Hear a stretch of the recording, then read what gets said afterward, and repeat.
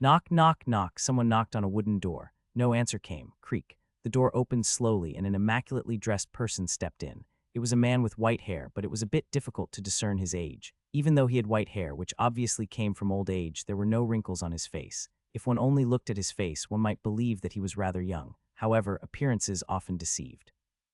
If someone heard of this person's age, they wouldn't be able to believe whoever told them. The man looked around the room with professional eyes. It was a small study filled with all kinds of books, scriptures, tomes, and papers. An unbelievably soft violet carpet was strewn across the ground, and a cozy fire crackled in the fireplace. The man's eyes looked at the back of the room. Another man was sitting on a chair behind a mahogany desk. Several papers were strewn across the desk, and the man practically lay in his chair, his head looking upward. The man at the door slightly shook his head and walked over. Bang, he slightly kicked the table. "Oh, Waha. Oh, good morning, Wester," the man who had just been sleeping said after recovering from the shock. He was an old man with gentle facial features, and everyone that saw him would believe him to be a nice grandpa. "It's evening, sir," Wester, the butler, said to the old man. "Oh, already?" The old man asked in confusion as he looked around his room. "I was working on this year's reward for the clan tournament. Guess I lost track of time," he said. Wester uttered, deciding not to comment on how he had found his master napping. "What, you don't believe me?" the old man asked with an offended expression. "Look, it's over there," he said. A tome started to float from the desk and stopped in front of Wester. Wester took the tome, opened it, and scanned through it. "An element-neutral king-rank spell," Wester commented. "You didn't read the dossiers about the candidates, did you?" Wester asked. The old man felt like he had been found out. Bang! Wester put his hands on the stacked dossiers on the table, making it impossible for the old man to peek at them. The old man groaned. "Fine, fine," he groaned, "but it doesn't really matter, does it? Element-neutral spells are worth more than element-specific spells anyway." "Sir, if you keep creating element-neutral spells for every tournament, the other clans will start believing that we don't care about the tournament," Wester commented. The old man groaned again. "Fine, I'll just create one for every element, and you can choose whichever you want to hand out in the future tournaments." Wester put the element-neutral king-rank spell under his arm but didn't comment on the old man's words. Silence. The old man felt a bit awkward as his butler only stood before him, not saying anything. "Do you need something else?" the old man asked. Silence. "The child of calamity has vanished," Wester said. The old man was a bit taken aback as he looked at Wester with skepticism. "Vanished? Did he flee? Why would he? He had money, freedom, status, a family, everything. What happened?" "We don't know," Wester said. "When our people arrived at his home for their monthly visit, he was simply gone." "Did you search for him?" the old man asked. "Of course, sir," Wester answered. "I sent the 7th Legion to search through every particle of the surrounding 50,000 kilometers. As a mere apprentice, he couldn't possibly have traveled further, and we would have noticed any spatial fluctuations. However, we still couldn't find him." The old man scratched his chin in thought. Not even the other clans could have hidden something like that. Additionally, they would only be shooting a fireball in their own faces by taking him away. "I'm certain that he hadn't had any help. That only means that his affinity has claimed his own life. That would also explain why you can't find a trace of him," the old man muttered. Wester nodded. "That is also our assumption." The old man also nodded. "I presume you need the seal?" he asked. "Yes, sir." The old man gestured with his hand for Wester to give him something, and a piece of paper appeared in the air, which then floated to the desk. The old man looked at the paper and read it. Then he put his finger at the bottom of the piece of paper, and his finger shone with purple lightning for an instant. As always, the old man commented as the paper flew back to Wester. "As always," Wester said. Wester turned around, left the study, and wished the old man a good evening. After Wester left, the old man looked with furrowed brows at the middle of the room. The old man waved his fingers. Some water gathered in the air and a clear pool formed. The old man looked into the pool, and the pool reflected a seemingly infinite world. The old man's eyes moved with rapid speeds as he scanned through every hidden corner of the world in the pool. 10 seconds later, the pool vanished, and the old man laid back on the chair. "Sure enough, he's gone. No trace of him." "That's a new one," the old man mumbled to himself. "I mean, affinities can eat up their owners, so it's not really unbelievable. It just hasn't happened with the child of calamity before in the past 100,000 years. This smells fishy. Something's different this time." P letter 1D00 small cap N D letter 1D00 N letter 1D0F VE small cap L. The old man scratched his chin for a while longer, but then he put his head back in a sleeping position. "Well, doesn't matter. The legions will find the new child of calamity anyway," he commented to himself as he closed his eyes. Meanwhile, Wester was walking through a dimly lit hallway made of stone. Every step he took seemingly pulled him forward for hundreds of meters. It was difficult to discern what was more surprising, the fact that Wester was moving this quickly, or the fact that the hallway was so long. After some seconds, Wester arrived in front of a wooden door, which he quickly opened and walked out of. Wester arrived in a grand hall. The hall was 2 kilometers long and 300 meters high. Powerful weapons and adornments were on the walls as imposing, violet flags hung down from every column. Flags had white lightning bolts imprinted on them, and a gigantic table was in the middle of the hall with some chairs surrounding it. Right now, the hall was empty. Wester went through another door and down another hallway, this hallway being far bigger and grander than the previous one. Wester walked through another door. This room had several tables and chairs. Many different kinds of magical equipment could be found in the room. Several papers and different objects were on the desks. "Good evening, sir. Do you require something?" A blonde woman with ostentatious purple robes stood up politely. Electricity sparked around her as space seemed to bend around her. She exuded incredible power. "Oh, Sarah, perfect. I was searching for you. Everything going well?" Wester asked politely. "Sarah, I need you to do something for me," Wester said politely as he took out the paper the old man had signed earlier. The paper floated over, and the woman looked at the paper. Her eyes widened more and more as she continued reading. "Yes, sir," she said. Then she took the paper and walked over to a wall. She spoke complex and unfamiliar words that warped her surroundings. 10 seconds later, an outcropping in the shape of a piece of paper appeared on the wall. Sarah put the paper in the outcropping, and the paper burned away. Ding, ding, ding. 3 bells rang throughout an unfathomable distance, their sounds ignoring the upper limit of the speed of sound. "Have a good hunt," Wester commented politely as he left the room. Shing. Sarah was engulfed by a bright light, but the bright light vanished just as quickly as it had arrived. However, Sarah had undergone a world-shaking transformation. Her purple robes were replaced by a shining silver armor, covered with different runes. Golden wing bones were on the back of her armor, which were quickly filled out by bolts of lightning, resembling the feathers. 2-meter-long spear appeared in her hands, also crackling with lightning. Shing. Then Sarah seemingly vanished. She had teleported away. Shing. Sarah reappeared in the grand hall through which Wester had gone. However, the hall was no longer empty. 10,000 people in golden armor with golden staves filled the hall in an orderly manner. "We greet the general." The 10 people at the front of the army spoke in unison. Sarah exuded irresistible power as she looked at the gathered army. This was the 6th Legion, which was responsible for reconnaissance. "Men and women of the 6th Legion," Sarah said, her voice echoing throughout the grand hall. "The ancestor has given an order. Silence. The child of calamity has vanished, and a new child of calamity must have appeared in the world. The 6th Legion will comb the world. Every child in the world below the age of 1 must have their affinity tested with a blood test. If any child tests positive for an unknown affinity, the child will be brought to me personally. I expect you all to finish by the morning." "Yes, General," all the soldiers echoed. "Go, Shing, Shing, Shing." All 10,000 people teleported out of the hall and reappeared in the air outside the building. Below them was a magnificent purple castle, built on top of several mountains of unfathomable height.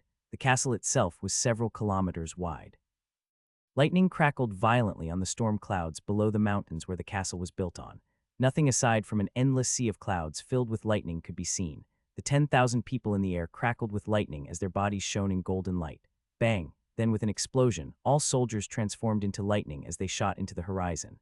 Their speed was impossible to follow with one's eyes. On this night, many humans would notice golden shooting stars in the sky. On this night, all babies below the age of 1 would gain a tiny red dot on the fingertip of their index finger. This was where the blood was drawn from for the test. No one but the peak powers would notice that this had even happened. The entire world had been combed in but a single night, and no one had noticed. Yet, the child of calamity had not been found. 1 month earlier on Earth, a superficially cheerful voice shouted this phrase from a medium-sized grocery store. The phrase was targeted at a middle-aged man that was just leaving the store. The middle-aged man slightly waved one of his hands to show that he had heard, but he couldn't be bothered to answer. As soon as the man left, the grocery store cashier sighed and went back to the cash register. The cashier was a young man with blonde hair, and he looked like he had just hit his 20s. A slight muscular frame was still visible when one looked at him from the back, but when looking at him from the front, one could only see a rather sizable beer belly. Clack, thump, as the cashier walked back to the cash register, the sound of his cane could be heard on the floor of the grocery store. "Hello, welcome to Stevie's," the cashier greeted with superficial politeness as he handled the next customer. "Hard day at work, huh?" the young customer asked the cashier. "It's all right," the cashier answered with a slight chuckle. Everyone has to make a living. However, these words didn't reflect the cashier's real feelings. "This fucking grocery store is killing me, I swear," he thought as he happily bagged the groceries. "Every day with the same shit. Alex, do this. Alex, do that. I swear, when I've saved up enough money for college, I'm going to burn this place to the ground." Of course, these were only thoughts created in a stressful situation.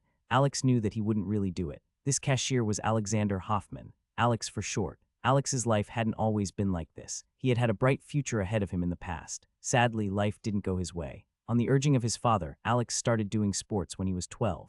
After all, doing sports while growing was very beneficial to the development of a teenager. Alex's father was a huge fan of the MNFA, the Multinational Fighting Association. The MNFA let fighters from nearly all disciplines of martial arts fight each other with the least rules possible. So in short, it was an organization that handled mixed martial arts fights, MMA for short. Alex had also grown to like watching these fights, and when his father urged him to do some sports, Alex decided that he wanted to do MMA. His parents' feelings were mixed on that subject. On one hand, it was great that their child was finally doing some sports, but MMA could get pretty dangerous if something wasn't handled correctly. However, since it was not professional MMA and since there were several coaches around in the local gym, they agreed. Some time later, when Alex had had his first practice fight against another kid in the gym, he got his ass handed to him. Yet, this experience awakened a certain kind of stubbornness in him, an urge to win. Sadly, he lost the next couple of practice matches too. Well, one couldn't really consider these matches a loss since they weren't real matches. They were simply some sparring between two students. Yet, when Alex didn't clearly win a fight, he saw it as a loss. Alex had already planned to change sports and join another one since it felt frustrating to see how everyone was better than himself. Yet he wanted to win at least one time, so he continued training, and eventually he won. When Alex won, he felt something that he had never felt before. It was a kind of indescribable high. He felt like he was floating on clouds, and he felt like he was the greatest in the world. The feeling of fighting, which had always annoyed him since his body hurt after it, transformed into the polar opposite. This feeling of fighting others wasn't annoying. It was simply a clash between men. They were showcasing their power in a very primal fashion. Alex wanted to feel this feeling again. Alex stayed in the gym and even came more often. MMA had transformed from a chore into a hobby. The pain of sore muscles became a familiar pain that Alex even started to enjoy. It sounded cheesy, but the common phrase of every single sports coach in the world resonated with Alex. Pain is simply weakness leaving your body. As the years passed, Alex completely focused on MMA. Even his grades started to drop, which had already been average to begin with. Alex wasn't stupid, but he never paid attention in school and didn't learn anything. Stuff like math and physics was still okay since he could often deduce the correct answers logically, which was why those grades didn't suffer much. However, subjects like history and foreign languages had it far worse since one had to actually learn for these things. Alex had a ton of arguments with his parents over this, but Alex always said that his future was MMA. He would join the MNFA and he would earn a ton of money. Alex barely passed high school but decided against going to college. MMA was his future. Alex trained as hard as he could. His entire life depended on his success. If he didn't manage to get into the MNFA, he would lose. And one day, just after Alex's 20th birthday, he got accepted. This was the greatest day of his life. His dream was about to become a reality. Alex won his first match pretty easily since his first opponent was pretty weak. His horrible win-loss record proved that. Alex also won his second match, but it was a close one. Yet tragedy struck at Alex's third match. The fight had been going fine. There was some back and forth, and he and his opponent were pretty evenly matched. And then, the accident happened. Alex and his opponent had been fighting from a distance since no one managed to find a good opening to tackle the other one to the ground. Alex saw an opening in his opponent's defense and performed a roundhouse kick. Crack! His opponent barely recovered before the kick struck, and he managed to block it haphazardly. His opponent's elbow hit Alex's ankle. Alex's ankle immediately broke, and the medics jumped into the ring. Day later, Alex got the news that his bones had damaged the nerves and muscles in his leg. Alex's career was over. From the highest high of his life, Alex fell to the lowest low. Alex had earned quite a sum of money from his 3 fights, but he basically wasted all of it in a drunken haze of destruction over the next year. His life was over. There was nothing anymore. After a year, his family held an intervention for him, and Alex finally realized that he had to stop being such a pussy.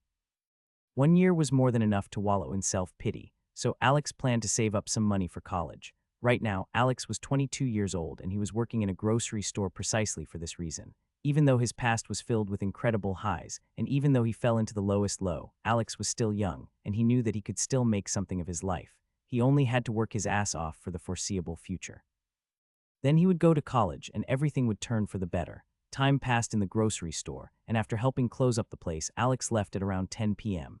It was already dark out, but the streets were well lit. After all, Alex lived and worked in a less savory part of a big city. As Alex stepped out of the grocery store, his nose wrinkled. No matter how long he had lived here, he simply couldn't get used to the disgusting stench of the dirty streets. This part of the city was for low-income families, and the state of the streets reflected that very well. Garbage, cigarette butts, old newspapers, old furniture. This was a common sight on these streets. Alex tried to ignore the stench and walked home. His home was barely a kilometer away, a distance where people argued if they should drive or walk. Alex was walking since he wanted to keep his living costs as low as possible. Additionally, Alex somewhat enjoyed the walk since he was used to doing a lot of physical exercise. After some minutes, Alex stopped as he looked at a couple of cigarette butts on the street, and the cigarette bin right beside them. Oh, come on, he thought. The bin is right there. Alex used his cane to push the cigarette butts to the side of the closest building. He hated these people that treated the streets as their own toilet, but he didn't hate them enough to pick up the cigarette butts to throw them away. After some minutes, Alex heard the sound of a whining dog and he stopped. This wasn't the usual sound of a whining dog. The dog's whining was very loud, high-pitched, painful, and desperate. Obviously, the dog was in a ton of pain. The sound of dogs was normal in this city, but that sound definitely wasn't normal.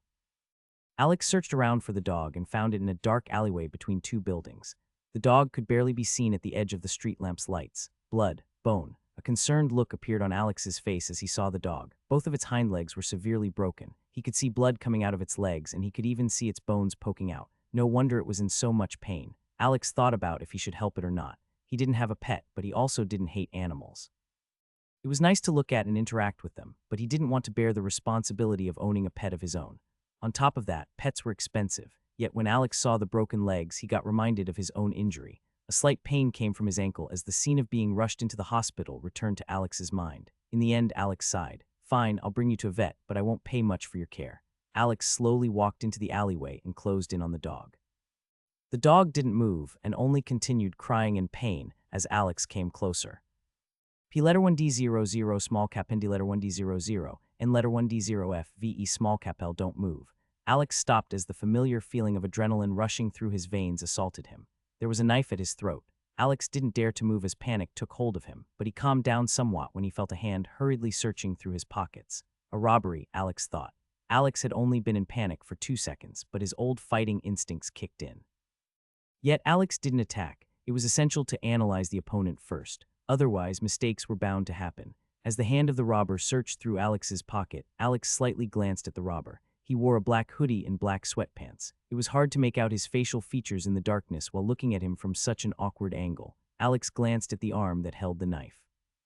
He's gripping the knife with so much force that his arm is shaking, and the knife is also not directly touching my neck. He's probably new at this. Additionally, his arm is basically touching my shoulder. Alex also noted the appearance and condition of the dog. They injured the dog to lure me into this alleyway. A clever but cruel trick. However, a slight smirk appeared on Alex's face. Sadly, you chose the wrong target. Bang! Alex's head shot backward and hit the lowered head of the robber. At the same time, Alex violently shoved his shoulder upward, pushing the knife away from him. The robber became disoriented. It was never a good feeling to butt heads with another person. Alex was in just as much pain, but as a former fighter, he could still make rational decisions under pain. Without hesitation, Alex lifted his cane. Bang! And hit the side of the robber's head with full force. The robber immediately lost his consciousness under the attack. Alex hadn't fought in over a year, but his muscles were still more powerful than average. The robber fell over as Alex smirked. Crack! Alex's smirk froze as it slowly transformed into terror. No, I didn't want to do that. Since the robber had lost consciousness, his body simply fell over to the side, and his head violently hit the hard pavement. A pool of dark blood was quickly forming below the robber's cracked skull. Alex's world stopped. He couldn't comprehend what was happening. Did he just kill someone? Alex began hyperventilating in panic as his mind tried to comprehend the magnitude of what he had just done. Crack, and then Alex's mind vanished. Alex's body landed beside the robber's. A huge crack could be seen at the back of his head. Behind Alex's body stood another man dressed in black, fury on his face. In his hand, he carried a blood-smeared crowbar. This was the robber's friend, who had been hiding behind some trash in case something went wrong. When he saw the corpse of his friend, fury took hold of him and he hit Alex on the back of the head with his crowbar full force. Alex died instantly. He didn't even know how he had died. Fuck, the second robber shouted as he didn't know what he should do now. He had 2 corpses on his hands now. While the robber was panicking, 2 invisible, azure wisps left the corpses. The azure wisps traveled into the sky and seemingly left the realm of Earth. Alex didn't feel alive nor dead. He was awake but also not awake. One could liken the state of his mind to dreaming. His mind didn't work properly, but there were still some rudimentary thoughts that appeared. The azure wisps entered an empty void and they stopped. Many other wisps were there already, and new ones joined every second. After a minute, a bright, white light suddenly appeared in the nothingness, and all the wisps flew to it. They were inherently drawn to it. This was where they were supposed to go. These were the souls of the dead, and Alex was just one insignificant soul among many. Suddenly, the void shook. It was like reality was being torn apart. However, the wisps only continued to travel to the light. They didn't even notice what was happening. Reality seemingly broke like glass as an even darker hole appeared. Then a gigantic hand shot out of the hole. It was the hand of a young, adult man. With unreal speeds, the hand shot at one particular wisp, Alex's soul. The hand used its thumb and index finger to clamp down on Alex's soul, and Alex felt clarity return to his mind. Wait, what happened? Yet before Alex could look at his surroundings, he felt himself being pulled into the distance. Before the hand vanished into the closing rift of reality, Alex could hear a voice, and that voice only spoke one word, yoink. What happened? Where am I? Alex's mind was confused beyond belief. He knew that something had happened to him. He felt like he had been dreaming and just now woke up. However, he had no idea where he was. Alex only knew that he was currently standing in the most imposing hall he had ever seen in his entire life. Just the sheer size of this place struck him dumb. Alex suspected that this hall was over 1 kilometer wide. It was probably even 100 meters tall. Who would build such a thing? The entire place was colored in black and red, evoking a kind of evil feeling. Did they hire some teenager to design this place? Who colors such a grand hall in black and red? Alex thought as his brows furrowed. Even more, why is everything empty? Sure, there are some things at the walls, but there is nothing in between them except for this big, dark carpet. Alex looked at the carpet and noticed that something was embroidered on it. It was a white jester's mask. Basically, it was a white mask with the face of a laughing person. Creepy. Alex looked to the front and his eyes widened. About 100 meters to Alex's front was a vast and tall throne. The throne was probably over 10 meters wide and reached the ceiling of this gigantic hall. Alex also noticed that someone was sitting on the throne. It was a young man, probably in his early 20s, just like Alex. He had long black and red hair, but Alex couldn't see how long his hair was exactly since this man was currently facing Alex, looking at him with a smirk. Another interesting aspect of the man's appearance was his red eyes, but Alex didn't notice them from such a distance. Although he also looked a bit ridiculous since he was far too small for such a wide throne. Is that a goth kid? Alex thought. Wait, as far as I know, goths are more black and gray. I think emos are more black and red. Did he design this place? Probably, judging by his get-up. Alex continued staring at the young man while the young man only smirked back. Seconds passed. Alex was looking awkwardly from side to side. The other party wasn't initiating a conversation and only stared at him. Should he initiate a conversation? Well, he had enough questions, so why not? Excuse me. Alex shouted loudly, his voice echoing in the vast, empty hall. After all, the man was around 100 meters away from him. No reaction. Maybe he didn't hear me, Alex thought, unsure. Alex took a step forward. Thump. Alex fell forward and barely caught himself with his hands. What? Where's my cane? Alex thought in panic as he searched around for his cane. Sadly, he couldn't find it. I mean, I can kind of walk without a cane, but it's awkward as fuck, Alex thought as he stood up. His balance was rather stable, which surprised him. Usually due to the nerve damage in his ankle, his right foot always awkwardly flopped around. Alex could only stand on that foot by perfectly balancing his body weight along his entire leg. Alex took one step forward, and he took a deep breath in shock as he realized that he could use his right foot. How? Alex balanced on his left leg as he moved his right foot in the air. Full mobility, no awkwardness. Whoosh. Alex performed a roundhouse kick, and his mind was going wild. This was just like back when he had been fighting. What the hell? Alex tried out his right leg some more as he jumped and kicked a couple of times. However, after some seconds, Alex deflated with a sigh. There's no way my foot is actually healed. Even if it had been healed, there should be some minor awkwardness in my movement, and some of the muscles in my foot should have atrophied. This is obviously a dream. BOO. The sound of an explosion rang throughout the hall, coming from Alex's front. The sound was so loud that Alex's ears started ringing as he was thrown back by a shockwave. Luckily, the shockwave didn't injure him. Every damn time, an angry voice shouted. Alex shook his head to regain his calm. Every damn time, the voice repeated, obviously working itself into a rage. Every time I get a soul from your world, they always think that it's a dream. Alex lifted his head and looked towards the throne. Was the young man speaking? It was hard to see from such a distance. Wait, then how can I hear him? It sounds like he's just beside me. This is getting boring, the voice said with annoyance. How about one time one of you guys just walks forward? How about one time one of you guys just walks up to me? Alex looked around as he tried to find the origin of the voice, but there was nothing around him. On top of that, the voice was coming from the front. Was it really that young man? Every damn time I watch you guys, and every damn time you do the same fucking thing. The man shouted. Alex saw that the man's body was slightly moving from side to side, but it was hard to judge from such a distance. Oh, what's this hall? Oh, what happened to my body? The man shouted with a sarcastic tone. I think he lifted his right arm to imitate someone speaking, Alex thought as he concentrated on the throne in the distance. Bang, another explosion, but this time Alex managed to barely remain upright. However, this explosion was even more shocking than the first one. Why? Because Alex had seen what had caused the explosion. The young man had lifted his right arm and then slammed down. And then something shocking happened. The armrest of the throne moved inward and stopped below the young man's fist. A 10-meter-wide throne had shrunken to just a bit more than 5 meters. And the explosion, that was the young man's fist. Just the mere act of slamming one's fist down on an armrest had thrown Alex to the ground from a distance of over 100 meters. That was insane. All of this took some time to describe, but barely any time had passed in reality. The young man was still ranting. And then you always say the same fucking words. You always say, excuse me, can't you say something else for a change? Can't at least one of you guys say hello or good morning or fuck you or just anything else? Alex still couldn't deal with the situation. Okay, that's impossible. This must be a dream, he thought. Whoop.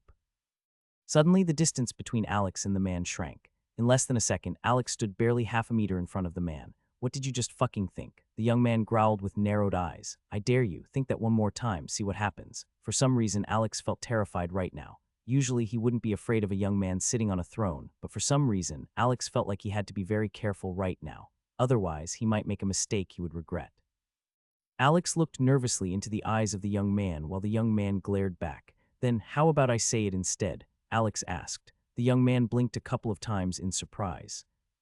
Letter 1D00 small cap Hindi letter 1D00 and letter 1D0 FVE small cap LO. That's a new one, he said, all his rage gone. Do go on ahead. I want to see how this plays out. Alex gulped. This is obviously a dream, Alex said. What makes you think so? The young man asked as he leaned back. The distant back of the throne moved forward of its own volition. That, Alex said as he pointed at the back of the throne. Thrones don't do that. Mine does, the man said with a smirk. How? Alex asked. He wanted to know how the guy could rationalize something like that, like this. Whoop, whoop, whoop. Suddenly, the entire hall became wavy. Walls were shooting at Alex and then going far into the distance. The throne was even waving around like one of these wacky inflatable arm tube men on the streets. Surprisingly, Alex stayed calm. See, Alex said calmly. Obviously a dream. The hall stopped and the young man wrinkled his nose.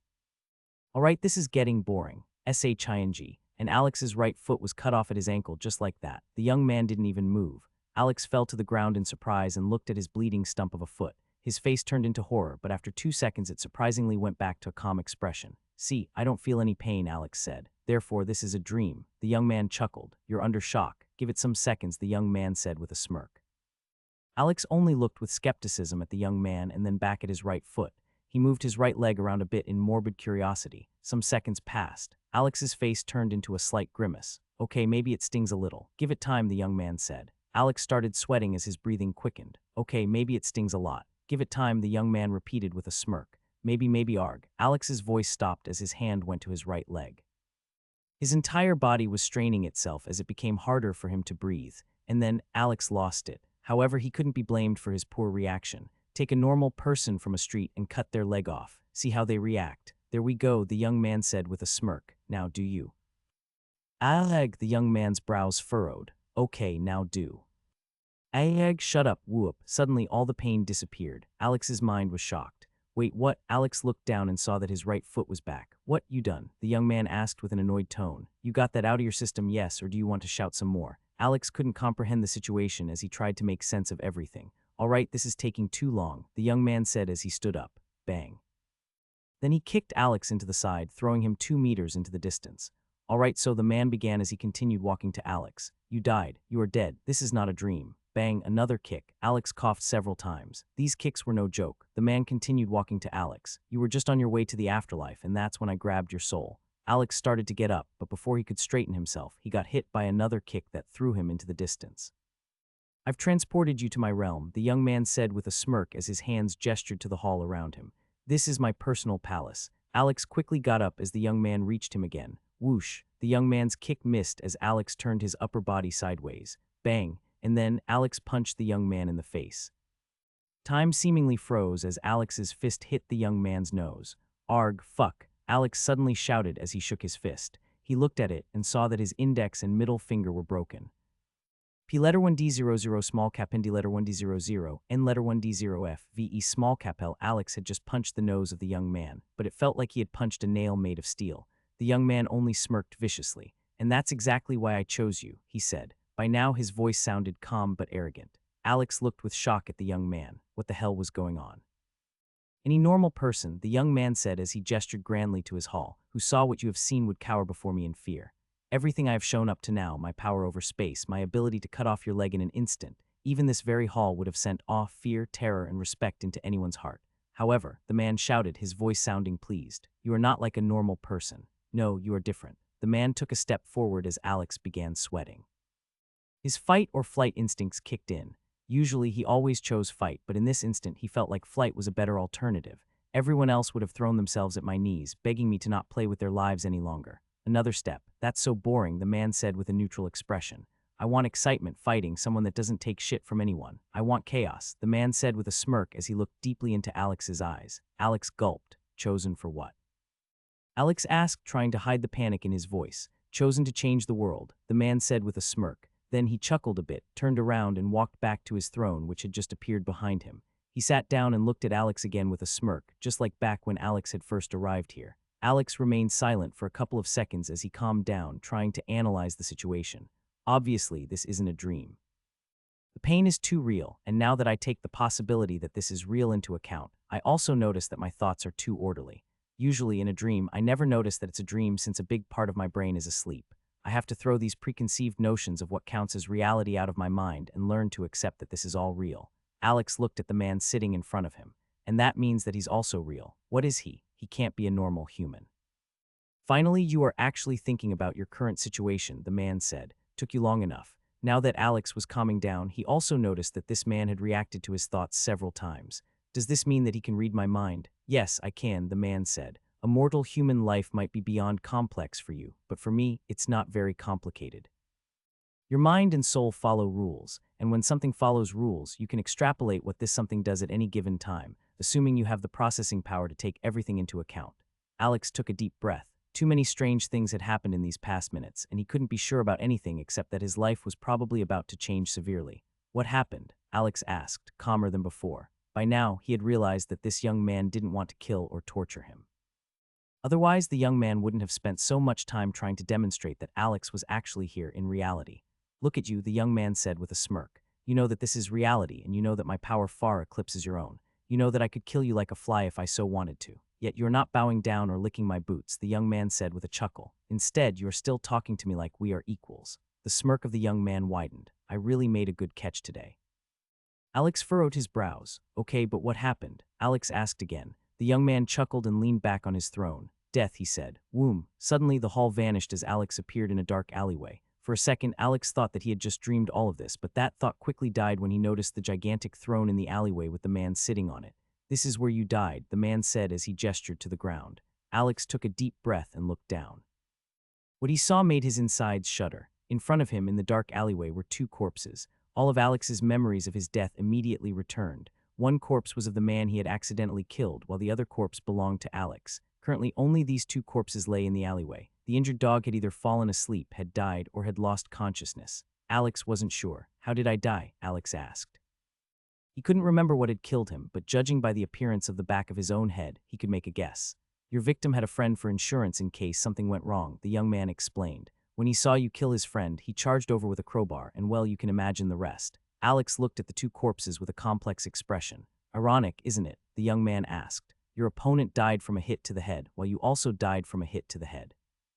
You died the same way as the person you've killed. I didn't want this, Alex said slowly. I didn't want to kill him. I only wanted to incapacitate him. The young man chuckled. And that's exactly why this situation is so entertaining. There are so many people willing to kill someone, and such a thing is simple. However, when you accidentally kill someone, the entire situation has a different taste. Now there is complexity. Now there is no one you can truly blame.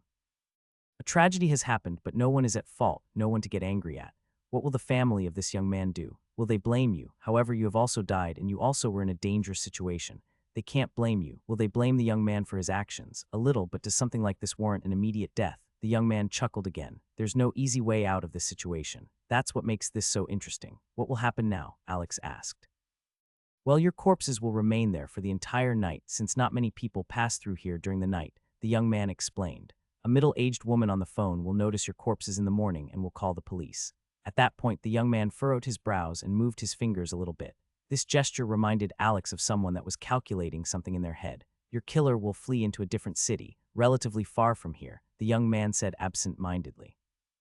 However, he will be caught in about 4 weeks. Then he will stand trial for first-degree murder, but he will only be convicted of second-degree murder since he killed you out of revenge. He will get a sentence of 25 years. At that point, the young man's speech became slower as he concentrated more. After he finished his sentence, he will get back to the street and will eventually die of an overdose. The young man relaxed again as he leaned back. Meanwhile, Alex took a deep breath. Obviously, the young man didn't know the future. Otherwise, he could have said everything in an instant. If one were able to see the future, one wouldn't have to think so hard. This meant that the young man had simply calculated everything. However, that was even more terrifying. Whoop, reality changed again as they returned to the grand hall. Anyway, back to the topic, the young man said. While you were busy killing and getting killed, I was searching for a suitable candidate. I found about 2,000 fitting people on Earth, and I chose you because you were simply the first one that would kick the bucket.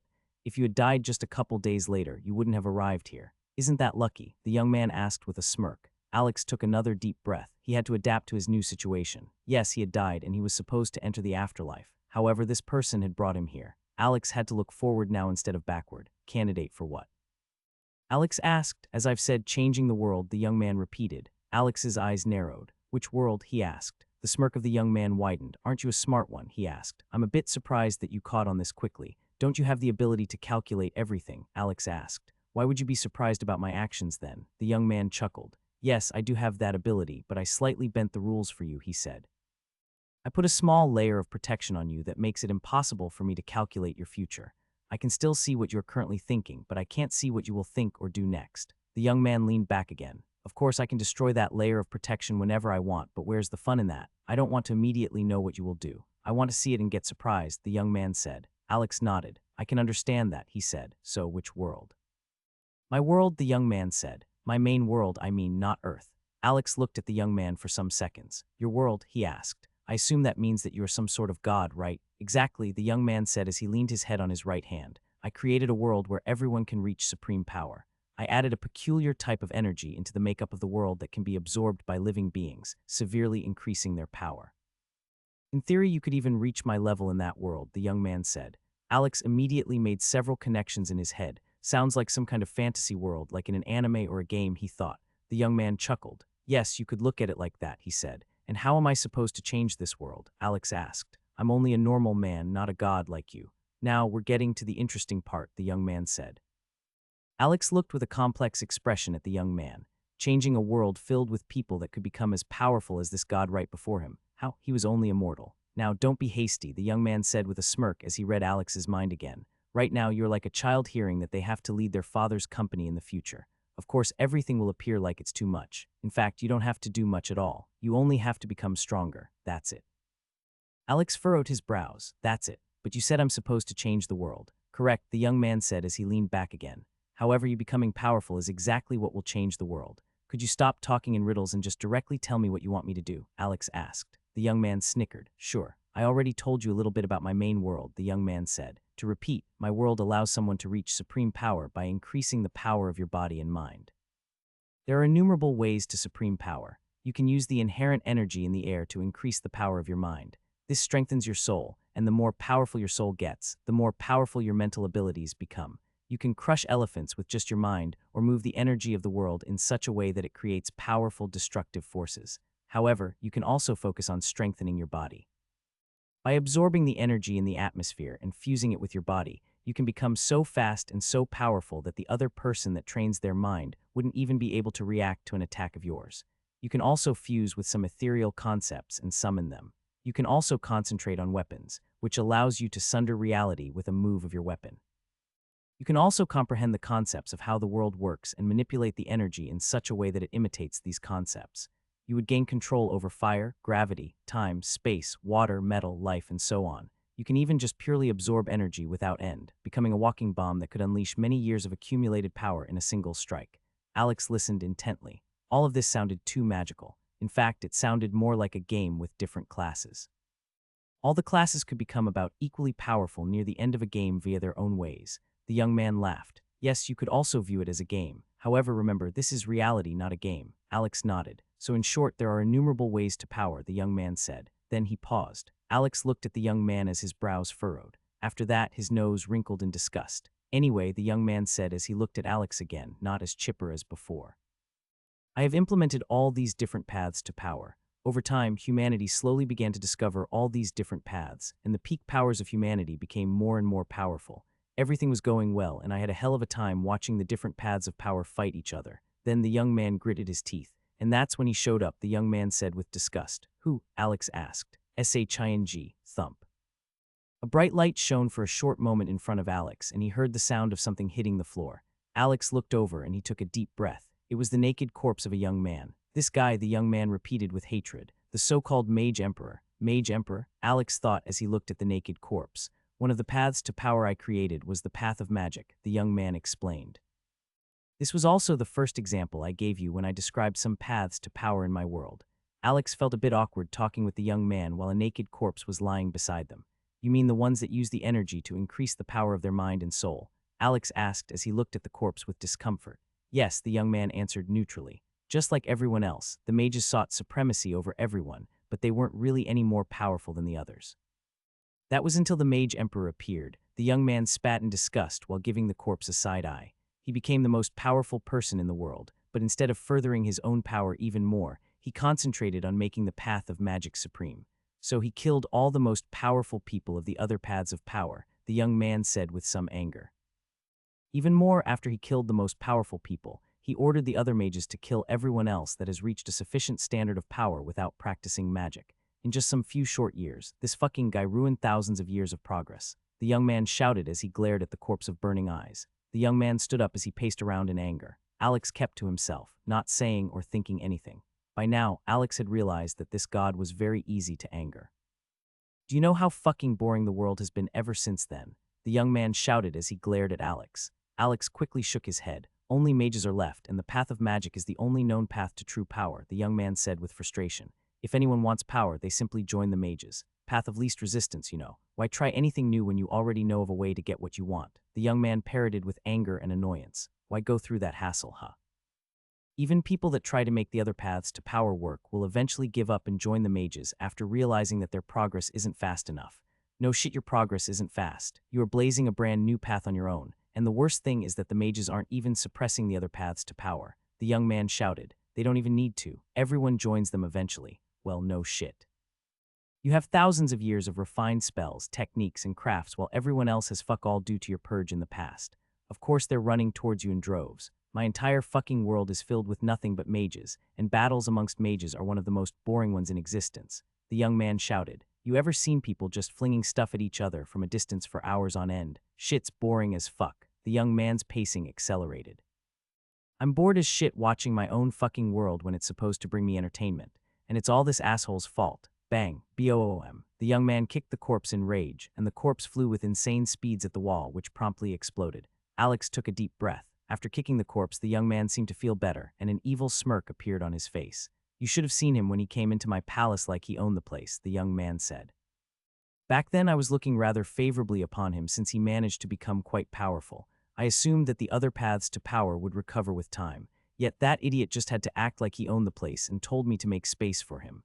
Shing. The naked corpse appeared in front of the young man again, uninjured. Bang, another kick, another explosion at the wall. Just like right now, I kicked him around the room until he eventually died, the young man said with a genuinely malicious grin. It took hours, but he still eventually succumbed to his ever-increasing count and severity of injuries. Alex remained completely silent. This guy was dangerous. The young man took a deep breath and looked at Alex again. Anyway, that's where you come into play, he said, someone that has the guts and drive to become truly powerful.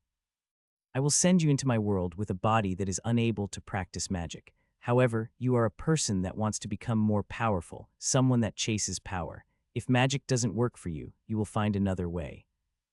P letter 1D00 small cap N D letter 1D00, N letter 1D0 FVE small cap L, and that's your entire job, the young man said with a smirk as he sat down on his throne again. Simply be yourself in my world. Do whatever the fuck you want. It doesn't matter because in the end you will chase power no matter what, and you will have to do it with something that isn't magic. That's all you have to do. Alex thought about the young man's words as he furrowed his brows.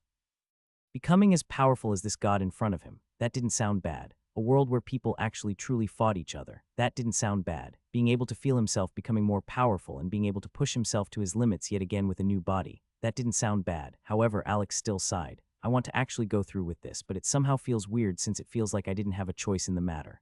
The young man spat with a short laugh. No choice. That's your issue? All right, then let me give you a choice. Go back to your world and join the afterlife, or come to my world. You can decide for yourself. Alex thought about his old world and his family that he had left behind. He missed them. However, he had already died. There was no way that this god would resurrect him. He had lost them anyway. Alex sighed again. The god had given him a choice, but it wasn't truly a choice since Alex's decision had already been made before the choice had even existed.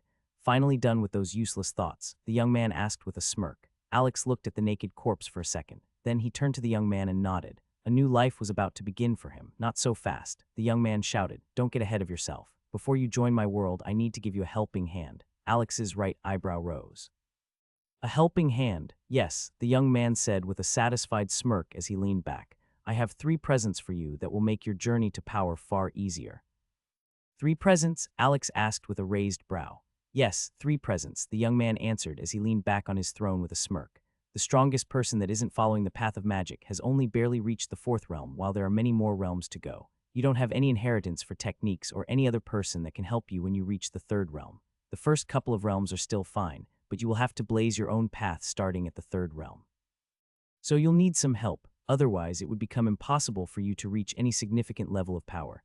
Alex sighed. No help, huh? Alex thought. I have to create my very own path to power. Alex looked at the young man for a couple of seconds as the young man only smirked back. Alex's body shook slightly. Nothing to rely on. No person I can ask for pointers. Everything is all on me. That actually sounds exciting. Yes, Alex's body was not shaking out of fear or anxiety, but out of excitement. Alex hadn't played many games in the past, but just like many other people, Alex also wanted his life to be filled with a bit more excitement. The mundane grayness and sterile systems in his old world were too boring. 2 fists couldn't beat 4 hands. This was an old phrase that Alex had heard from one of his coaches in the past. It meant that numbers always beat individual strength. A top-tier fighter might be able to win against 2, 3, or maybe even 4 people at once in a battle, but 10, 100, 1,000, impossible. Just by piling onto the fighter with their body weight would allow the massive enemies to make the fighter helpless since there was only so much muscle a man could have. One man couldn't resist hundreds of kilograms of weight pressing down on their body. Alex looked at the young man. However, is that still true for him? Alex thought. The numbers of normal humans even matter when they can't even get through his skin. Would the numbers matter when he can just kill everyone with a casual wave of his hand? Fighting has always been a lifestyle of mine, but as long as I'm not in top form, and as long as I'm not in the top 1 of fighters, I can't make a living out of it. Even more, a single slight injury might make it impossible for me to fight again in the future. However, in this world, I can break these known conventions.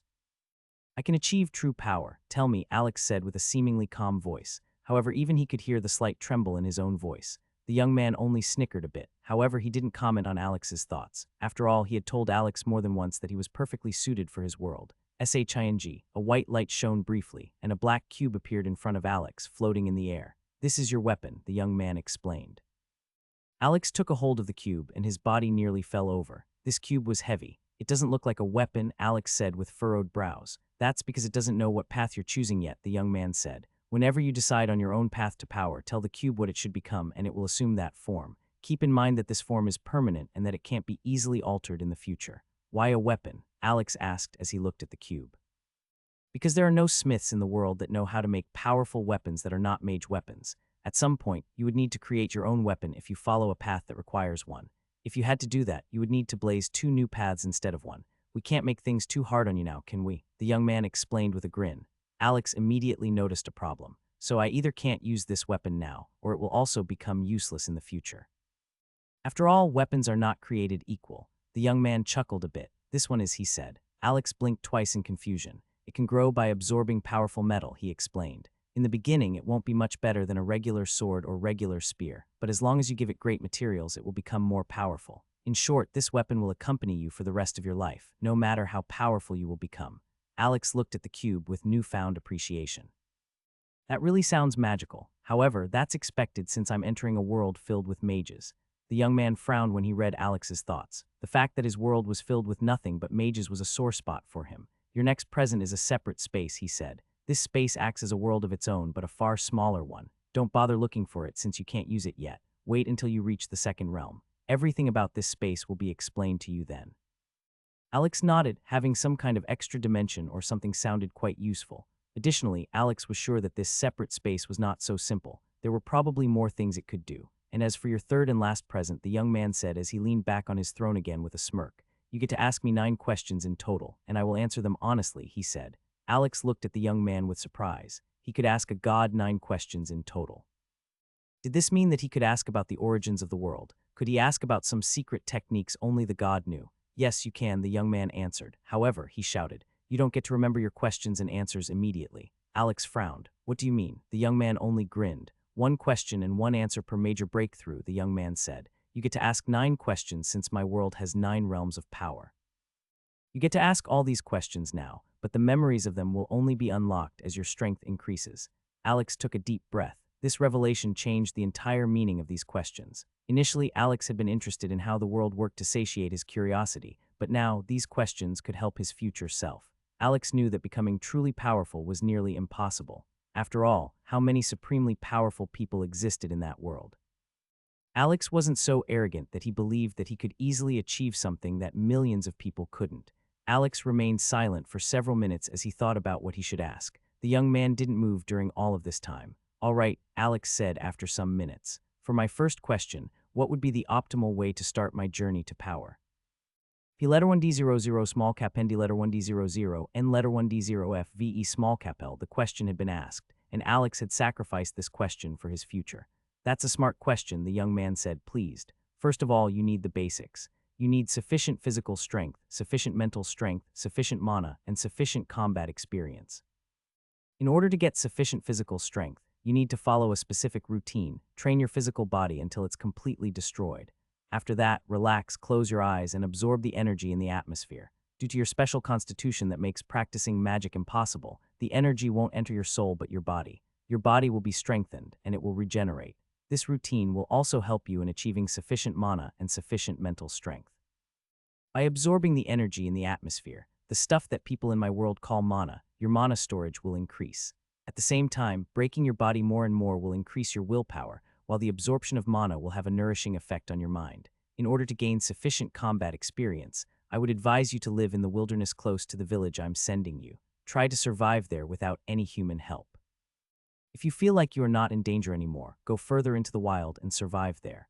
Power is gained amongst danger. Follow these things for the next 2 years and you should be ready to join human society again. When you've done all that, search for an academy in the nearby towns. Don't worry, there will be an academy that's just perfect for someone like you. And that's all, the young man said with a grin. That should give you the optimal start in your journey. Alex took all of this in. All right, then, for my second question. THWAP, Alex's body suddenly jerked and he felt like his mind had been hit with a hammer. He looked around and he saw that he was still standing in the hall. The young man was also in front of him. However, the young man was laughing hysterically. What happened? Alex asked in confusion. The young man calmed down, but his face was filled with amusement. You've just asked your last question, and man, your last question was a doozy, he said with a snicker. For a second, Alex wanted to ask what he was talking about, but then he remembered that he would lose part of his memories. Apparently, that had already happened. Because of your last question, I've changed a couple of things, the young man said as his grin widened in excitement. Originally, I didn't want to give you an elemental affinity. After all, it would be a bit pointless since you can't practice magic. However, your last question threw all of these plans out of the window, the young man shouted with excitement. Now I'm giving you a special affinity, and you might even be able to use it if you train hard enough. Who knows? Alex was still confused since he felt like he had been transported into the future.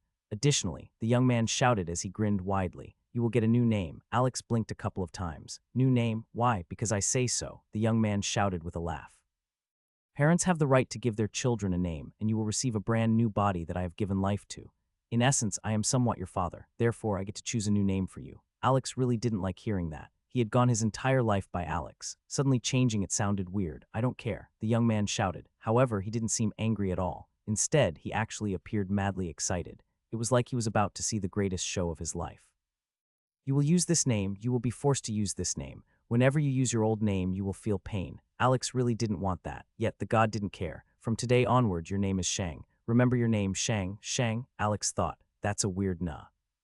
SHING, and Alex was gone. He had been teleported to his new world. The young man leaned back with a snicker. Oh, this is going to be great, he said to himself with a smirk. Thunk, Alex's mind was thrown into disarray suddenly. It was like he had just received a punch to the head.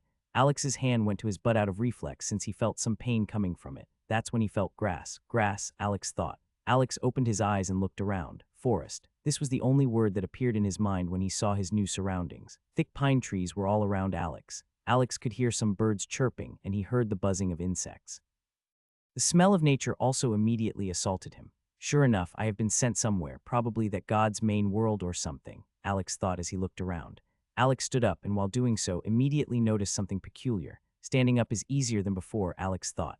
Alex looked down at his body and his brows furrowed. My big belly is gone, Alex thought. As Alex looked at his own body, he noticed that he had a slim build. On top of that, he wore different clothes now. Right now, Alex wore black cloth pants and a black shirt. Surprisingly, the fabric felt rather nice. However, Alex noticed something else that he didn't like one bit. I'm smaller, Alex thought with narrowed eyes. Previously, Alex had been 187 centimeters tall, but now he barely reached 160 centimeters, according to his estimations. Alex touched his face and noticed that it was also rather slim. I'm smaller, my unnecessary fat is gone, but my muscles are also gone, Alex thought. This is either the body of someone that only does cardio, or I'm in the body of a teenager. I don't think that this God would send me into a grown body that's only 160 centimeters tall. After all, he wants me to become powerful, and height is an insane advantage in physical combat, so I'm probably in the body of a teenager. Assuming that I will reach a height of above 180 centimeters in my adulthood, my current height of 160 centimeters means that I still have quite some growing to do. This means that I'm probably in the body of a 14-year-old, Alex thought. Something on Alex's head tickled him, and he moved it to the side. It was hair, and when Alex noticed some strands of his hair, he also noticed a different change. Well, seems like my blonde hair is gone, Alex lamented as he saw his new black hair. After getting familiar with his new body, Alex looked around himself and noticed two things. One was a bulging sack, and the other was the black cube the god had given him. Alex opened the bag and looked inside. These were probably some basic things that the god had prepared for him. Clothes, 3 red flasks, a survival knife, shoes, and some meat jerky, Alex thought as he looked at the sack.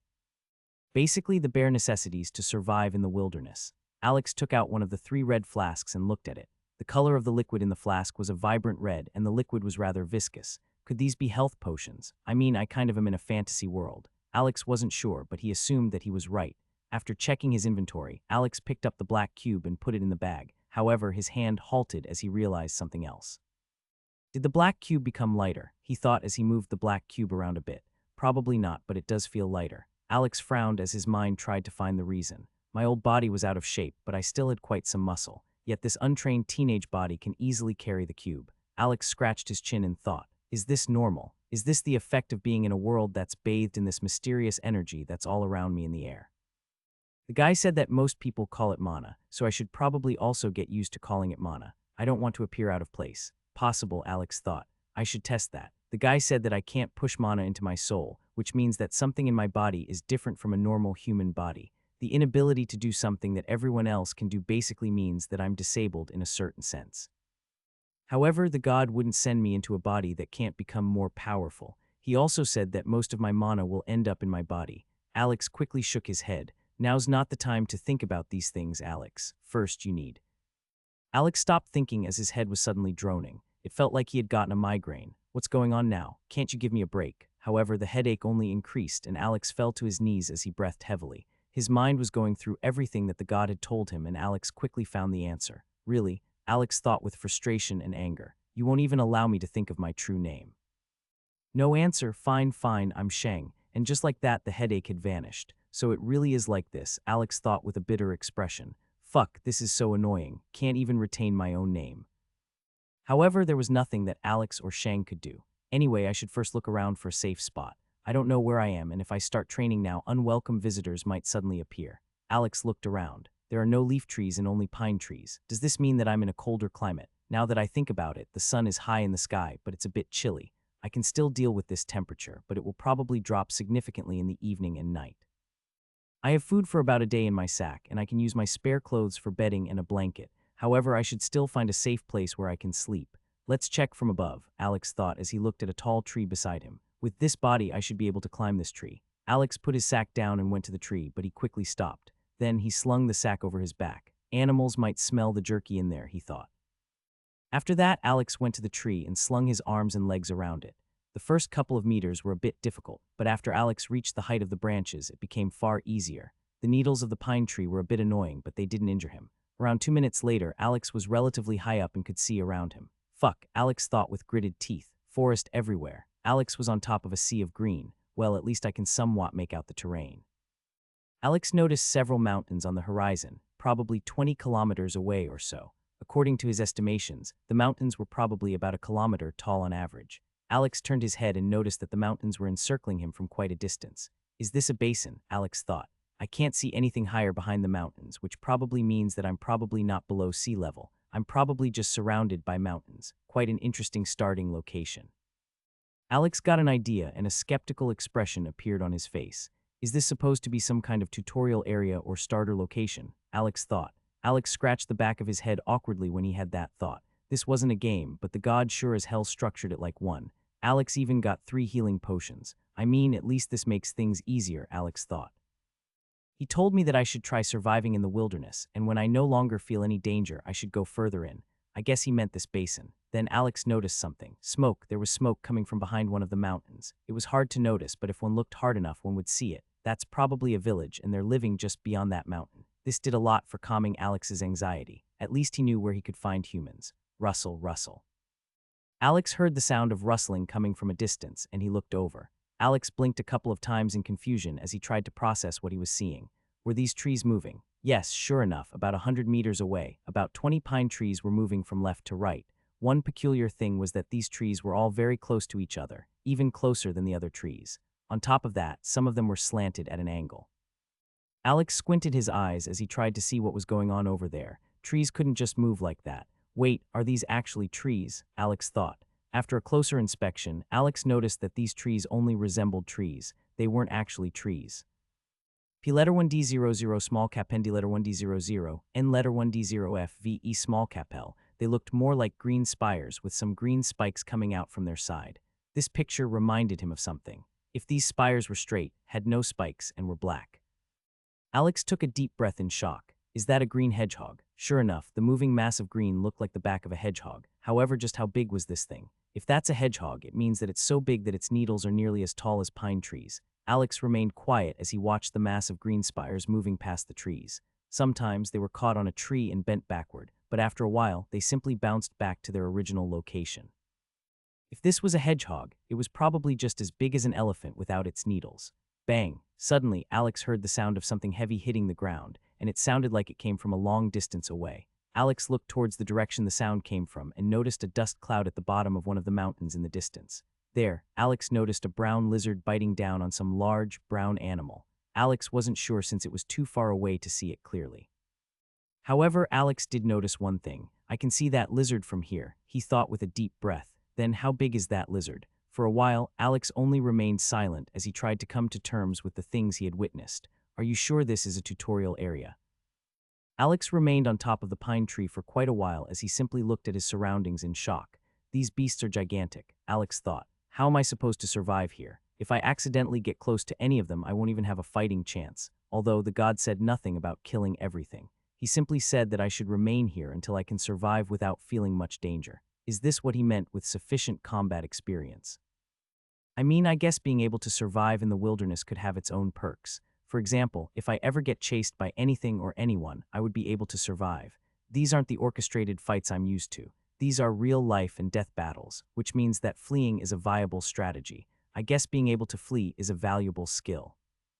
Alex released a sigh. So should I search for a cave for the night? Alex asked himself. However, these mountains are around 20 kilometers away from here. If it's a straight and safe street, I could probably get there in half a day with the current fitness of my body. However, my journey there won't be safe, and I definitely need to make several turns. Yeah, that doesn't work, so I need an alternative. Digging is a no-go. After all, I only have a knife. Additionally, the climate is rather cold, which makes the ground harder. On top of that, the ground should be filled with roots. Alex scratched the back of his head. I think that only leaves two things. I either need to find some humongous tree that has a big hole inside it, or I need to sleep on top of trees. Camping outside should be the last option. Alex sighed. Anyway, if I have to sleep on a tree anyway, I don't really have to look for one. These trees are all pretty big, and basically any one of them would do. I only need to cut off the needles and annoying branches. Alex looked up. It should be early afternoon, which means I still have some hours to kill. I should keep watch over my surroundings to see what kind of wildlife I can find. Knowing your enemy is already half the battle. Alex started climbing down the tree but didn't leave it completely. P letter 1D00 small cap N D letter 1D00 N letter 1D0 F V E small cap L instead. Alex waited about 5 meters above the ground on a thick branch. He shaved off some of the needles of the tree to make himself comfortable. But wait, didn't Alex say that he would look at the wildlife? Yes, he did, but only an idiot would blindly walk through an unknown forest. This was not Earth. Dangerous animals existed on Earth, but they were not everywhere. Additionally, even if one were in an area known to have dangerous animals, these animals wouldn't be everywhere at once. These powerful animals had territories, and they needed a ton of food. However, here, things could be different. Alex wasn't certain how many dangerous animals there were in this basin, but there probably were a few. So Alex simply remained on the tree as he looked down. At the same time, Alex tried to be as silent as possible. Half an hour passed, and Alex's ass had already started hurting from sitting like this. However, waiting like this had paid off. Right now, Alex was so relieved that he hadn't left the tree. Why, wolf pack. There were 4 light gray wolves walking around the tree Alex was currently on. They had obviously smelled him, and they very quickly found Alex as his scent led them to the tree. The wolves looked up at Alex, who was looking down nervously. These wolves are normal-sized, but still they're massive. Alex thought these wolves weren't really bigger than their counterparts from Earth, but even the wolves on Earth could weigh up to 90 to 100 kilograms. In comparison, a German Shepherd was only around 30 to 40 kilograms. The wolves started circling the tree, and some of them started clawing at the tree with their paws, but the tree was just too massive. Surprisingly, the wolves didn't bark, growl, or howl. Except for the scraping sound of their claws on the tree, they made no other sound. Alex's heart was beating quickly, but his head remained calm. He knew that they couldn't get him up here. Light gray, what an interesting color, Alex thought. Wolves are normally brown or dark gray. I think wolves with these lighter colors are mainly in colder environments since their color makes it easier to go unnoticed in the snow. This confirms it. This is probably a colder region. After some minutes, the wolves left again. There was no point in remaining here. It was easier to find a different prey. Alex watched the wolves leave with interest. They were suspiciously quiet. If they were the rulers of this place, they wouldn't need to be so quiet. This means that there are probably more terrifying beasts lurking around. Alex got reminded of the gigantic green hedgehog and the brown lizard. Obviously, he added in his thoughts. Alex remained on the tree. Half an hour later, Alex saw another animal, and he certainly didn't like seeing that one. A hog. Alex could only describe the hog's appearance with the word fat. It was nearly as tall as Alex, and it seemed just as wide. Great, a hog, Alex thought sarcastically with an uncomfortable expression. Hogs are fiercely territorial and make a ton of noise when they get angry. The hog also smelled something when it arrived below Alex's tree, but instead of looking up, it was rummaging through the dirt. Surprisingly and contrary to expectation, the hog was quite silent while digging. Luckily, the hog didn't notice Alex and quickly left after a bit of searching around. 10 minutes later, the next animal arrived, and this was an animal that Alex hadn't seen before. It was a sizable green lizard. It was probably nearly a meter high, and it had quite some long legs. Additionally, there were long claws coming out of its long legs. Why are there so many animals here? Alex thought.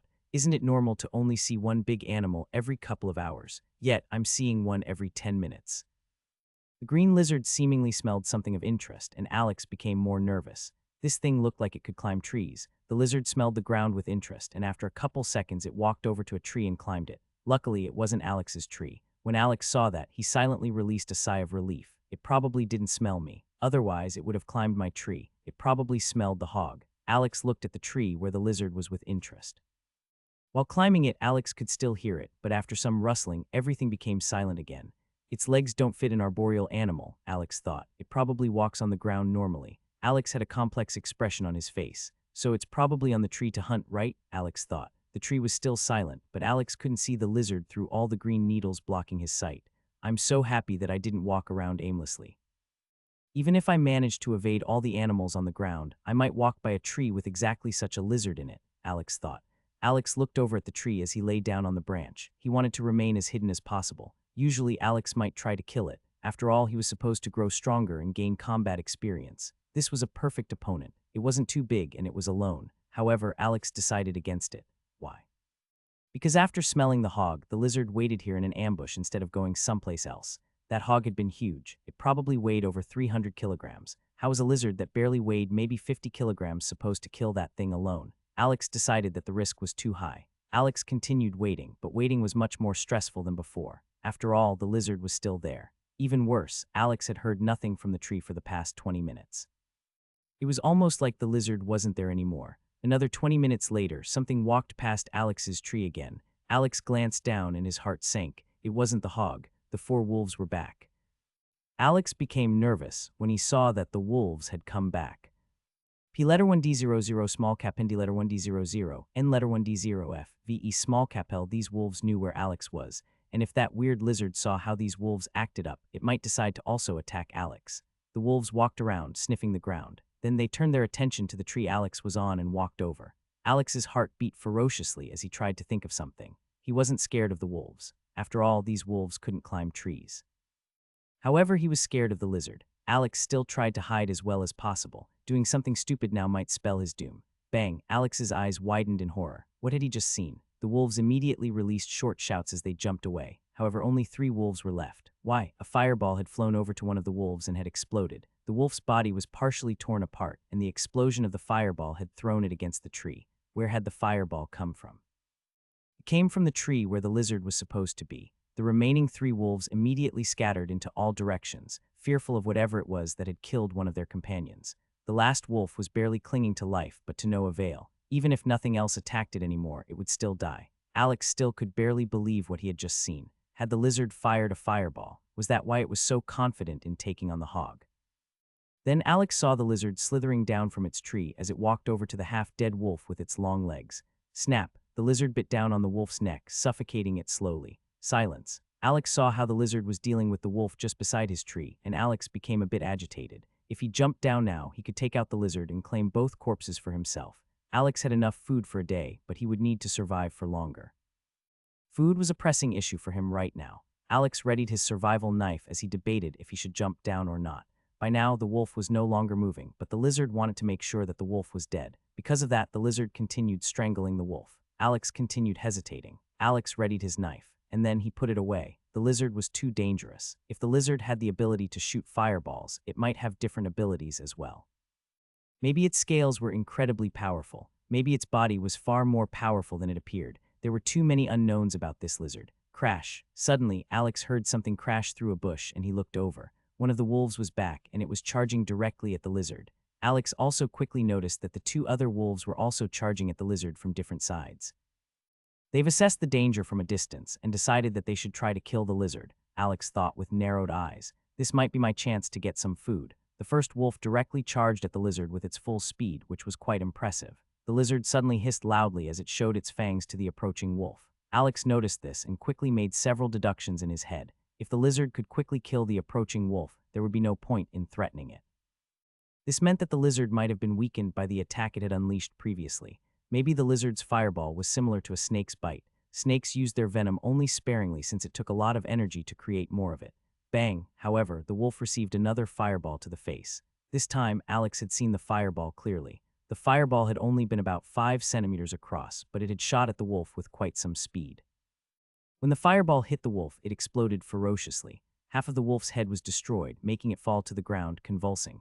However, something surprising happened. The other 2 wolves didn't let up. This shocked Alex. 2 of their comrades had already died, so why were they so adamant about taking down the lizard? This wasn't how normal wild animals behaved. The other 2 wolves reached the lizard, and it sprang back with a violent and shrill hiss. Then, chaos broke out. The 2 wolves violently attacked the lizard as it tried to defend itself with its long claws, tail, and teeth. It can't unleash fireballs anymore, Alex noticed. The lizard was quite powerful. Every single bite from it echoed throughout the clearing. Its scales also gave it a considerable defense against any attacks. Whenever a wolf bit it, their teeth only barely managed to penetrate the scales. Yet the 2 wolves were faster and more agile. They simply placed themselves at opposite sides of the lizard. Whenever the lizard turned to one wolf, the other one would bite its tail. Alex readied himself. Alex's heartbeat climbed to ferocious heights. Alex had been in a ton of fights in his life, but no fight had been a genuine life and death battle until the very last moment of his previous life. Alex knew that he was about to risk his life to take another. Kriak. The branch Alex was currently on creaked as Alex stood up. Yet the sound of the branch went unheard due to the commotion going on below him. Then Alex jumped. Time seemingly stopped for Alex as he fell down. Nothing below him moved anymore as seconds seemed to take forever to pass. Crack. Alex landed on top of the wolf with his knees, and he immediately heard and felt a brutal crack. Luckily, this crack didn't come from his own body. The wolf quickly fell to the side due to the force of Alex's fall, and Alex's knee traveled to the wolf's ribcage due to the new angle. Crack! The ribcage gave way beneath Alex's knee, and Alex felt the force of the fall hit his own body. Luckily, his body was fit enough to resist a fall from just a couple meters. Alex's body was filled with adrenaline, and he immediately grabbed his survival knife and rammed it into the wolf's neck. The knife went into the wolf's neck like it didn't even exist. Obviously, the knife was not of inferior quality. CRSH. Alex immediately pulled the knife out from the side, severing the front of the wolf's neck. While all of this was happening, Alex was keeping tabs on the other two living beings in the area. The other wolf had immediately run away as soon as it saw that it was alone. The lizard chased it for a couple of meters, hissing the entire time. While Alex was still dealing with the wolf under him, the lizard turned back and looked at him, hissing. Alex looked into the lizard's eyes as the wolf died beneath his feet. Then they only stared at each other for 5 seconds. By now, the wolf's body only convulsed weakly, not being able to do anything else. Alex slowly stood up and grabbed the wolf's legs. CRRRRR. The sound of something scraping across the ground was heard as Alex pulled the wolf towards his tree. The lizard continued hissing at Alex while he was doing that. Then the lizard charged at Alex. Thunk. Alex dropped the wolf and charged at the lizard. CRK-HISSSSSS. The lizard suddenly stopped its charge as it resumed its hissing. When Alex saw that the lizard had stopped its charge, Alex also stopped. They stared at each other for several more seconds. The lizard had tried to frighten Alex into running away, and Alex had called that bluff. Alex slowly walked back to his prey, looking at the lizard. The lizard continued hissing, but after a couple of seconds, it seemed to calm down. It slowly walked over to its most recent kill and bit down on one of the corpse's legs, looking at Alex the entire time. Then the lizard pulled the corpse away. Alex only continued looking at the lizard. A couple seconds later, the lizard suddenly changed its hold, bit on the wolf's neck, heaved it up in one motion, and ran away with impressive speed. Sure enough, this lizard isn't simple, Alex thought with narrowed eyes. It should only weigh about 50 kilograms, but it straight up lifted the about 80 kilograms wolf and ran off with it. Surprisingly, it left behind the other corpse. Silence returned to the clearing. Alex was slowly calming down as the thick scent of blood appeared in his nose, making him wrinkle his nose. Then, Alex started feeling pain coming from his right knee. He moved his leg around a bit, and it felt like his knee was burning. Luckily, no bones were loose, and Alex could still move it without problems. It simply hurt a lot. This means my knee isn't broken. Lucky. Alex looked at the darkening sky with narrowed eyes. No time to think about my first kill. I need to bring the corpse to a safe place. Alex looked at his tree. Up the tree would be best. Then Alex looked at the bleeding corpse. Yet how do I get it up there? Alex glanced at the horizon and noted that the sun was barely visible. It's already sundown. I'm not sure what manner of creatures travel around at night in this forest, but I don't want to be on the ground while night's out. Alex grabbed the wolf's corpse and lifted it. It was really heavy, but he barely managed to lift it up to his chest. However, it was very exhausting. Then, Alex looked at the branches above him. I might be able to lift the corpse over my head, but I sure as hell can't throw it up there. Jumping is also out of the question. It's simply too heavy. I need an alternative, Alex thought as he put the corpse down again. Alex paced around as he tried to think of a solution. The forest darkened more as time passed, and Alex became more nervous. By now, the birds had become silent, making the forest appear deathly silent. Even the constant buzzing of the insects became quieter until it eventually stopped. Right now, the only noise in the forest was Alex's footsteps. Then Alex looked up at the bag in his tree. I have to try it. I can't waste this corpse. Alex quickly climbed up the tree and got his bag. After opening it, Alex took out all his spare clothes and tied them together. Luckily, he had enough clothes to make quite a long line. If old-timey prisoners can use something like this to escape from prisons, I can use it to pull up a corpse. Alex tied his makeshift rope to the chest of the wolf. Then Alex climbed up to the first branch of the tree and let himself fall down at the other side, holding the rope. CRRRR. The rope became taut and Alex feared that it might snap. CRRR. The wolf corpse slightly moved upward but stopped. I'm not heavy enough. Alex climbed up the rope, happy that his body was fit enough to do something like that. Then Alex tugged the rope under his arm and put his feet on the branch. After that, Alex pushed himself off the branch. CRRR. Thunk. The corpse moved upwards, but one of the knots loosened. The wolf hit the ground and Alex also fell down. Luckily, he managed to protect his head with his arms. He only received a couple of bruises. The falling corpse echoed throughout the forest, making Alex even more nervous.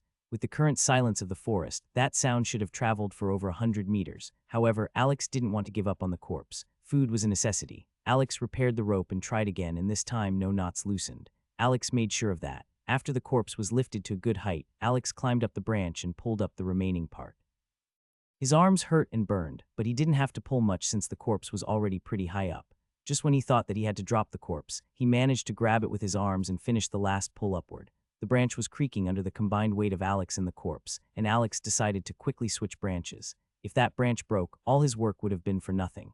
Then Alex sat down at a different branch and breathed heavily as he moved his cramped fingers. Parts of the skin on his fingers had been nearly shorn off, making them bleed a little bit. However, such an injury would heal very quickly. I hope this was worth it, Alex thought. As Alex relaxed, he felt his body starting to shiver. It's cold, he thought. It might even reach below freezing later in the night. Alex narrowed his eyes as he looked at the corpse and the makeshift rope. Then he climbed to the other branch, being careful to not break it. After getting the rope, Alex released the knots and put parts of his clothes on a higher branch, making a makeshift mattress. Alex put the other half of the clothes to the side for now. He would make them into a blanket later. When everything was done, Alex simply sat on his branch thinking, the issue of food has been solved for now. The issue of warmth should be solved until the weather becomes even colder, which it surely will. What about water? Alex looked at the corpse of the wolf that was bleeding onto the ground. Alex's body shivered. I'm not so desperate yet. I can think about drinking blood when I'm about to die of thirst. Then Alex released a sigh. This should be enough for the day, he thought. I should start my expedition tomorrow. Right now, I only need to rest. Alex grabbed the remainder of his now dirty clothes and wrapped them around himself as he lay down on the branch. It certainly wasn't comfortable. I need to sleep, he thought, closing his eyes. Minutes passed as the events of the day shot through his head. In just a single day, he had died, met a god, went to a new world with a new body, and killed an animal.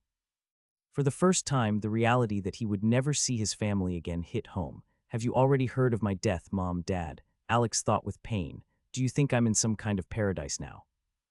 Time passed as Alex's thoughts wandered. An hour later, no light of the sun reached this place anymore. However, it wasn't as dark as one thought.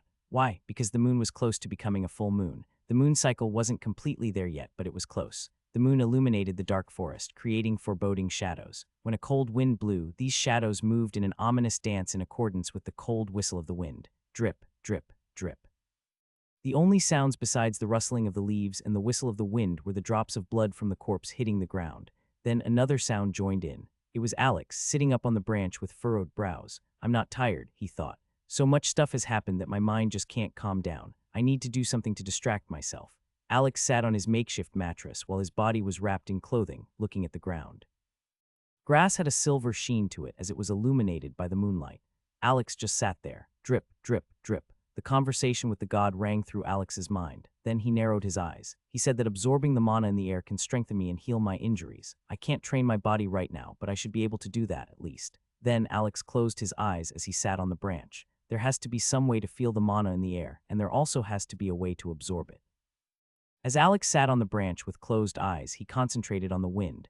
Was there something in the atmosphere? If there was, Alex should be able to feel it in the wind. Drip, drip, drip. The sounds of dripping blood, the whistling wind, and rustling leaves were the only things that could be heard in the forest. Other than that, there was no sound. The rhythmic sounds slowly put Alex in some kind of trance as he felt his mind drifting. He felt like he was touching something fundamental. After a while, his skin started tickling as Alex felt some of his hairs stand up. Yes, there was something else in the air. It was hard to describe, but there was something new in the air. Earth didn't have anything like this, which made this force that much more pronounced. As Alex connected with the force, he felt it slowly enter his body. It felt warm. It was like Alex was taking a relaxing bath. Alex slowly touched his skin, but it was still cold. The feeling of warmth was apparently only spiritual, not physical. Slowly, Alex's mind started to vanish as he fell into a kind of half-sleep. However, the mana in the air still entered his body. Drip, drip, drip, drip, drip, drip, drrrrr. Alex woke up with a start as an unknown sound joined the sounds of the forest. Alex looked over at the origin of the sound and realized that his backpack was shaking slightly. He moved over and opened the backpack as silently as possible to investigate the sound. After some seconds, he found it. It was the black cube, the thing that was supposed to be his future weapon. Drip, drip, drip. Alex looked at the slightly vibrating cube with interest. Why is it shaking? Drrrr, drrrr. P letter 1D00 small cap ND letter 1D00 N letter 1D0F VE small cap L. Alex furrowed his eyebrows. The shaking kind of sounded urgent. Drip, drip, splat. Alex's eyes widened and he looked towards the ground. The forest grew darker as it seemingly transformed into a land of death. The moonlight vanished from Alex's eyes as he beheld the thing standing below the corpse of the wolf. It was a being that looked like some sort of panther. However, it had incredibly long forelegs that ended in long claws. This build made it appear more like the thing was pulling itself forward with its forelegs instead of pushing itself with its hind legs. It was black as the night and it had white eyes. The most recent drop of blood from the wolf's corpse hadn't hit the ground but the creature's head. All of these things were already terrifying, but there were three more aspects about it that were even more terrifying. One aspect was its sheer size. It was nearly 2 meters high and probably over 4 meters long. It was bigger than a tiger. Another aspect was that it had appeared down there without a sound. If it hadn't been hit by the last drop of blood, Alex wouldn't have noticed this gigantic thing below his tree. It was as silent as the night. And the last aspect was the most terrifying of all. The last aspect was that the creature was facing Alex, looking into his eyes. Time froze for Alex. He only looked into the blank, white eyes of the creature. Yes, this was a creature, not an animal. Just looking at it filled Alex with terror. This thing differed greatly from a normal animal. Alex wasn't sure what exactly it was, but he felt a definite difference. The green lizard had also felt different from normal animals, and this creature evoked a similar feeling as the lizard. However, this creature felt far more powerful and far deadlier. It was like the lizard and the creature were not on the same level. An eternity seemed to pass as the two beings only looked at each other. SSSHHH, time resumed as the creature suddenly jumped at Alex with ferocious speed. The jump made no sound. One could only hear something fast parting the air, nothing more. Alex's body reacted instinctively, and Alex let himself fall away from the branch, putting the branch between him and the creature. Bang, CRSH. Alex felt a burning pain assault the back of his thighs as muscles and blood were ripped out. The creature had torn off a huge part of Alex's thigh. If the branch hadn't been between them, his legs would have been completely destroyed. Bang! Alex's back hit the ground, pressuring his lungs, making it impossible to breathe. CRSH, the silent sound of wood being crushed could be heard as the creature used its long claws to stick to the tree. Right now, Alex lay on the ground, not being able to breathe. His right thigh had a gigantic gash in it. Meanwhile, the creature stopped in the tree and looked at Alex. Then it jumped again. Alex's mind fell into chaos. For a seemingly long time, his mind couldn't conjure up any rational thoughts as he tried to find a way out of this situation. The distance between Alex and the creature reduced rapidly as the creature opened its mouth, filled with long, terrifying teeth. When Alex saw the teeth, only two thoughts appeared in his head. The first thought was protect. P letter 1D00 small cap N D letter 1D00 and letter 1D0F VE small cap L. Alex's hands stretched towards the creature in a futile effort to defend himself. The second thought was weapon. The image of many weapons shot through Alex's mind, but his mind subconsciously fixated on the image of a sword. The creature reached Alex and bit down. SHING, time stopped again. Alex looked with terror at his front, right into the creature's white eyes. He was still alive. Alex quickly noticed why he was still alive. A black sword had materialized in Alex's right hand, and the black sword had impaled the creature's head. The creature was already dead. The sword had gone through its brain. The creature had already stopped its own fall before it had tried to bite Alex. Because of that, its weight hadn't pushed Alex away. Several seconds of silence passed. Herg. Alex was finally able to breathe again as his lung recovered from the fall. Alex only looked with shock at the creature, trying to come to terms with the fact that he had survived. Several seconds later, Alex pulled himself away and pulled the sword out of the creature's head. SHING. Then, Alex only looked at the sword. In Alex's desperation, his mind had subconsciously conjured a long and sharp weapon that could be used in one hand. The black cube transformed into a weapon fitting the criteria. Under the moonlight, Alex saw the weapon that would follow him for the rest of his life. The first thought that came to Alex was, long. The sword was a bit over a meter long, putting it among the longer swords. The second thought was thin. The sword was straight as a nail and thin, yet it had two symmetrical edges, separating it from Eastern longswords like katanas. In short, Alex's sword looked like a longer, straight rapier with two edges. One could also say that it looked like a thinner European longsword, but with the same width all the way through. However, its guard was nearly non-existent, comprising of just a tiny rectangle. Alex inspected his weapon as he slowly calmed down. It looks fragile, Alex thought as he furrowed his brows. Such a thin sword would break apart after only a single clash with an actual one. Alex's hand started to shake. However, it's heavy. It's even hard to just hold it in my right hand like this. Alex put the sword down, and its tip slightly cut into the earth. Under the shining moonlight, Alex continued to look at the sword. However, the more he looked at it, the better it seemed. Actually, I shouldn't impose the logic of my own world into this new world, Alex thought. The guy said that this sword can grow more powerful by absorbing ore. Additionally, I'm not sure if there even exists a material in my old world that can become this heavy with only this bit of volume. Alex's narrowed eyes suddenly had a glint of excitement in them. Actually, if swordsmiths had access to such powerful materials, they might not have made all their swords that thick to begin with. It's already hard enough to wield this sword, even though it's that thin. I should test it. Then Alex stood up. Arg, however, he failed as he sat down again. Alex had forgotten that the backside of his right thigh was ravaged. As soon as he had tried to stand up, burning pain shot throughout his whole body. Under immense pain, Alex moved his body as he inspected his thigh. When Alex saw the injury, he took a deep breath through gritted teeth. The gash was massive. He could even see his own bone. I need to drink the healing potions in my bag. Alex looked up at the tree but remembered that his branch had been completely obliterated. After looking around the area for a bit, Alex finally spotted his bag under the dim moonlight. Alex crawled over, constantly being assaulted by pain. A minute later, he arrived beside his back and rummaged through it. However, when he looked into the bag, a shiver went through his body. The bag was wet, and some red liquid was swimming in the bag. The glass bottles holding the 3 healing potions had shattered. Fuck. Alex pulled everything solid out of the bag, including the glass splinters. Then he put the bag to his mouth and tried to drink the red liquid in the bottle through his gritted teeth. He did this so that no glass splinters entered his body. It was disgusting. The dirt and dust of the bag mixed with the red liquid, nearly forcing Alex to puke. However, he forced himself through it. Pack. When he was done, Alex threw the bag to the side with disgust. SSSSHHHH. Suddenly, Alex felt a burning pain shooting throughout his body as the sound of something burning appeared. 10 seconds later, the sensation disappeared and Alex took a deep breath. Then Alex inspected his thigh and his eyes widened when he saw it. The wound was gone. It was completely gone. It was like it had never been there to begin with. Alex had expected the red liquid to be some kind of healing potion, but he hadn't expected it to be this effective. Sure enough, anything that a god bestows upon someone can't be simple. Alex tried to stand up and it went without a hitch. It was like he had never been injured. However, Alex looked at his bag one last time with regret. I had 3 of those, but now all of them are gone, he thought with lament. Sadly, there was nothing that Alex could do, so he gathered all his belongings, including his new sword, and climbed up the tree again. He would test out his new sword tomorrow. As soon as he got to a new branch, Alex sat down and his eyelids started to fall. Now Alex was truly tired. Alex threw one last glance at the massive corpse on the ground, still in disbelief that he had killed such a monster. That thing has to weigh at least 200 kilograms. No matter how hard I'll try, I'll never pull it up the tree. Sadly, this means that it has to remain on the ground.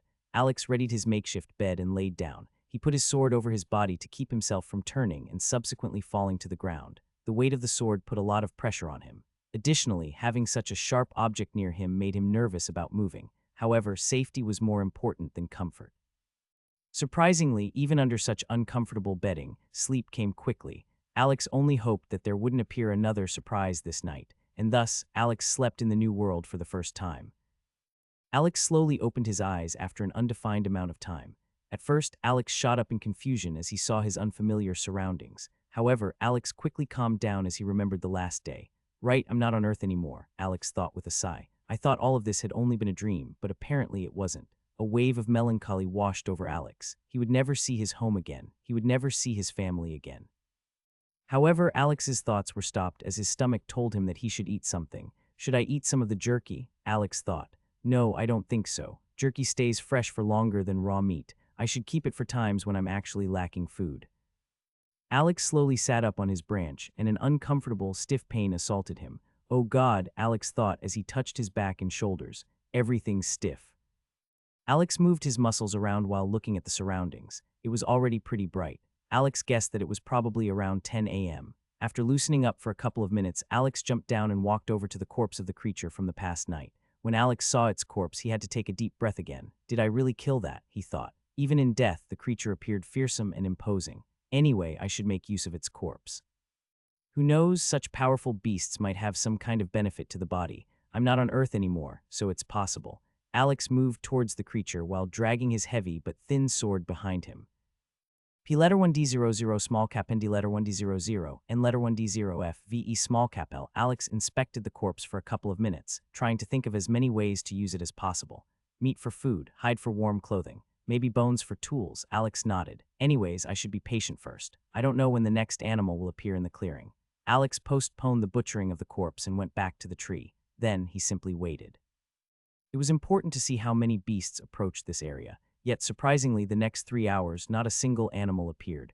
Alex furrowed his brows. It's nearly afternoon, but I haven't seen a single animal. I saw plenty of animals yesterday, but not a single one appeared. I don't think that they only hunt in the evening. Alex had a guess as to why no beasts arrived, but he had to make sure. Alex left his tree and walked to a different one about 200 meters away. Then Alex climbed on top of that tree and kept watch again. Sure enough, 30 minutes later, Alex saw a stag. The stag carefully moved forward, watching its surroundings with great care. It was on its way to the corpse of the creature. Yet, it suddenly stopped as its nose took several deep whiffs. Then the stag turned around and walked in a different direction, silently but with more hurry.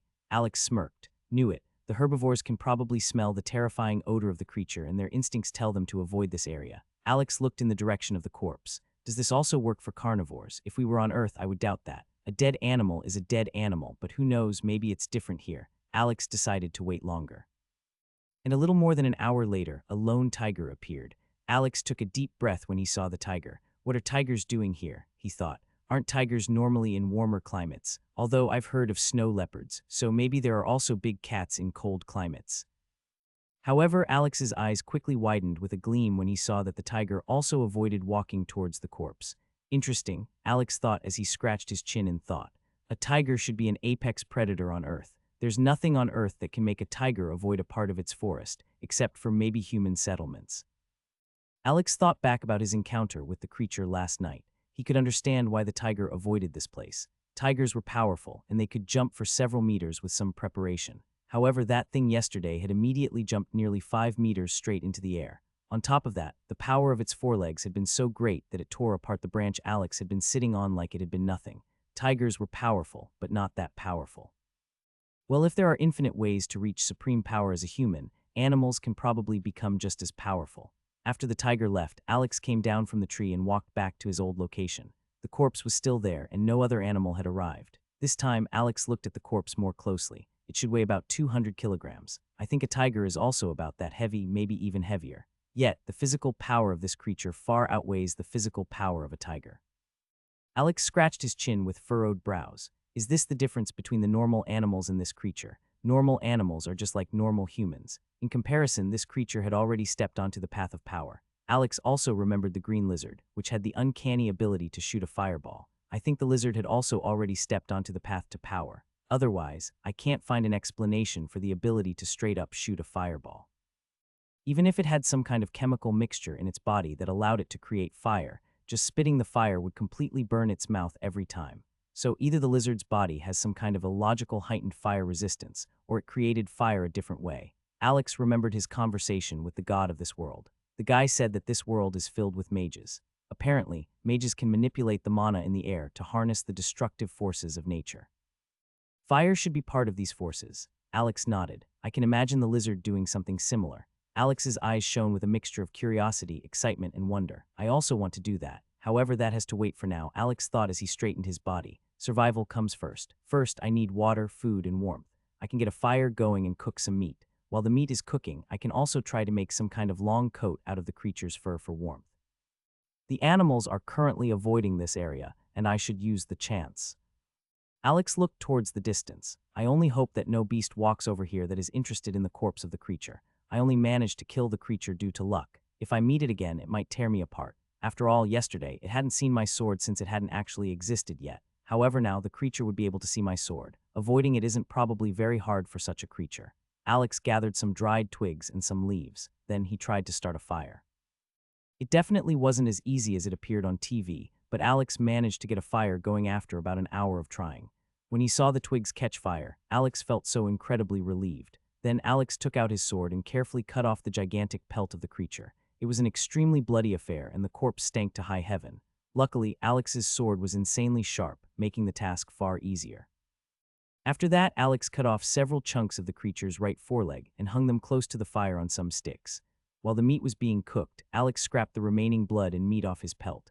I think the difference between a hide and actual leather is drying, right? Alex thought. Alex scratched the back of his neck, uncertain if that was true. In the end, he made some small holes in the hide and hung it close by the fire with several branches. It took nearly an hour and a lot of branches broke, but Alex managed it in the end. Alex checked on the meat and rotated it. That should still take about an hour. For a while, Alex only sat beside the fire, listening to its relaxing crackling. I could try training my body, Alex thought. However, I don't have anything to drink. I'm already quite thirsty, and training will dry me out even faster. Alex scratched his chin for a bit. Then he went to a tree and climbed up. When he reached the crown, Alex scanned the horizon. It smells a bit like rain, and I see some dark clouds on the horizon. I don't think water will be an issue in like an hour or so. Alex smirked as he quickly descended the tree. Well, time to do some training. Alex descended the tree and mentally prepared himself for his first training session in this new world. The god had told Alex that he should destroy his body as thoroughly as possible with training, and then use meditation to enhance his body with mana. Nothing out of the ordinary would happen if someone told something like this to a newbie regarding sports. Why? Because if someone didn't have enough experience in physical exercise, their willpower and resistance to physical pain wouldn't be strong enough to really damage their muscles. When a newbie regarding sports trained until they couldn't anymore, their muscles wouldn't receive too much damage since the body's self-preservation instinct kicked in. The person would feel like they couldn't continue, but someone that had trained themselves for longer could go further. Alex was a bit apprehensive about the god's words. Alex had trained his body to such a degree that he had even managed to join the biggest MMA organization in the world. It wouldn't be an overstatement to say that Alex had once had a body that was normally only seen on TV, and well, it made sense.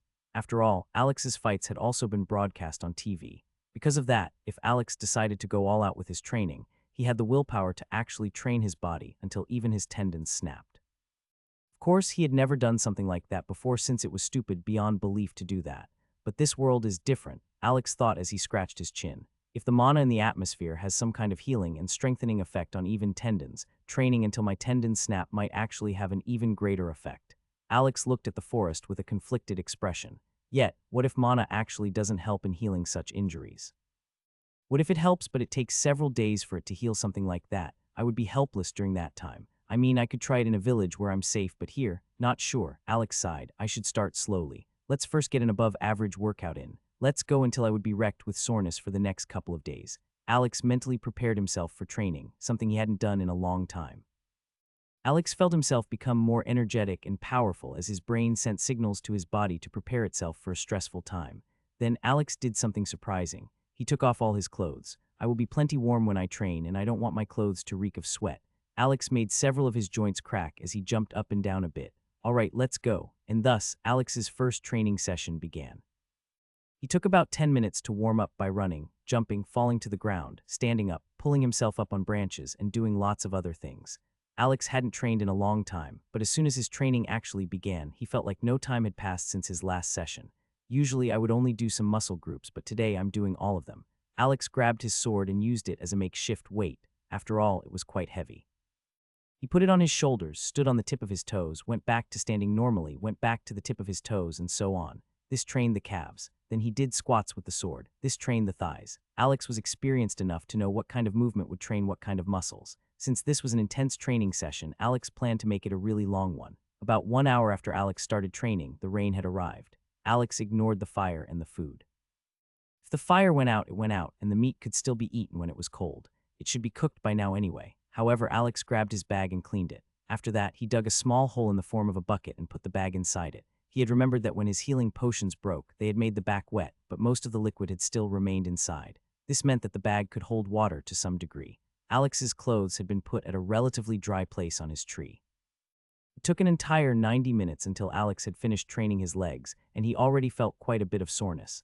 This was the point where he would normally stop training his legs when he had been on Earth. For safety's sake, Alex also stopped training his legs at this point. He had to check the usage of the mana first. Next, Alex trained his arms and shoulders. As Alex continued training, he felt some kind of primal feeling.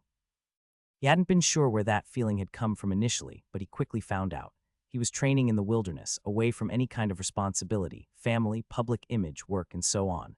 Only the rain drenching his body and the rough wilderness surrounded him. He had to do nothing but train. Training was his only responsibility. Nothing else mattered. There was no job he had to go back to. There was no money he had to worry about. He didn't have to wake up and go to work. P letter 1D00 small cap Indi letter 1D00 in letter 1D0 FVE small cap L. He just had to grow more powerful.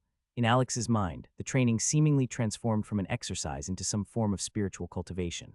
Alex felt like this was the most primal and most fundamental truth of the world. Just power, nothing else. After 90 minutes, Alex was done with his arms and shoulders. Lastly, Alex focused on his abdomen, chest, and back. This took 60 minutes. Then Alex was finally done. He had trained for 4 full hours, and he felt as alive as never before. These new surroundings had given Alex an incredible boost in energy, and training under the rain had been a bit weird at the beginning, but Alex had grown to love training in the rain. It kept him cool, and the sensations of the raindrops had been almost hypnotic. Alex took one more deep breath as he slowly cooled down from his training. A couple minutes later, Alex realized that his mind wasn't as focused anymore. He hadn't eaten much since yesterday, and he was severely dehydrated. Alex checked on the bag and saw that it was full of water. Sadly, the water wasn't pure at all. It had a brownish tint to it. I can't be choosy now. Alex drank the brownish water. It definitely wasn't tasting good, but the cool sensation of the water running down his dry throat was great nonetheless. Then Alex went over to the fireplace. The fire had long been extinguished, and the meat was dripping with water from the rain. However, Alex still grabbed the meat and consumed it. It was missing a lot of seasoning and it wasn't cooked well, but eating it like this awakened a special, primal feeling in Alex. Surprisingly, the meat tasted rather good. It was quite tough, but it had a really strong taste, similar to game. Alex could have finished all of it, but he stopped himself. It was important to not overfeed himself, or his concentration would wane while meditating. After Alex was finished eating and drinking some more, he sat down near his tree and put the sword beside him. Then he closed his eyes and concentrated on the surroundings. Surprisingly, the sound of the rain wasn't distracting. In actuality, it was helping Alex in getting in tune with his surroundings.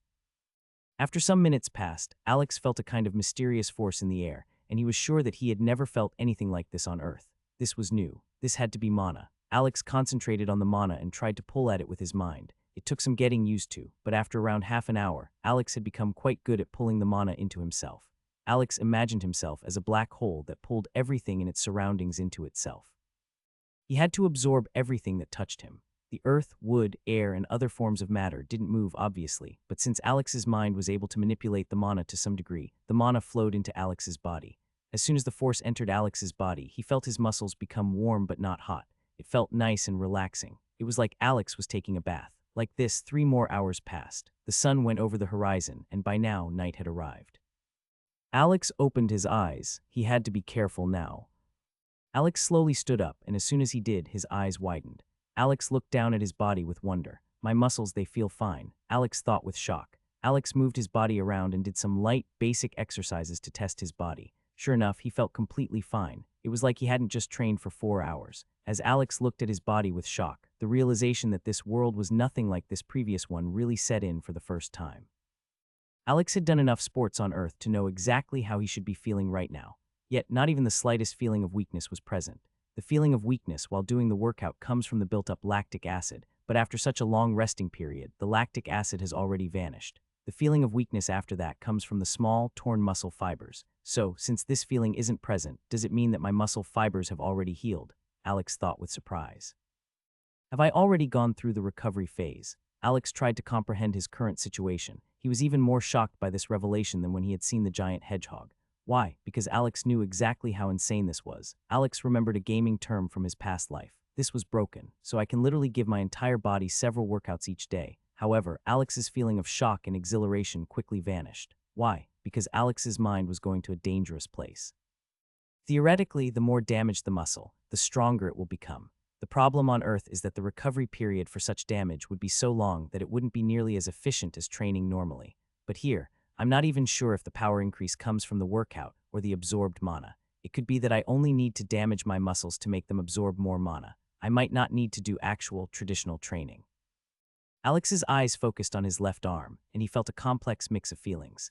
Anticipation, nervousness, fear, curiosity, greed. Was Alex a normal human? When living in a normal environment, sure, he could be called normal. However, if he would remain normal while being flung into a new world, the god wouldn't have chosen him to enter his world. After all, that would have been boring. The entire reason why Alex was supposed to grow powerful in a non-traditional way was entertainment.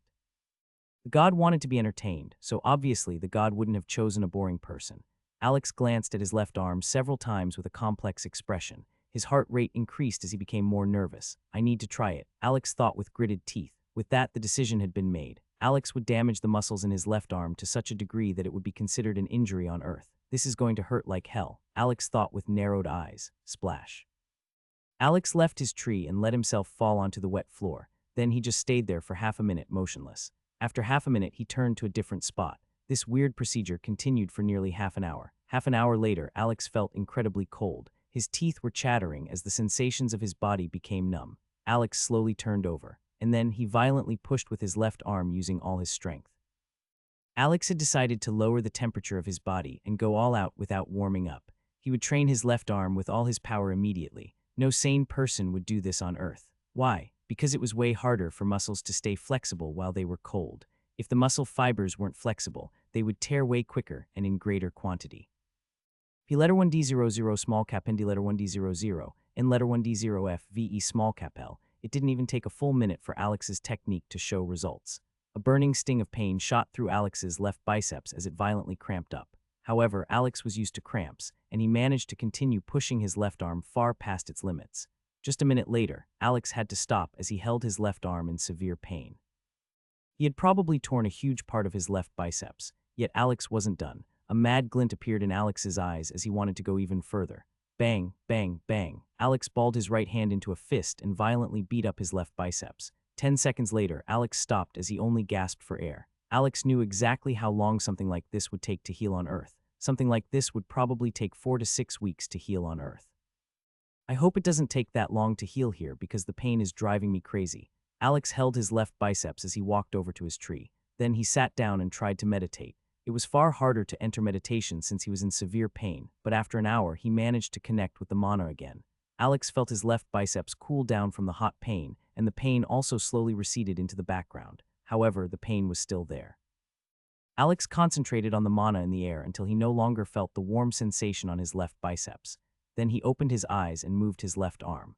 As Alex saw the result, another complex mix of emotions appeared in his mind. Disbelief, exhilaration, fear. Why disbelief? Because his biceps had fully healed. Why exhilaration? Because this meant that Alex could gain power at a terrifying rate. Why fear? Because this meant that Alex had to go through an insane amount of pain. Alex knew exactly what this meant. Training would transform from an enjoyable exercise into pure torture. There would be no more fun in training. Training would be full of pain, nothing else. Alex knew that he could still continue training normally. Like this, he would still enjoy the process while growing more powerful. Yet Alex also knew that this choice wasn't really a choice. Now that Alex had been in this world for over a day, an urge had appeared inside of him. Alex had seen several creatures that could kill him easily. Alex didn't want to die. Additionally, the god had said that Alex could reach insane amounts of power. On Earth, physical power was useful for staying healthy and earning money, but here everything revolved around it. Intelligence wasn't the most important thing. Connections weren't the most important thing. Money wasn't the most important thing. Influence wasn't the most important thing. Power was. Alex had seen the god's power when he had summoned the previous mage emperor and when he had changed the very reality in his hall. It didn't matter how many people attacked him. It didn't matter what weapons everyone used. In front of this god, all of these things became useless. Alex knew that there was a possibility that he could become just as powerful as the god. What would that mean? Freedom, power, everything that he wanted. Nothing in the entire world would be able to stop him. He could do whatever he wanted without any repercussions and without any worries. Today, Alex had truly awakened his undying thirst for power. He had to become powerful. Nothing was more important than power. Nothing. After stealing his resolve, Alex climbed up his tree. After he reached a height of a couple of meters, Alex gritted his teeth. Then he jumped down. As long as his bones didn't break, everything would be fine. Bang. It has been 3 days since Alex had started training his body, and he had made quite a lot of progress. The masochistic training had been hard to handle in the beginning, but Alex slowly got used to it after literally jumping over his shadow multiple times. After the first couple of jumps, Alex didn't want to feel any more pain. It was just too much. However, after he saw a visible improvement in his strength, he forced himself to continue. The taste of power was just too enticing. However, on this day, he would have to abort his training. Alex had run out of water, and the beast he had killed had started to get infested by insects. Due to the cold climate, the meat was still edible, but the insects inside the corpse were simply too disgusting. On top of that, the smell of the beast was slowly vanishing, and Alex had already seen a deer coming into his visual range before it fled after seeing him. 3 days ago, no animals had appeared close to this place. This meant that Alex was no longer safe. Thunk, thunk, Alex jumped to the tree and shot himself upward again with his legs, grabbing the lowest branch. 3 days ago, Alex wouldn't have been able to do something like this. The growth of his physical power was terrifying. Right now, Alex's body was even more powerful than his old body had been at its peak. Mana made a huge difference in the speed of Alex's improvement. Alex quickly climbed the tree and looked around. There were so many animals in this forest, so there had to be some kind of water source. P letter 1D00 small cap N D letter 1D00 N letter 1D0 FVE small cap L. However, due to the trees, Alex couldn't see the ground from up here, making it difficult to spot any water source. Alex could only check for spots with fewer trees. Alex found a couple of them and decided to investigate. At the same time, Alex would also search for more food. Bang! Alex climbed down from the tree and jumped the last bit, not receiving an injury. Well, I guess it's time to investigate, Alex thought with a frown. This would be the first time he would truly leave this place, and he didn't know what would wait for him. He only hoped that similarly powerful creatures like that monster he had killed by luck were rare. Otherwise, he might die. Alex grabbed his dirty clothes, his backpack, and his sword. Lastly, he put a gigantic, black coat around his body, hiding his sword. This coat was made of the creature's fur, and it had been dried multiple times by now. The coat was basically made of the entire hide of the creature, making it rather sizable. Alex grabbed some grass from the ground and put it through some holes at the edge of the coat, creating a seam. After doing that a couple of times, the coat completely enveloped Alex's body, keeping him warm. Additionally, the coat did quite a good job at hiding his sword. At the front, the coat was a bit shorter to allow Alex to sprint without getting in the way. Alex tied his sword to his back with some makeshift rope made out of grass, hiding it behind his back and coat. Sadly, Alex wasn't good enough at sewing to create a permanent holding for his sword. If Alex wanted to use his sword, he would need to cut through the entire rope, which would require him to make a new one after that. Alex also put the holder of his backpack around his torso, making it rest to the left side of his thigh. Luckily, the strap was long enough. Alex had put the bag to his left because when he grabbed his sword, he would swing it to the right. The bag would only be in the way if it were on the right. In the end, Alex stood there, completely cloaked in black. His unkempt and dirty black hair seemed to perfectly fit the coat he was wearing, making him appear like a mysterious wild man. If one saw him like this, one wouldn't think that he was technically still a minor. Then Alex quickly stepped forward into the forest, his hands empty. Why didn't Alex carry his sword in his hands? 2 reasons. First of all, he wanted to hide it. Animals weren't stupid. If they saw a long black object in his hand, they would become wary of it. Second of all, if anyone attacked him from behind, his sword would be between them. However, since the sword was hidden, the attacker wouldn't know. If Alex got attacked from behind, the attacker might die very quickly since the sword would already be between their teeth. At that point, Alex would only need to move his sword in the attacker's mouth. Alex's sword was terrifyingly sharp, and he wouldn't need to use much power to kill his attacker. Alex had thought of everything while suiting up. He had to be careful in this forest. Alex jogged out of his area with quite some speed. Why? Because if he walked slowly, an ambusher would have more time to plan their ambush. Sure, Alex might be able to get by without being noticed if he walked slower, but an ambush would be that more devastating. Alex didn't bet on not being ambushed. Alex didn't see any other animals after silently jogging for nearly 10 minutes. However, he found some food. Chestnuts. Alex quickly stopped as he saw the chestnut tree and climbed it. For the next 30 minutes, Alex gathered chestnuts and ate a ton of them. Hope that's not the poisonous kind, Alex thought as he crunched down. It definitely didn't taste good. However, they at least tasted edible as far as he could tell. Well, worst case scenario, I just get a case of the runs, he thought. Grunt, grunt. Alex heard some grunting and looked at the origin of the sound. Some meters away from the tree was a sizable hog. It wasn't as big as the other one Alex saw, but it was still quite a bit heavier than a wolf. When Alex saw the hog, his eyes narrowed. I didn't attack the last hog since I didn't have a good weapon, but things have changed now, he thought. The hog was eyeing the tree warily. It had seen and heard Alex since he hadn't been very stealthy. However, it didn't leave. This was its chestnut tree, and it had munched on the chestnuts quite a bit. Seeing a big black creature in a tree was quite terrifying. Black creature Alex slowly and silently moved around the branches on the tree with practiced ease, vanishing as he moved upwards. Crack, crack. A lot of the chestnuts got shaken off by his movement, dropping to the floor. Then some branches behind the chestnut tree moved. After that, some more rustling could be heard, but even further away. Had the creature left, the hog was uncertain. After some minutes of hesitating, the hog moved around the tree from a distance, trying to find the black creature.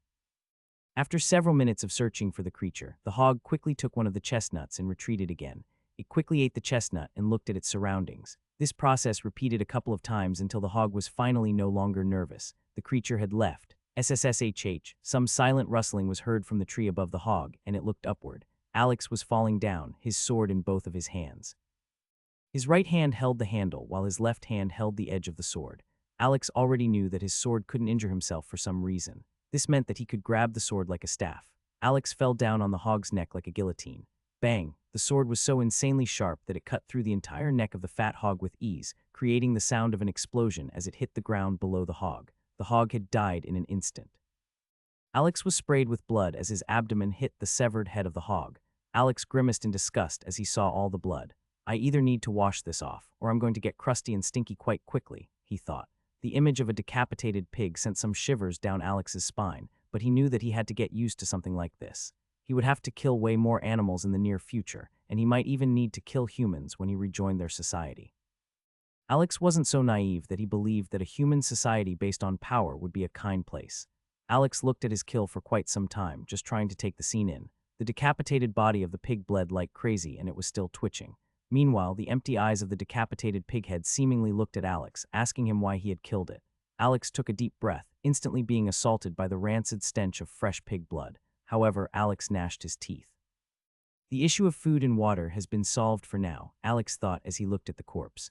My sword is quite sharp, which should allow me to carve some tools out of wood, stuff like buckets and bowls. For now, I could drink distilled water made out of pig blood. It will be a bit disgusting and not super healthy, but that's not high up on my list of priorities. Let's get a fire going. Crackle, a fire was burning as several pieces of meat hung around it. In the middle above the fire hung a bucket. Alex had felled an entire tree with his sword and had hollowed out a big part of its trunk, creating his bucket. Then Alex had felled an even bigger tree, creating 2 round bowls. The sharpness of Alex's sword was what allowed him to achieve this feat. Alex had filled the bucket with pig blood and hung it above the fire. Alex put one of the bowls over the bucket and put a long branch on it, which led to the side. The bowl would catch the evaporating water, and when enough water gathered, it would trickle down to the lowest edge of the bowl where the branch was. The branch led the trickling water to the side, to a different bowl. This was how Alex would solve the issue of water. Sadly, this would be distilled water, and he also couldn't wash his tools since he didn't have any water to begin with. The water in the other bucket didn't look refreshing or delicious, but it was water. Strewn around the clearing were the remaining parts of the hog. Alex couldn't finish the entire thing on his own, even if he ate for several days, and the meat would go bad anyway. So Alex decided to cut the pig apart and scattered the pieces around the clearing. Why? To ward off predators. Sure, the smell of blood would gather many of them, but predators were also just animals. If they could get food for free, they wouldn't want to fight. Every normal predator would grab one of the pieces of the hog and would run away, leaving Alex alone. While Alex's food and water were being prepared, Alex decided to get some more training in. Alex put his coat away and climbed the tree. Boom! As Alex hit the ground, a loud slam echoed throughout the forest. This sound would also deter any animal from coming to this spot. After all, only something big and powerful could make such loud sounds. After 3 jumps, Alex heard some rustling. His entire body hurt, but all of the pain was forgotten as he realized something else was close. In the light of the fire, Alex could see 2 eyes in the dark.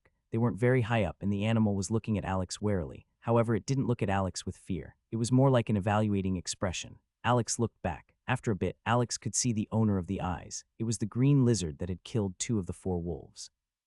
After a bit, the lizard bit down on one of the pieces of meat and fled. When Alex saw the lizard retreating, he amended his plans. Alex grabbed his coat and put it around himself before he continued training. Why? Because the lizard had the ability to shoot fireballs. If one beast could shoot fireballs, it was possible that other beasts could do the same. However, the coat of the creature should offer some protection. Even if it caught fire, Alex could always ditch it. Alex's masochistic training continued, and after a couple of jumps, Alex concentrated on healing himself with mana. Alex always looked forward to this part of his training since this was the part that increased his power. On top of that, it wasn't as painful as the other part. Thunk, thunk, Alex heard rhythmic, loud sounds. Alex looked in the direction of the sounds but couldn't see anything. They came from too far away. What's making that sound? Alex thought. Thunk, thunk. The sounds continued, and Alex only looked in that direction. Spring, spring. The sound of something elastic being stretched and snapping back into place could also be heard. Creak, creak, snap, snap. The sounds of bending and cracking wood joined in the cacophony of sounds, and the sounds were getting louder. Alex's eyes widened. Something big was coming. Alex immediately abandoned everything and climbed the closest tree. When he found a good spot, he stopped moving and grew silent. The sounds continued and grew even louder. Snap. Eventually, Alex saw what created these weird sounds, and his eyes widened. It was an absolutely humongous beast. P letter 1D00 small cap ND letter 1D00 and letter 1D0 FVE small cap L. It was probably 4 meters high, excluding its needles. Needles. Yes, this was the green hedgehog Alex had seen when he had arrived in this world. The loud thumping sounds were its footsteps. The creaking sounds of wood were its flexible needles getting hung up on the trees. The snapping sounds were its flexible needles jumping back into place after passing a tree. The forest and trees seemingly moved with the hedgehog as it bent all of the trees while passing. It was moving slowly and in a relaxed manner towards the place Alex had stayed. Then it slowly bent down as it consumed a huge part of the hog. I totally forgot. Even though hedgehogs are cute, they are also technically omnivores. They eat a ton of insects. A hedgehog of that size obviously also eats meat. Alex thought as he remained completely silent. This monster was far above his ability. The creature Alex had killed by luck was nothing in comparison to this hedgehog. As the hedgehog came closer, it ate all the pieces of the pig, including the ones that were being cooked. After it reached the fire, it stopped above it. Alex was confused for a second, but he realized what the hedgehog was doing. It was warming its belly. The sizzling fire directly below its belly didn't even bother the hedgehog. This was an absolute monster. Alex kept his breath as he watched the hedgehog warm itself. Thunk. Apparently the fire wasn't warm enough, so it lowered its belly and lied down. Sadly, this suffocated the fire. After some seconds, the hedgehog stood up again, displeased. It scratched the fire with his hind leg in displeasure, but continued eating. Well, there goes food, Alex thought. After the hedgehog was done, it turned its head slowly. and it directly looked into Alex's eyes. Alex's entire body shivered as he realized that the hedgehog had known where he was the entire time. Otherwise, its gaze wouldn't have homed in on him with such accuracy. Alex didn't dare to move. Creak, creak, creak. The humongous body of the hedgehog slowly shook as its needles swayed back and forth. Plonk, plonk, plonk. Some things fell off the hedgehog's needles. Alex still didn't dare to move. After the hedgehog shook itself a little bit, it continued walking. After the hedgehog was a couple meters away, Alex jumped down from the tree and looked at his campsite. The hedgehog already knew that he was there, so it made no sense to keep hiding. Everything was destroyed. All the meat was gone, the fire was out, and the water was spilled. Nothing had been spared. Alex had to sigh when he saw that. However, Alex's eyes spied something new in the clearing. It was a round object, but Alex couldn't see it clearly in the dark. Alex walked closer and inspected it. Is that a fruit? Alex thought with surprise. Where did that come from? Alex remembered how the hedgehog had shaken itself and that he had heard several sounds of things falling to the ground. Did these things come from the hedgehog's needles? Since when do hedgehogs grow fruit? Alex thought. Alex looked at the hedgehog in the distance, and sure enough, after looking closer, Alex saw some round objects on the hedgehog's needles. They shone a bit under the moonlight. Alex remembered how the hedgehog had eaten everything, had looked at him, and had then shaken its body. Is this a kind of trade? Alex thought with surprise. Is it familiar with humans? Could it be possible that it gives humans fruits in exchange for meat? I mean, the hedgehog is big and cumbersome. Everything probably flees from it, making it surprisingly hard for it to hunt. Alex gathered the fruits, but before he got to the last one, something happened. HSSSSSSS. The loud sound of hissing came from Alex's front, and he jumped back out of reflex. Snap. The animal quickly grabbed the fruit, turned around, and fled into the distance. It was that lizard again. It had intimidated Alex and took that opportunity to run with one of the fruits. However, Alex's eyebrows furrowed as he scratched his chin in thought. It could have launched a fireball at me, but it didn't. Instead, it hissed at me, grabbed the fruit, and ran. It's probably wary of my power, but the fruit was enticing enough for it to take the risk, Alex thought. Alex looked at the fruits with more interest. Anything coming from such a fearsome beast couldn't be simple. It's a risk, but I think it's worth trying to eat the fruits. Alex climbed a tree and ate one of the fruits. As soon as he swallowed the first bite, something happened. A burning pain shot throughout Alex's body. Alex's entire body seemingly started burning, but this was only an illusion created by the fruit. As soon as Alex swallowed the first bite, he felt like his muscles started to catch on fire. Yet, for some reason, this sensation wasn't exactly painful. It had some painful aspects to it, but a certain feeling of excitement, restlessness, and energy came with it. Alex had never tried steroids in his past life since that would ruin his career, but he imagined that steroids felt similar, minus the slight pain. After some seconds, Alex noticed something. This feels very similar to absorbing mana, just way more intense, he thought with excitement. Due to the intensity of the experience, Alex also noticed something else. Alex looked at his body and touched his head. I haven't noticed it before since the mana always felt gentle, but my head actually doesn't feel any of the mana.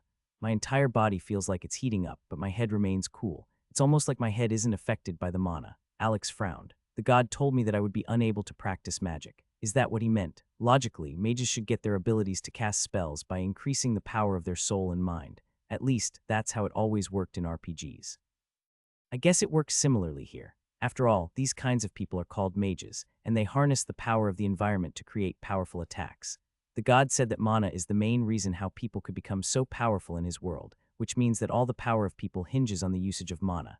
There should be something in my body that allows me to absorb and control mana. I guess mages probably absorb the mana with their souls and minds, leaving their bodies weak. There has to be some drawback to an advantage. Otherwise, it wouldn't be entertaining. I mean, wasn't this the entire reason why the god made his world like this and why I'm here? So in essence, mages probably don't absorb mana with their bodies, but with their mind. If a mage ate this fruit, they would probably feel this sensation only in their head, while I feel it across my body. The thing that stores and distributes the mana across my body probably has no connection to my head, making it impossible for mana to reach it. That's probably also why all the mana gets dumped into my body since it has nowhere else to go. What am I doing? Alex thought as he gritted his teeth.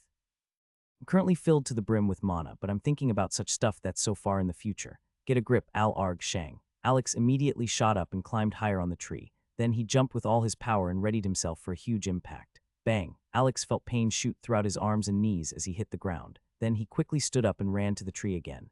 As Alex climbed up the tree again, he noticed something else, which made him narrow his eyes with a gleam. My legs and arms don't hurt anymore. This means that I don't need to rest. I have to use this opportunity. Alex climbed higher than usual and looked down. It was so high. However, the burning sensation pushed him over the edge and he jumped. Alex never had a good opportunity to see if the mana's regenerating properties also worked on his bones. Logically, it should, but Alex wasn't sure of the extent. Alex felt like time stopped as he fell towards the ground. Crack.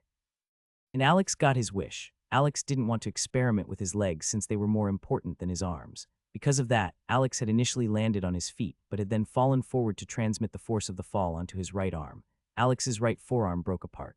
Alex gritted his teeth violently as an incredible pain shot throughout his arm. Breaking a bone was never easy. Alex touched his right forearm with his left hand and felt the bone sticking out. Great, an open fracture, he thought.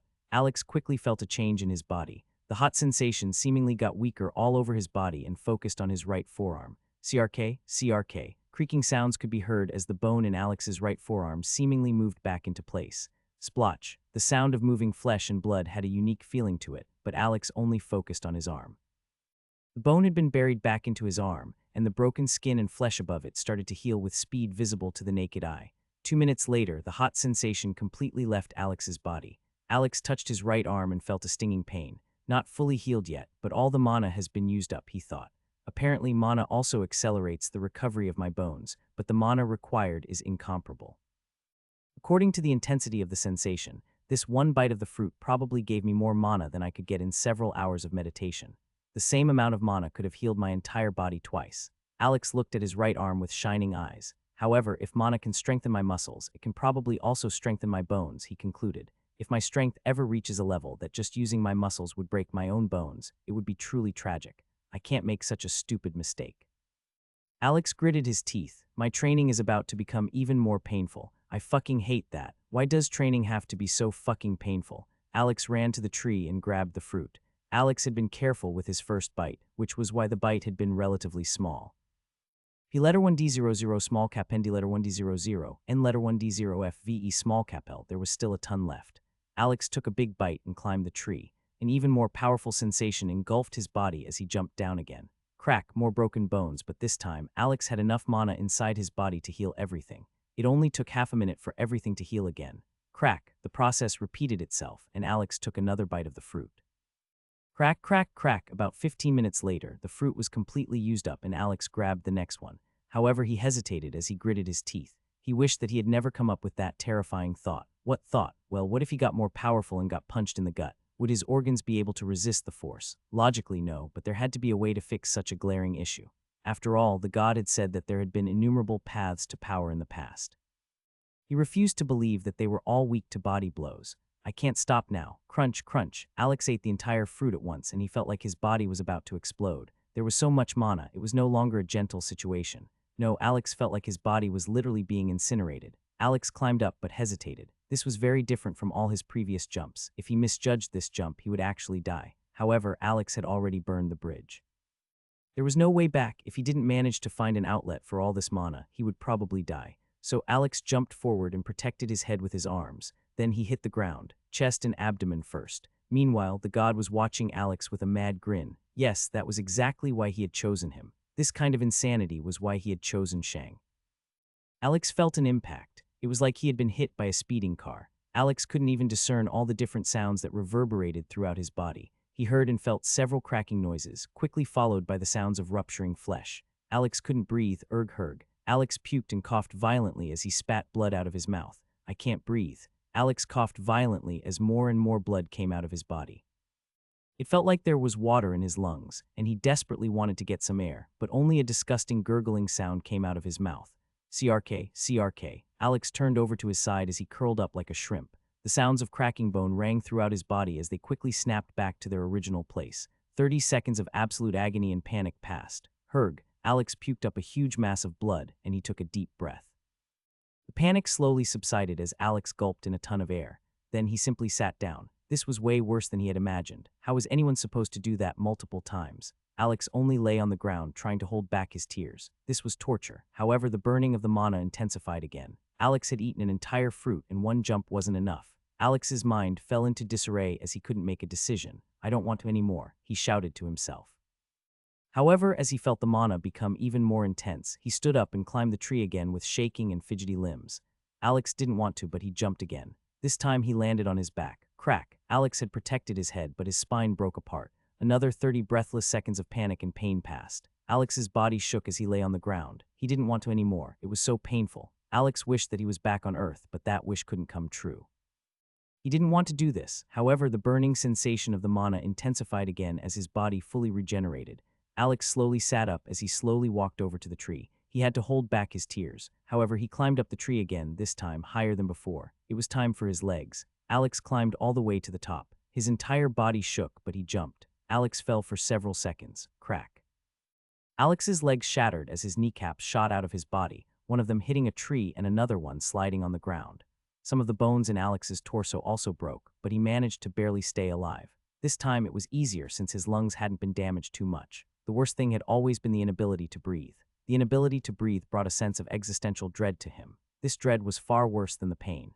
This time, the intensity of the mana didn't increase it. He had used up enough mana. For a while, Alex only lied on the ground, not moving. He didn't think about anything. He only lied there and paused. Several minutes passed, and the sensations Alex had felt in the past half an hour shot through his mind. It was like he was trying to come to terms with what he had just felt. It was so very different from his life on Earth. Sure, he had gone through tough training on Earth, but this wasn't training. This was torture. Silence. For a while, Alex only listened to the silence of the forest. Why am I doing this to myself? Silence. Is this really the best way? Silence. I don't know. Alex looked over to the tree. 2 fruits are left. Silence. Should I? Silence. Swish. Alex's eyes suddenly snapped open as he heard the sound of moving foliage. CRSH. Alex gritted his teeth violently as blood exploded out of his arm. A panther. Alex had utterly forgotten that he wasn't in some safe location. He was in a forest filled with violent animals and creatures. Alex had lied on his back, and the panther had wanted to bite his neck. Luckily, Alex had barely managed to block the bite with his left arm. The panther bit down on Alex's forearm, destroying the muscles. Yet, surprisingly, Alex's bone didn't break. The panther was violently trying to scratch him with its claws, and several wounds appeared all over Alex's body as his hand went to his back. But there was nothing on his back. Alex realized that he had taken off his sword when he had decided to land on his back. Fuck, the panther let go of Alex's arm and jumped back. However, Alex grabbed the panther's neck with his right hand. Whoosh. P letter 1D00 small cap ND letter 1D00 N letter 1D0 F VE small cap L. The panther jumped back, but Alex was pulled along. Judging by the distance, the panther was stronger than the panthers on Earth. After all, it had just jumped back 2 meters while pulling Alex with it. However, the panther wasn't the only thing stronger than the Earth variant.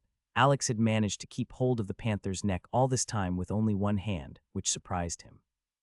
He was sure that he hadn't been able to do that a couple of days ago. The panther tried to get rid of Alex and attacked him with its claws, but Alex's instincts kicked in. Alex immediately pulled himself closer and hugged the panther's neck with his arms and its torso with his legs. The panther tried to get rid of Alex and cut him a couple more times, but Alex didn't let go. The panther shouted aggressively, trying to get Alex away from him, but as Alex's legs tightened even more, its aggressive shout transformed into a whimper. Alex felt how his legs squished the panther's organs and muscles as its bones started to creak. Alex's eyes opened with surprise. Bang, crack. Alex pulled his right arm back and punched the panther's chest, which quickly caved in. The panther stopped moving, and Alex quickly took hold of its head and neck. Crack, and the panther was dead. Alex breathed in several times as the adrenaline slowly subsided. Then he looked at his body. Have I done that? He thought in shock. This panther was not small, and its power was no joke. Yet the panther hadn't been able to break Alex's bones, and Alex had broken its bones just by punching. The difference in power was apparent. For some time, Alex only looked at the panther with shock. Something like this was only possible in a dream. How could a human kill a big cat with bare hands and with such ease at that? After a while, Alex looked at his right hand as he clenched it into a fist. Then his eyes narrowed. It's not for nothing. My past few days of pain have shown that they are not for nothing. Alex's gaze immediately went to the last 2 fruits. Then he walked over with determination and ate another one. The pain, panic, and torture were horrible, but the feeling of seeing his own power increase by so much had washed all of these things away. He wanted more. A month had passed since Alex arrived in this world. For the first couple of days, Alex focused on finding a steady water source and scouted for places with fruit, berries, and nuts. He didn't know if this world followed the rules of needing different vitamins and minerals to be healthy, but he didn't want to find out while being in the wild. After a couple of days, Alex found a river going through the valley's center, splitting the mountain range surrounding the valley in 2. In the very center of the valley was a lake where the water gathered for a while before continuing down the river. Alex had found a humongous dead tree there and planned to create a home for himself. Alex had already used up all the fruits he had received from the hedgehog in a spree of self-destroying insanity. Luckily, he had gotten somewhat used to the torturous training, even if he still feared it. Courage didn't mean being fearless, but being able to overcome one's fears. Alex still feared the time when he would gain another set of fruits, but he knew that he could jump over his shadow when it was time. The taste of power was irresistible for Alex. Even if the training was horrible and inhumane, the power he gained from it was worth it in his mind. Alex used his desire for power as fuel to overcome his fear of pain. Was something like that healthy? That depended on one's circumstances and viewpoints. Would such pain change a person? Definitely. However, different people changed differently when undergoing such torture. How would Alex change? That remained to be seen. Whoosh, whoosh, whoosh. Alex stood in a clearing, constantly swinging his sword. After a brief run-in with another set of wolves, Alex had realized that he wasn't very good at using his sword. Alex had always only fought with his body for his entire life, never with a true weapon. This made him very unaccustomed to fighting with an actual weapon. Following that fight, Alex had decided to train with his sword more, and just shortly after training with his sword, Alex noticed something troublesome. His triceps and back started to hurt quite quickly. Alex had trained his entire body, but training everything equally was not always the correct choice. A good example would be a climber. If someone had bulky legs, a bulky abdomen, and a bulky back, they would increase the strain on their hands and arms due to the added weight of muscles. P letter 1D00 small cap N D letter 1D00, N letter 1D0 FVE small cap L. In that case, training everything equally would not only not help, but even be detrimental to performance. What about a sword fighter? Bulkiness would increase the mass and volume of the body, slowing down the speed of the fighter. Even more, if the muscles on the torso reached a certain mass, they would even restrict the movement of the arms.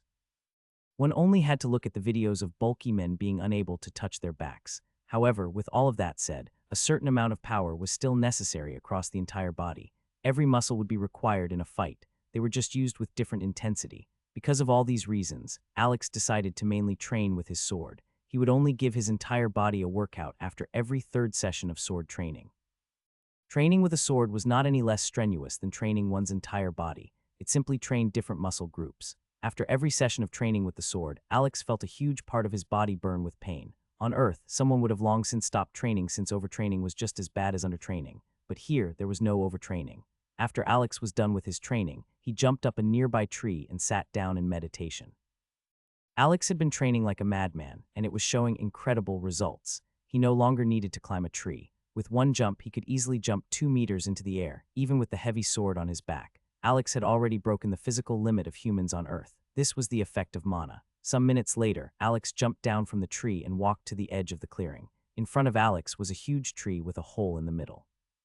The tree was nearly 3 meters wide, but it wasn't the tallest tree. After all, it was already dead, and the cold wind had destroyed the upper part of its trunk. Besides the hole in the tree were several pieces of wood arranged in the shape of a big doorframe. This wasn't a doorframe, but Alex's future hut. Every day, Alex would cut more wood and add to the wood. In a couple of days, he would have his very own tiny hut. Alex used stone for nails, but it was a difficult process to get them into the wooden boards. After all, stone was hard but brittle. If he just hammered the nails in, they would break. Because of that, Alex had to cut out the holes with his sword and carefully insert the stone. This made the structure very unstable and wonky, but it held up for now. As long as nothing touched the structure, and as long as the wind wasn't too strong, the structure would hold. Alex went to a bench near the structure and grabbed his clothes. His old clothes had long since been ripped to pieces, including his spare clothes. His new clothes were made of wolf fur. One would think that such clothing looked wild and powerful, but in reality it looked poor and pitiful. However, this set of clothing was already far superior to the previous ones. After all, Alex had gotten better at sewing. Who would have thought that one of the essential skills of surviving in the cold wilds was sewing? If Alex were in a tropical climate, he wouldn't have to bother that much with sewing. He would only need to remain in the shade most of the time, and if he walked around, he would only need to protect himself from the sun. A blanket wasn't nearly as hard to make as actual clothing. After putting on his clothes, Alex grabbed his cloak and put it around his shoulders. Alex performed a couple of jumps to test if his movement would be impaired by the new set of clothing, and realized that it wouldn't. Alex looked at the dimming sky. He couldn't see the sun, but he wouldn't be able to see the sun anyway, even if it were midday. Why? Because the sky was covered in oppressive, cold, gray clouds. It had already snowed a couple of days ago, and Alex noticed that the weather was getting colder. The winter would soon be here. This was a major problem for Alex since warmth would be of primary importance. He even guessed that temperatures might even reach 20 to 40 degrees Celsius at the peak of winter. Even if Alex had an incredibly powerful body now, he knew that he couldn't survive such temperatures. This was why Alex concentrated on becoming better at sewing and making a hut. However, there was one major problem standing in his way. Dusk soon arrived, and Alex's eyes narrowed as he checked his equipment again. Alex touched his sword to comfort himself and released a sigh as he closed his eyes.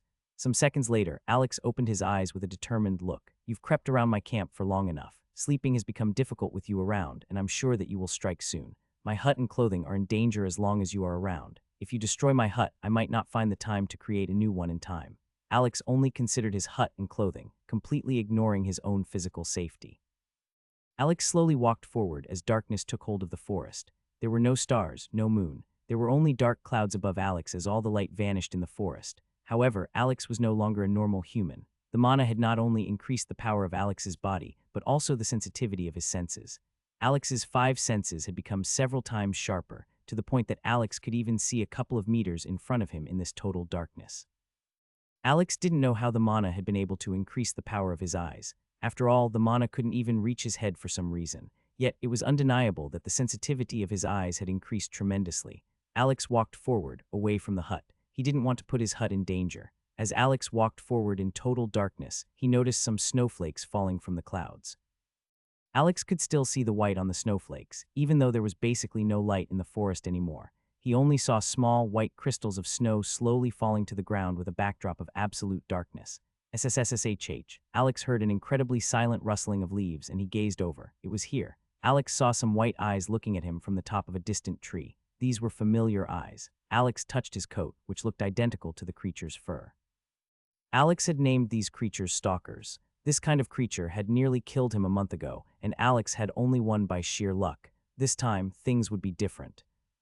Alex looked at the stalker and the stalker looked back. Silence. Only the cold wind could be heard. Alex slowly retrieved his sword and held it in his right hand. He no longer needed to carry it with both of his hands. Step. Then Alex slowly stepped forward. The stalker looked at him from a distance, silently evaluating him. In its mind, this animal was small, far smaller than it. It had seen these kinds of animals before, and they always hunted in groups. Yet, this one was alone. From what the stalker had seen, these animals weren't very powerful. They could only be a real danger in a group. They were slow. Their bodies were weak, yet this particular specimen felt different to the stalker, more dangerous. However, the more dangerous this specimen felt, the better its meat would taste. Such creatures as the stalkers were drawn to powerful prey. The more powerful the prey, the better. On Earth, predators avoided dangerous prey unless they were really desperate. But here, things were different. The more powerful something was, the more mana it had stored in its body. After all, physical power without mana took a being only so far. At some point, mana was necessary to become more powerful. Because of that, the predators that took more risks and survived had become more powerful and had fathered more offspring. After many, many years, every animal and creature in this world had the instinct of hunting powerful prey. This was also why the wolves hadn't retreated when they had been attacked by the lizard. The lizard had killed 2 of the 4 wolves, but the remaining 2 wolves had still charged at it in a frenzy. This was how powerful the draw of power was for the creatures and animals of this world. Alex slowly walked closer as he kept his sword ready, never taking his eyes off the creature. This was no longer the same Alex that had appeared in this world. The old Alex had thought about many things. Family, love, success, money, justice. However, all of these desires had been replaced with a thirst for power. People changed over the course of their life, but was such a drastic change in attitude and personality in only a single month normal? Could he still be considered as Alex, or had he already become Shang? Alex didn't think about these things, but he had long decided that he would only walk forward, never looking backward. The old world of Alex was slowly left behind as he walked into the darkness before him. How long would it take until Alex looked back? Would he have already walked so far that he couldn't see his starting point anymore? If that happened, Alex would have nothing left to orient himself on. Then he would only walk forward blindly in the darkness, in a random direction. Chances were that he would end up walking in a direction the old Alex would have never chosen. Step. Alex arrived below the tree and the stalker was still looking at him. It was still debating if it should attack him or not.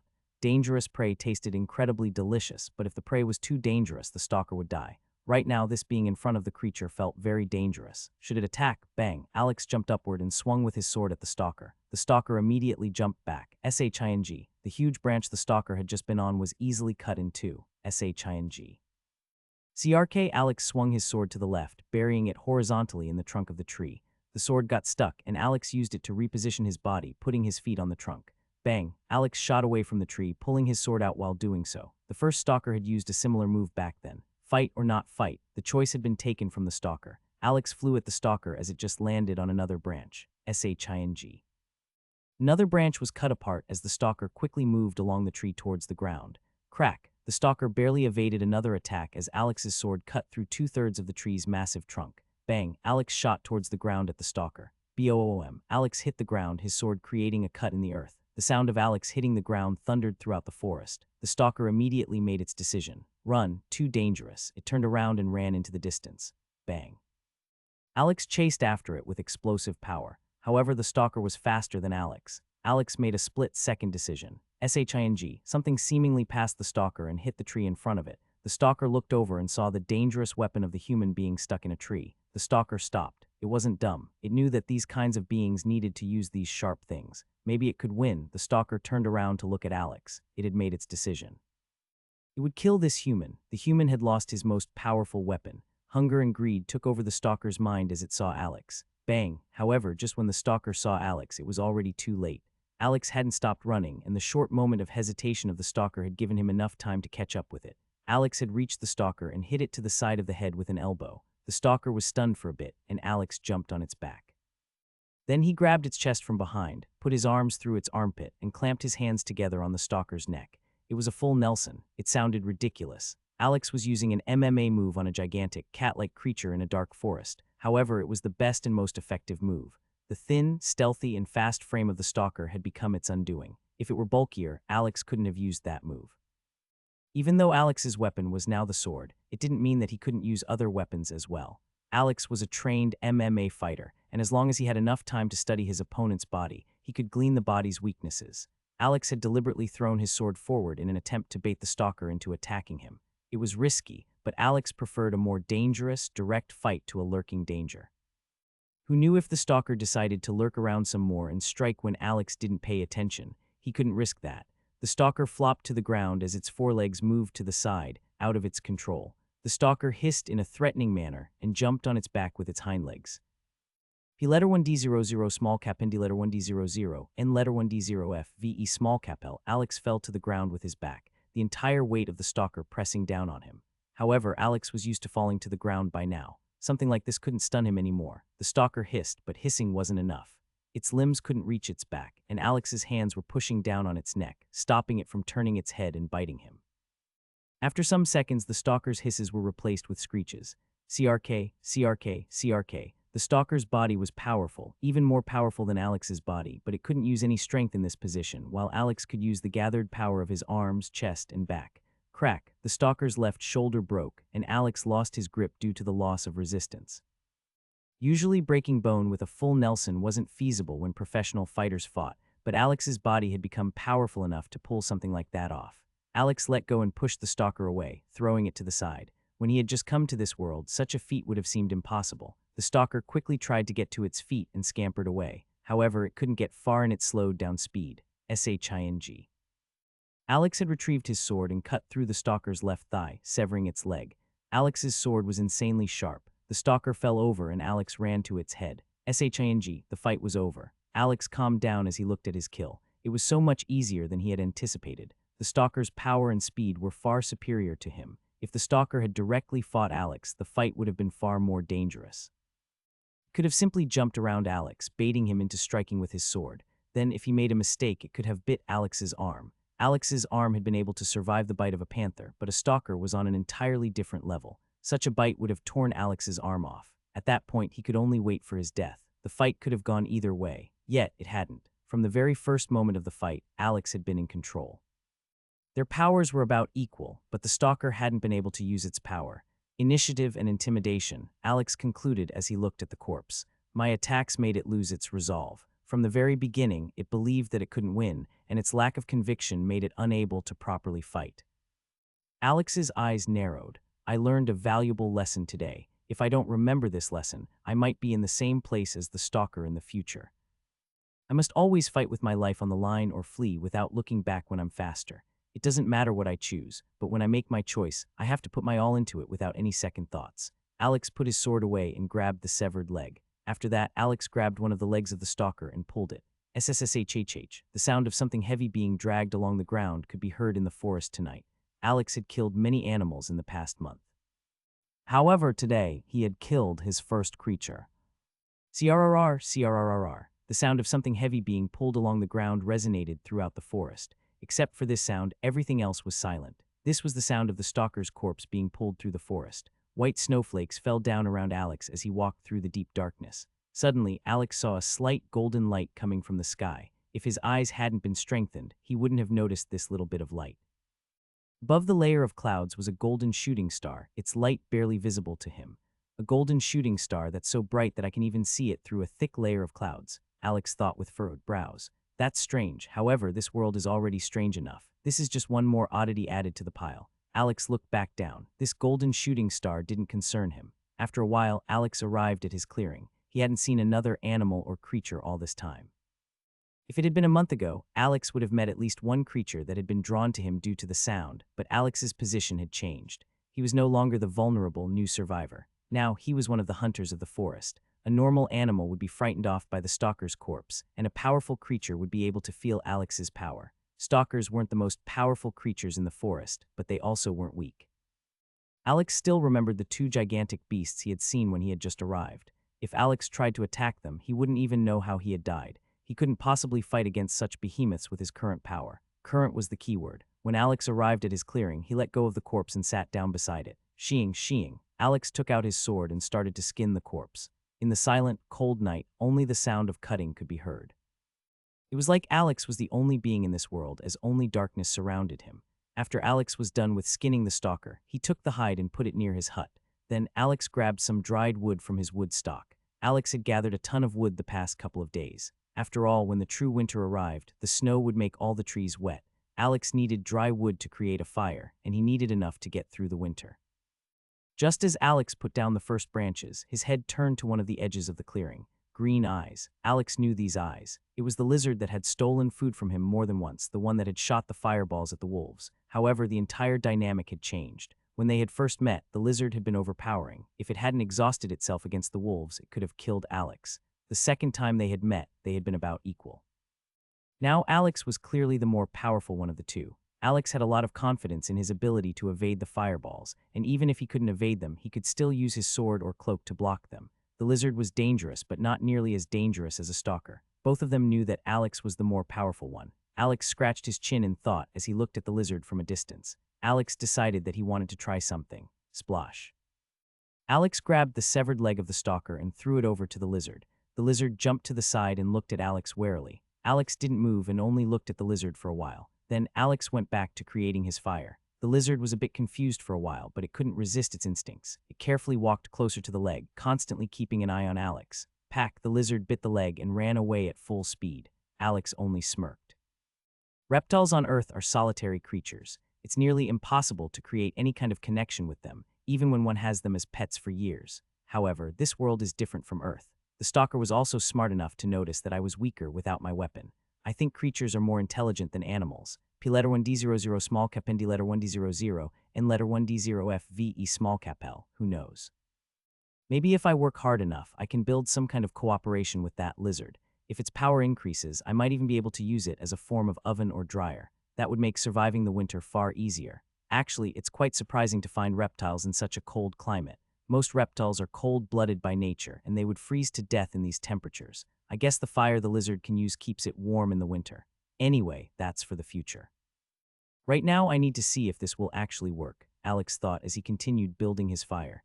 Alex had placed the fire over 10 meters away from his hut for a specific reason. After some minutes, quite a big fire roared in front of Alex. Alex cut some parts off the stalker and grilled them around the fire. However, he didn't dry the hide yet. Why not? He had a reason for that. Alex continued to build his hut for the next hour.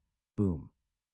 A distant sound of something heavy hitting the ground could be heard. Alex smirked. It actually works. Should I be happy or scared? The sound grew louder over the next 2 minutes until something appeared at the edge of the clearing. It was absolutely enormous, and it had gigantic green needles. It was the hedgehog. This was why Alex had built the fire so far away from his hut. Alex assumed that the hedgehog had found him the last time due to the fire and smell of meat, and sure enough, the hedgehog had appeared once again.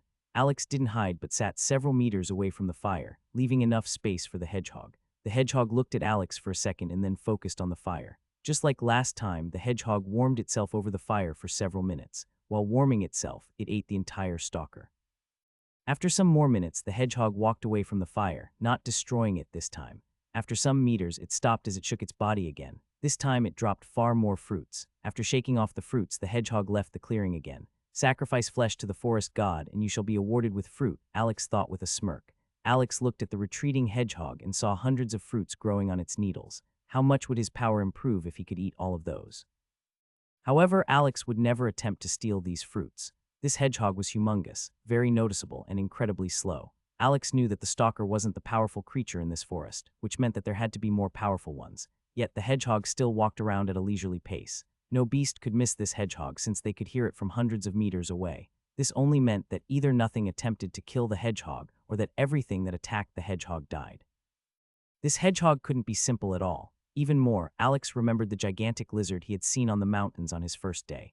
That lizard had only been on the mountains, even though it could enter the forest. The thing it had killed had also been in the forest, not in the mountains. There was no reason for the gigantic lizard to not enter the forest. After all, there was much more food here. Yet, it hadn't entered. Alex assumed that this hedgehog was the very reason for that. The gigantic lizard had to have seen the hedgehog, but it hadn't attacked. With all of these clues combined, Alex concluded that the hedgehog was probably the most powerful being in the entire basin. Just one of its hundreds of fruits already made Alex's body nearly explode with mana. This thing was a true monster, the true hegemon of this basin. Alex still remembered that the god had said that he should only go to a different wilderness when this one no longer posed any danger. This probably meant that the wilderness surrounding the basin was far more dangerous. So why wasn't any creature from there entering this basin? The mountains couldn't possibly stop them since they weren't even that high. This was the hedgehog's territory. It probably even counted as a mighty creature on the outside. However, another question was, did no creature dare to enter? Or did every creature that entered die? Alex wasn't sure, but his attention was quickly drawn to the fruits on the ground. Alex smirked. There were so many. Alex gathered the fruits. There were 26 of them, which was insane. The pig Alex had fed to the hegemon before had only given him 5, with one being taken away by the lizard. But now Alex received 26. Obviously, the hegemon is rewarding me with fruits based on the power of the prey, Alex thought as he gathered the fruits. What defines power? I guess it's mostly the amount of mana inside of a being. The pig had only been a normal animal, but it had been quite massive. A normal wolf would probably only give me 3 fruits, or something like that. As Alex took up the last fruit, he looked at it with narrowed eyes. I can train my body without problems when it comes to muscles, but power isn't only muscles. I need powerful bones to resist my own power and to continue fighting after taking a heavy hit. I need powerful organs for the same reason. There's probably even something that can increase the effectiveness of my blood. More powerful muscles need more oxygen, and the blood is the thing that transports said oxygen. As Alex thought about that, he furrowed his brows. Wait a second. If my body requires more oxygen, I would be taking far deeper breaths. After all, my muscles are already more powerful than any human's muscles on Earth. Yet I'm breathing normally. In fact, now that I think about it, my breathing became even shallower.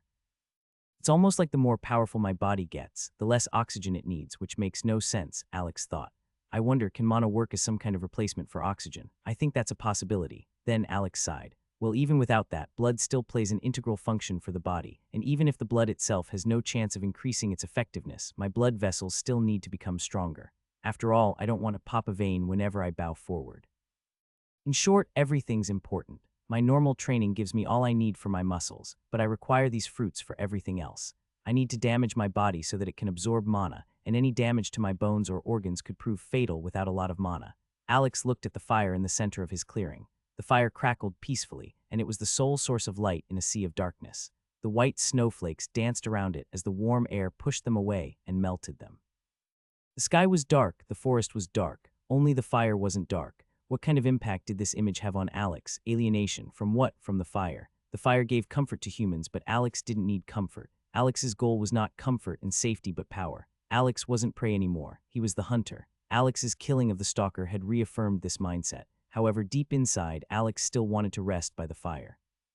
He wanted to let go of all the pressure and dangers all around him, but Alex wouldn't do so. P letter 1D00 small cap ND letter 1D00 N letter 1D0 F VE small cap L. Alex had learned a lot from his fight with the stalker. The two opponents had been about equal in power, yet Alex had basically come out of the fight without even being injured or in danger. The stalker hadn't even been able to resist. Why? Willpower, conviction. Alex had gone all in and had put his life on the line. He had never thought about retreat, and he had only attacked. He would either win or die attacking. I've been in similar situations before, Alex thought as he gazed at the fire.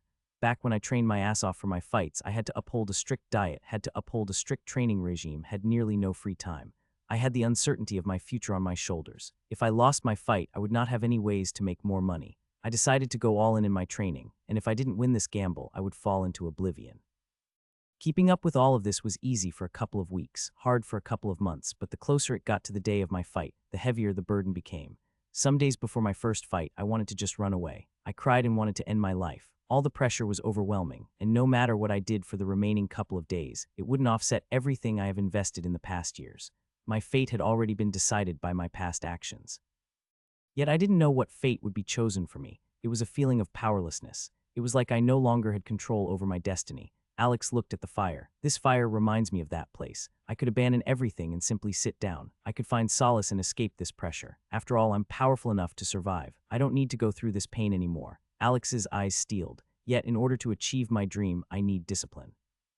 One day of skipping training will lead to another day a week later, which will lead to another day a week later until it becomes normal. Then I will eventually take another day off, and the same thing will repeat itself. In the end, I will have mostly given up. Complacency will have invaded my being. Alex turned around and took hold of the stalker's hide. Then he went over to the fire and hung the hide near it. Alex turned away from the fire again and walked away. I can't give in to complacency.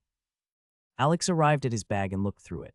I still have newly made jerky left. That's enough food for several days. I shouldn't eat anything right now since I will be training. I don't want to eat jerky just to puke it out again, Alex thought. Alex grabbed one of the fruits and looked at it with conviction. Yet no matter how convicted and stalwart his mind was at the moment, he still felt deep terror when he looked at the fruit. This fruit symbolized another harrowing, torturous, traumatic experience. I'm sure there are other ways to train my organs, bones, skin, blood vessels, and so on. I can't imagine everyone going through this hell. The path to power is hard, but not that hard probably. Sadly, I don't know these other methods. Also, would these other methods be better than this one? Would they be faster? I don't know. Alex hesitated a bit, but after gnashing his teeth, Alex finally swallowed the entire fruit.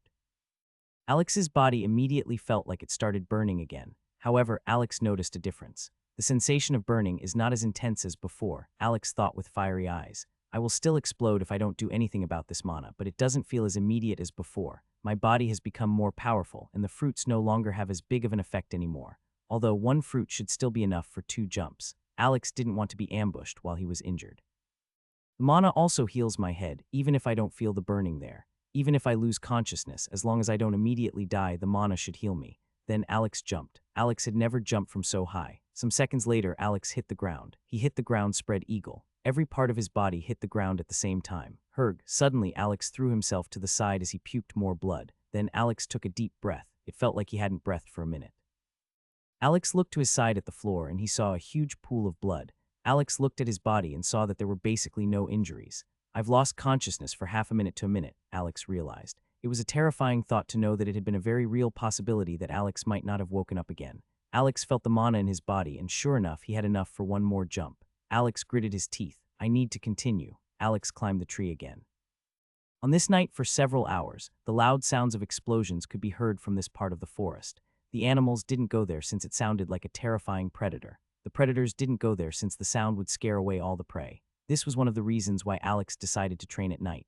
Everyone was more careful, and no one would want to go to a noisy place in a forest at night. Thus, Alex hadn't been disturbed in his masochistic training for the entire night.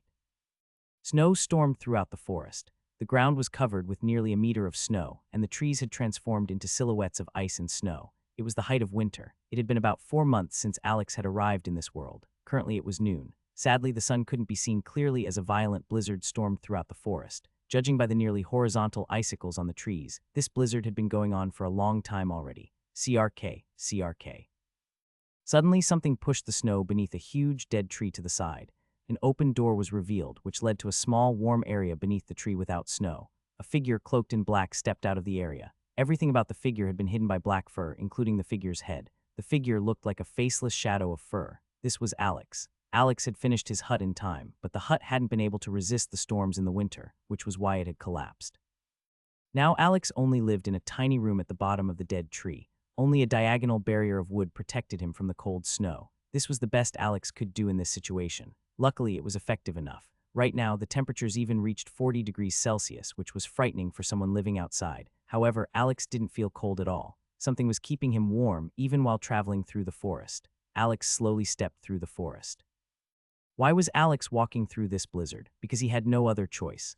Alex's food had run out several days ago, and he had wanted to wait for the blizzard's end. However, the blizzard just didn't end. A conspicuous dark shadow traveled across the snowy forest, the only dark thing in sight. It was an oddity. I need food, Alex thought. As soon as I get some food, I can continue training. Alex had summoned the hegemon of the forest several times by now, and he had somewhat grown accustomed to the terrifying experiences that followed. Additionally, Alex's swordsmanship had also increased considerably. Alex hadn't had any guided training on swordsmanship, but he had continually trained all the different kinds of attacks and moves he could perform. As long as his movements became more fluid, faster, and more powerful, his combat power should increase. Alex didn't know if he had any weaknesses in his movements, but there was no way to rectify them, even if he had them. The creatures weren't smart enough to notice the openings in Alex's movements. Alex pushed himself through the snow. However, he wasn't exactly walking upright. The snow was already very high, and Alex decided to use the snow as cover. Because of that, Alex walked with a lowered posture, not showing himself anywhere. He would only raise his head above the snow cover occasionally to search for prey. Alex had always traveled through the forest at night. Why? Because he needed stealth. In the day, Alex's prey would see him from a distance and run away. Now, this was no longer a problem. Alex's body had become terrifyingly powerful, and he had no problems in reaching 50-60 kilometers per hour even with all his equipment. Now, the light of day was an advantage instead of a disadvantage for him. However, there had been one more reason why Alex hadn't traveled during the day. Powerful predators. What did this have to do with the time of day? Well, most predators hunted at night. Why? For the same reasons as Alex had hunted at night.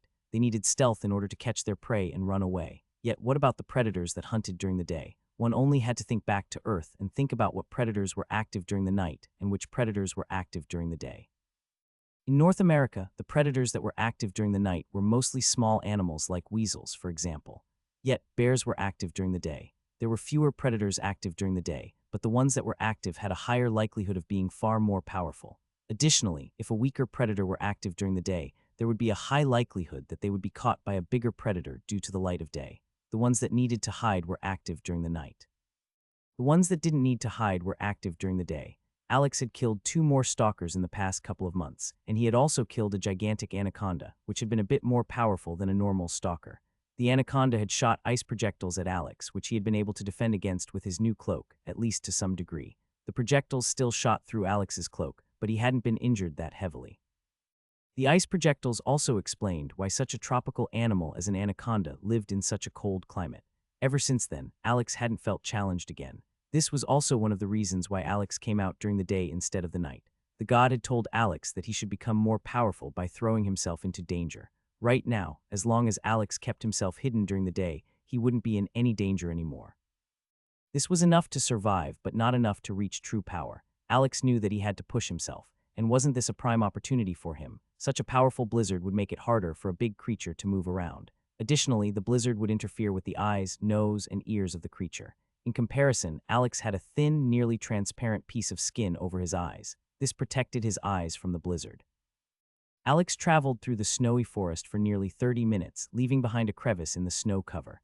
Alex had seen about 2 white rabbits up to now, but he wasn't interested in them. He wanted bigger prey. After a while, Alex arrived in front of a lake. This was the lake in the middle of the forest. Alex wanted to come here since there were fewer trees in the way. If something traveled across the frozen lake, Alex would be able to spot it. The lake was about 1 kilometer wide, making it neither small nor big. However, the closer Alex got to the lake, the colder he felt. Is the temperature dropping? Alex thought. When Alex reached the edge of the lake, he felt like the temperature had dropped by another 20 degrees. What was going on? Why was it so much colder here? As Alex looked at the lake, he got his answer. Alex narrowed his eyes as he saw the 2 things in the middle of the lake. One thing was something that was difficult to describe. It was some form of force. Some white air came out of the lake in the form of a spire about 2 meters tall. It almost looked illusory. Several icicles and broken pieces of ice were seemingly levitating around the white, illusory spire. This is the thing that's causing all this coldness, and I'm sure that this thing wasn't here before, Alex thought. P letter 1D00 small cap ND letter 1D00 and letter 1D0 FVE small cap L. Then Alex looked at the other thing.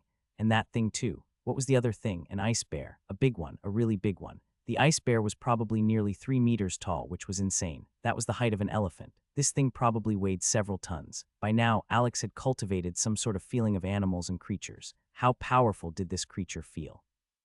Far more powerful than a stalker, more powerful than the ice anaconda, probably a bit weaker than the gigantic lizard Alex had seen on the mountains on his first day, far weaker than the hegemon. The bear slept beside the spire. This spire probably releases something that makes it easier for creatures with the ice element to become more powerful. I don't know if there are types of mana, but if there were, this would probably be concentrated ice mana.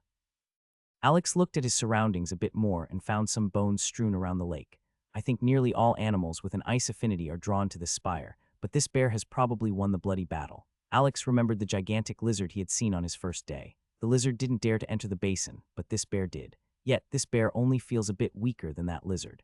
This probably means that this bear represents the highest power allowed by the hegemon. Judging by the fear of the lizard, anything more powerful than this bear will probably be killed by the hegemon. I don't know how the hedgehog does it, but that's the only explanation I can come up with. Alex narrowed his eyes and gritted his teeth. It's a huge risk, but I'm supposed to risk my life. It doesn't feel like I would be helpless in front of this bear, but it also doesn't feel like I can win. It's a gamble. Alex's fist shook in conflict, but eventually it relaxed. If I turn back now, I will turn back again later. I can't allow that. Alex readied his sword and patted the side of his torso a bit to check for something. Then he walked towards the lake. Alex stepped onto the ice. The surroundings became even colder as Alex walked forward. However, Alex quickly noticed something that would change the entire dynamic of the fight. Alex nearly fell over as his feet lost their grip. It's fucking ice. How could I have overlooked something like that? He thought in frustration. Alex stabbed his sword into the ice. The sword easily entered the ice, almost like it didn't exist. Then Alex pushed himself forward, using his sword as an anchor point in the ice. Alex practiced a bit to get used to his new form of movement. After some minutes, Alex had a good grasp on how to move properly on the ice.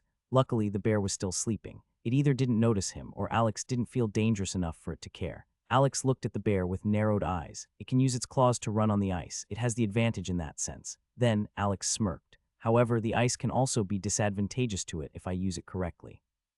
Then, Alex slid forward. After around 200 meters of gliding across the lake, the bear opened its eyes and lifted its head as it looked at Alex. P letter 1D00 small cap N D letter 1D00 N letter 1D0F V E small cap L. Alex's heart jumped as their gazes met. Powerful, Alex thought, but I can't always live in safety. If I want power, I have to push myself. The two only gazed at each other for several seconds. CRRRR. After the bear saw that Alex didn't move, it started to silently growl, the vibrations going across the lake. It either feels threatened or annoyed by me, Alex thought. Alex continued sliding forward. When the bear saw that Alex didn't retreat, it stood up as it turned to him. Its growl became louder as it tried to scare Alex away. Alex came closer. Now only 100 meters separated them.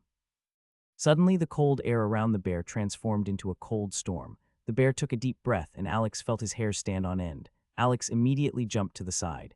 SHING. A spear made of ice whizzed past Alex's body with insane speeds. Bang, the spear of ice punched through a tree and got stuck in the tree behind that one. Alex took a deep breath. This bear was no joke. Alex had already met several beasts with these kinds of elemental powers, but this bear was on a completely different level. The lizard Alex had seen a couple of times could only throw weak fireballs. The anaconda had only been able to shoot some cold wind. The stalker also had an elemental power, but it hadn't been used as a form of attack, but for keeping it hidden and silent.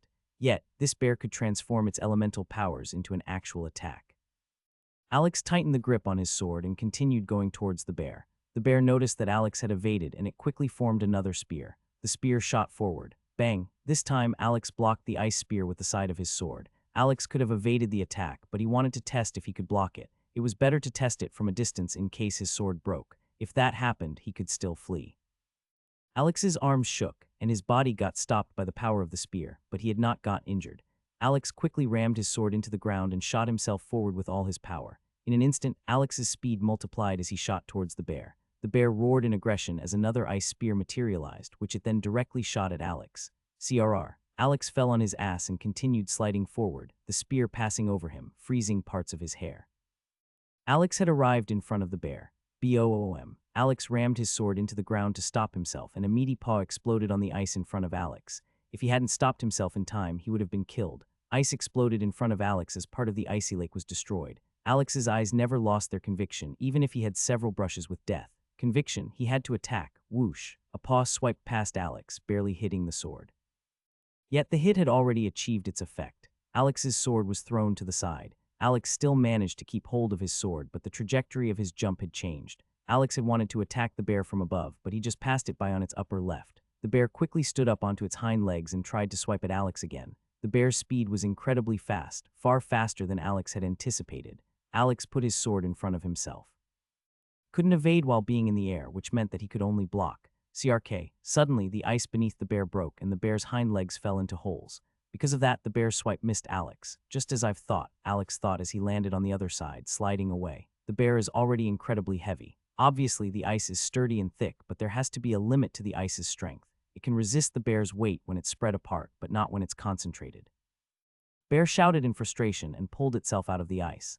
At the same time, Alex put his sword into the ice again and changed his trajectory. There was now a distance of 20 meters between them. The bear turned to Alex. Then it charged forward, the ice cracking beneath its powerful strides. Alex used his sword like a ski pole to control his trajectory and speed as he circled around the bear. The bear came closer, and Alex used his sword to immediately and sharply change his trajectory. Boom! Another powerful paw hit the ice, but Alex managed to evade it.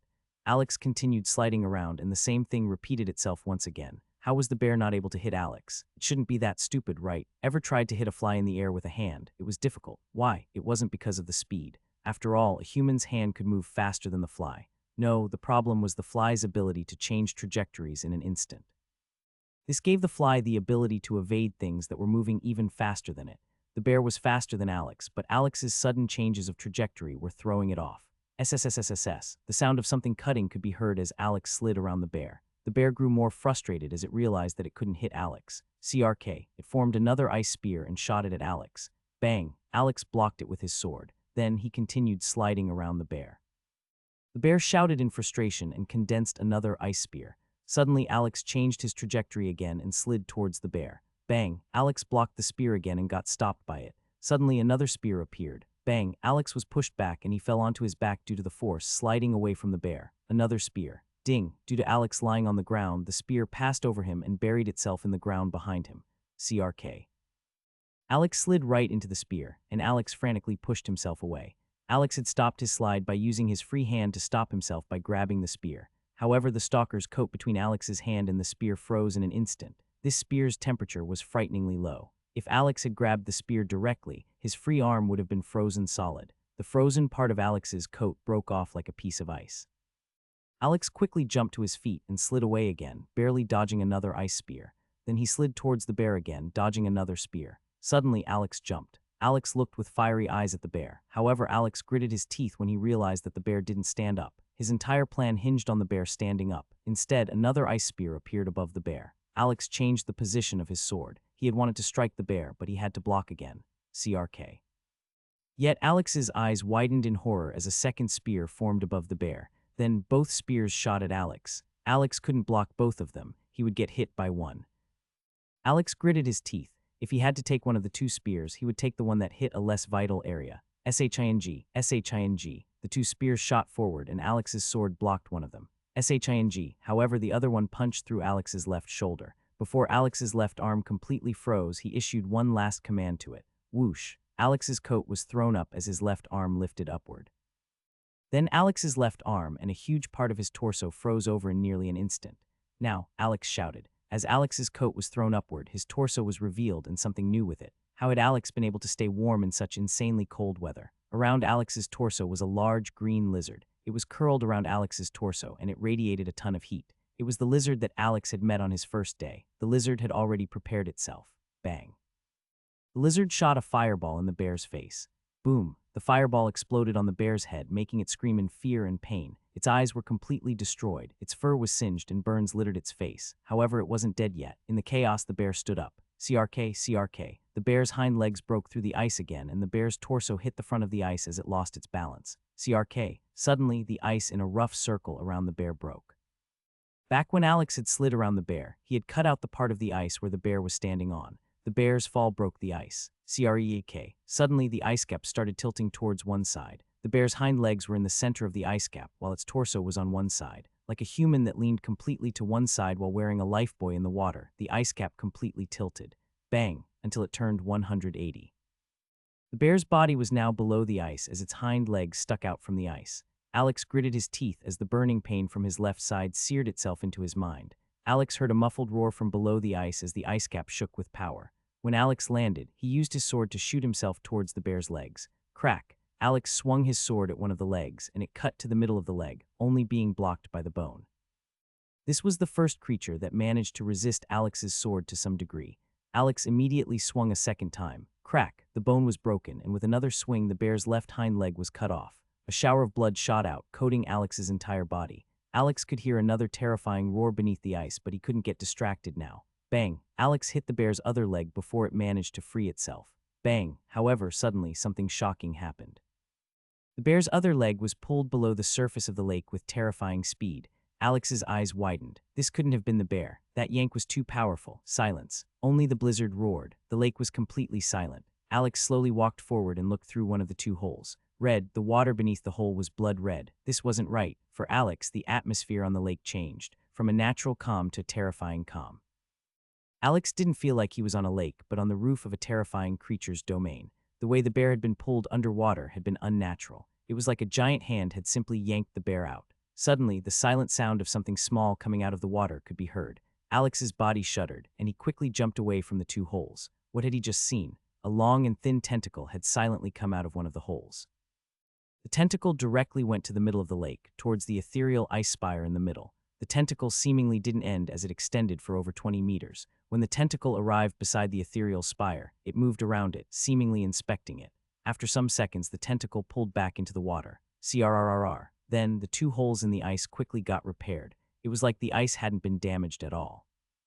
Alex had completely stopped breathing as he watched all of this unfold. He didn't want to make any sound. After a bit, Alex noticed something else, and what he saw shook him to the core. The ethereal spire in the middle of the lake. It had grown bigger and more powerful. Immediately, Alex combined several clues into a terrifying picture. This is not some natural mana phenomenon, Alex thought. This is bait. This thing created this ethereal spire to lure in a powerful creature. Then it would consume the creature after a while. This is a trap. Alex took a deep breath. If it were another creature like the bear, Alex wouldn't feel so distraught. However, the power with which this thing had pulled the bear down had been too frightening. It was like a grown man that had yanked on a mere piece of grass. The yank had been so powerful that it was probably harder to not accidentally tear the bear apart than to pull it out of the ice. The bear and this thing were not on the same level at all. Maybe the hedgehog actually isn't the most powerful thing in this forest, Alex thought with terror. What if the hedgehog isn't the reason why there are no powerful creatures here? What if the reason is that thing in the lake? Suddenly, Alex felt something pull on his coat, and Alex nearly jumped back. However, he realized that it was only the lizard that had climbed down. The lizard seemingly wanted to pull Alex towards the ethereal spire in the middle of the lake. The lizard looked at Alex's frozen left arm, then at the spire, at Alex's arm again, and at the spire again. Alex also looked at his arm and gritted his teeth. My arm is basically destroyed, he thought with pain. Alex's entire arm had been frozen solid, and the cold even started to invade his torso. Alex knew that his left arm had already completely died. Alex looked at the ethereal spire. Just like before, ice formed around the spire continuously, and it danced around it in a calm manner. Alex's instincts were telling him that there was a ton of mana in there. However, this is that thing's bait, Alex thought. The lizard thinks that this spire can help me. Maybe its ice powers can heal my dead arm. Alex looked at the calm lake, and he felt the overbearing pressure in the air. But if that thing notices me, I'm dead. Alex looked at his left arm again. However, I already lost an arm. This will severely cripple my fighting ability, Alex thought. Then he looked back at the spire. Should I try getting the spire or not? Silence. A minute passed, and then Alex made his decision. Alex turned around and left the lake. I can't risk it. There is probably a way to heal my arm on the outside, but I can't revive myself from the dead, Alex thought. P letter 1D00 small cap N D letter 1D00 N letter 1D0F V E small cap L. It's too risky. CREAK, however, Alex suddenly heard the sounds of trees being bent from the shore of the lake. Alex knew that sound. Sure enough, just a bit later, the hedgehog had appeared at the edge of the lake. Alex looked at the hedgehog, and the hedgehog looked at Alex. Then the hedgehog looked at the spire in the middle. Then it looked at Alex again. It seemingly looked at Alex with expectation. Alex looked at the hedgehog's actions, and he felt like he could understand its intentions. Does it want me to grab the spire? Alex looked at the hedgehog, unsure if he was judging its intentions correctly. Alex pointed towards the spire with his sword and looked at the hedgehog. The hedgehog didn't react. It continued looking at Alex with expectation. Fuck, does it want me to get this ethereal spire for it? Alex thought. Is it forcing me to retrieve it? Alex started sliding towards a different direction of where the hedgehog was. CREAK.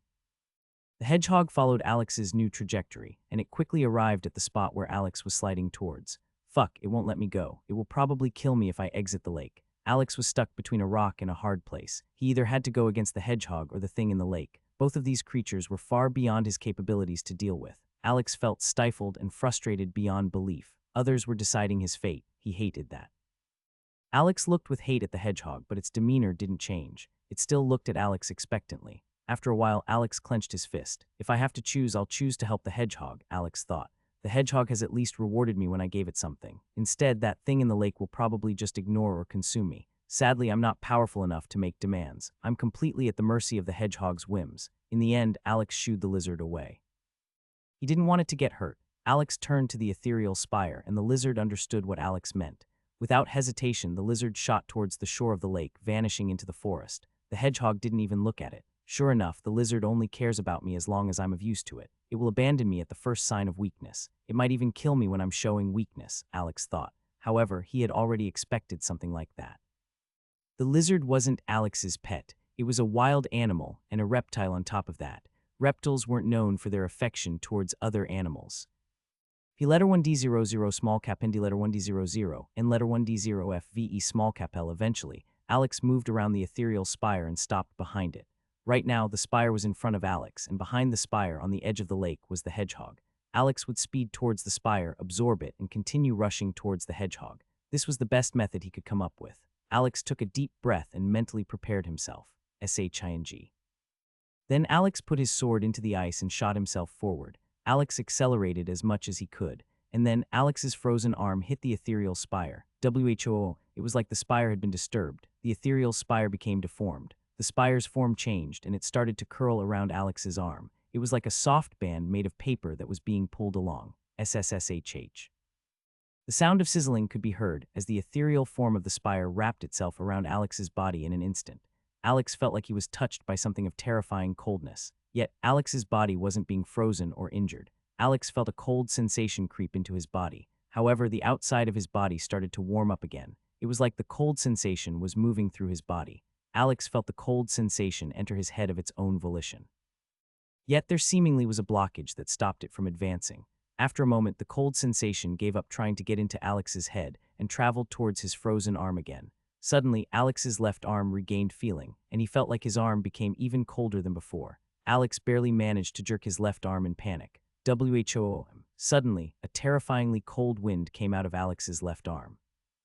The cold wind hit the ice cover beneath Alex, and an additional layer of ice formed on that spot.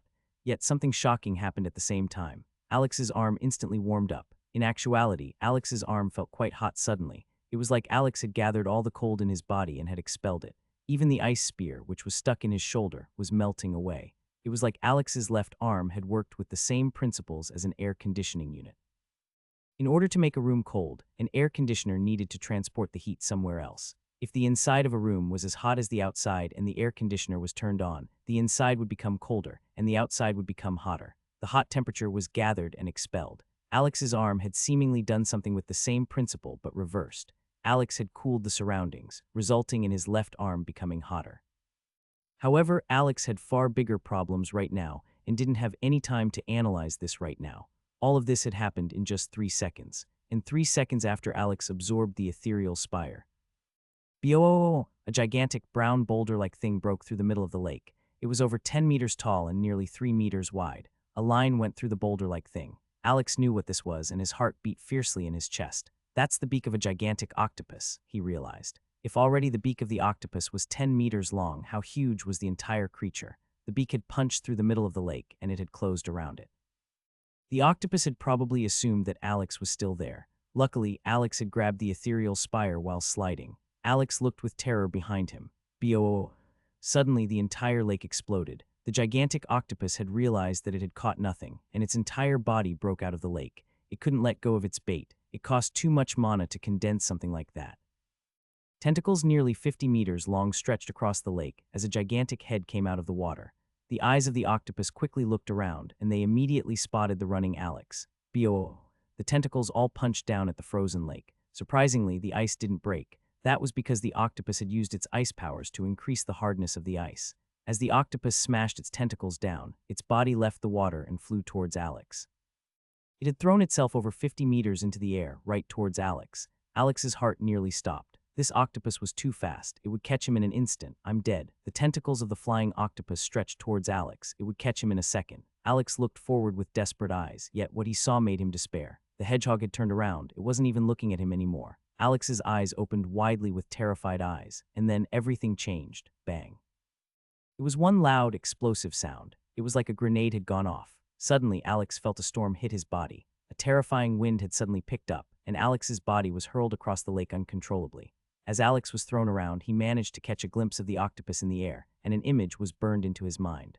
Over 20 extremely long, green needles had buried themselves into the octopus body. This was the reason for the explosive sound and the terrifying storm. The needles had exploded off the hedgehog's body, had passed by Alex's body with unimaginable speeds, and had buried themselves into the octopus. The wind of the needles had thrown Alex across the lake. The sheer power of the needle explosion had stopped the massive octopus in the air. Then Alex saw the hedgehog quickly peek behind itself. After that, it turned away again. Bang! Another terrifying explosion, and another 20 needles shot through the octopus. The ground beneath the hedgehog broke due to the unimaginable force, and the octopus was thrown across the lake. Bang! Another explosion, and the octopus was thrown even farther away. Alex quickly lifted himself off the ground again and ran towards the edge of the lake. The hedgehog turned around, and then it exploded forward. Boo! The hedgehog exploded with absolutely terrifying speed. It was racing around the lake, avoiding the ice. It knew that the ice wouldn't be able to withstand its weight. Alex's eyes opened in shock as he saw the unreal speed of the hedgehog. How could he have thought that the hedgehog was slow? That thing was moving with over 200 kph. All the trees around it were utterly annihilated, creating a terrifyingly long trail of destruction.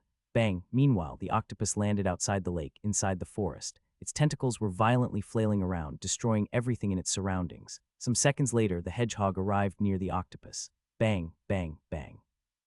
Alex couldn't see, but he heard the sounds of two gigantic beasts fighting in the distance. This was not a fight he could get involved in. However, the sounds vanished in less than 10 seconds. The fight was already over. Alex took a deep breath. Then he slowly made his way to the fighting area. Alex could see some green needles peeking over the trees, and they were moving around. He couldn't see any gigantic tentacles above the trees. This meant that the hedgehog had won. Sure enough, the hegemon is the hegemon, Alex thought. Alex slowly calmed down as he realized that he had managed to avoid death. I wonder if the hedgehog will reward me. I hope so. Fleeing now makes no sense. If the hedgehog wants to kill me, there's nothing I can do. Alex only hoped that the hedgehog's personality wouldn't suddenly change into a cruel one.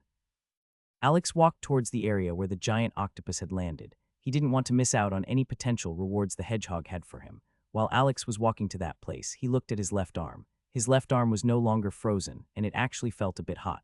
Sadly, his left arm was still severely injured. The freezing of organic material completely destroyed its structure, severing veins and many other things. Alex's left arm hadn't been in pain while it had been frozen, but as soon as it had thawed, Alex felt searing pain coming from it. Alex couldn't really move it much, but he could still experiment with it. The ethereal spire had entered Alex's left arm, and it remained there. He had already accidentally shot some cold air out of his left arm earlier, and Alex wanted to know how that worked.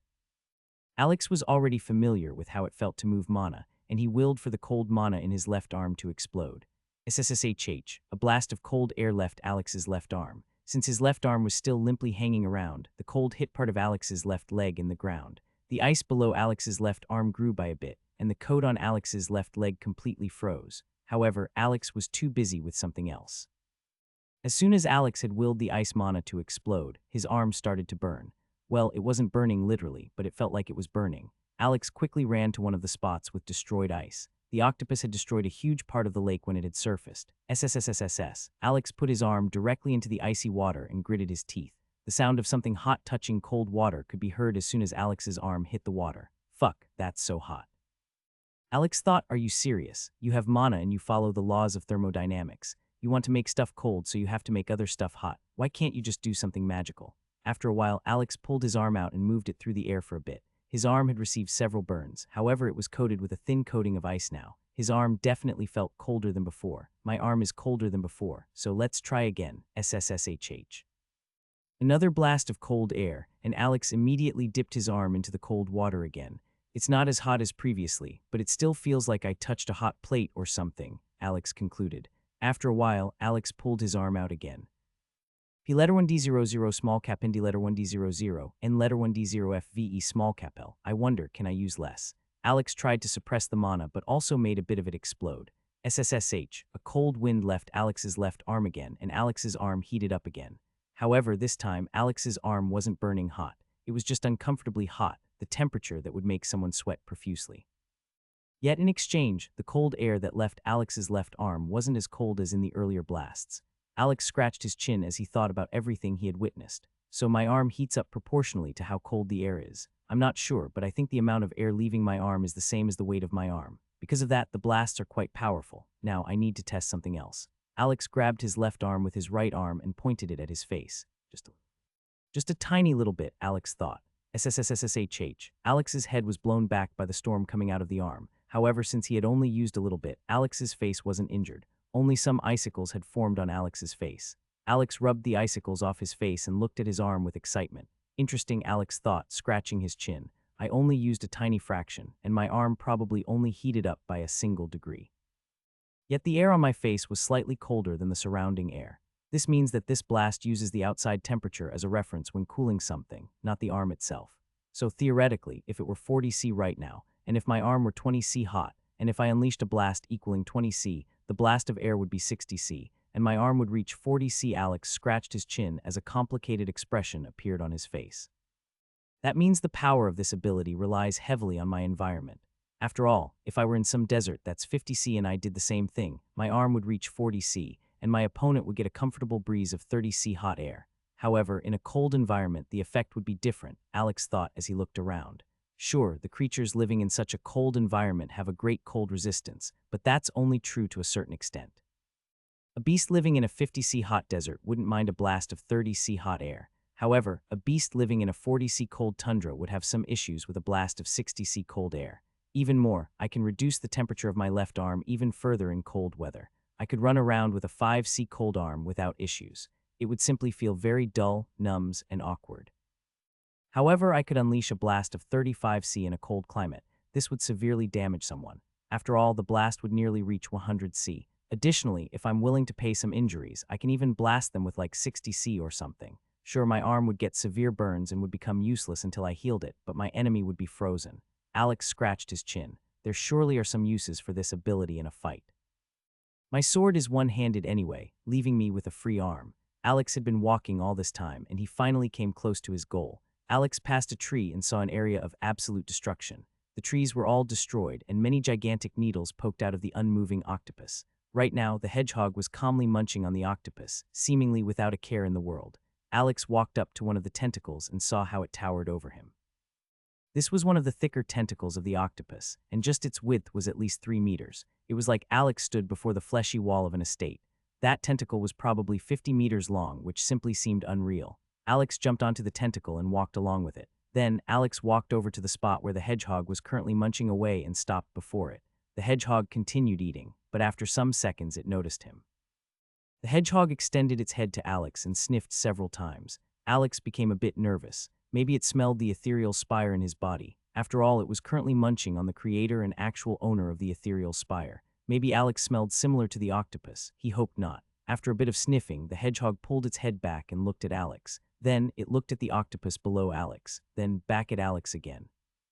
After that, the hedgehog walked to the tentacle where Alex had come from. Crunch, crunch, crunch. After a minute of biting, the hedgehog had severed the tentacle from the corpse. Bang! Then the hedgehog threw the tentacle a couple of meters into the distance with a kick from its paw. After that, it looked at Alex again for a while, and after that, it went back to eating. Alex realized what the hedgehog meant. It had given Alex one of the tentacles. Alex became excited for a bit.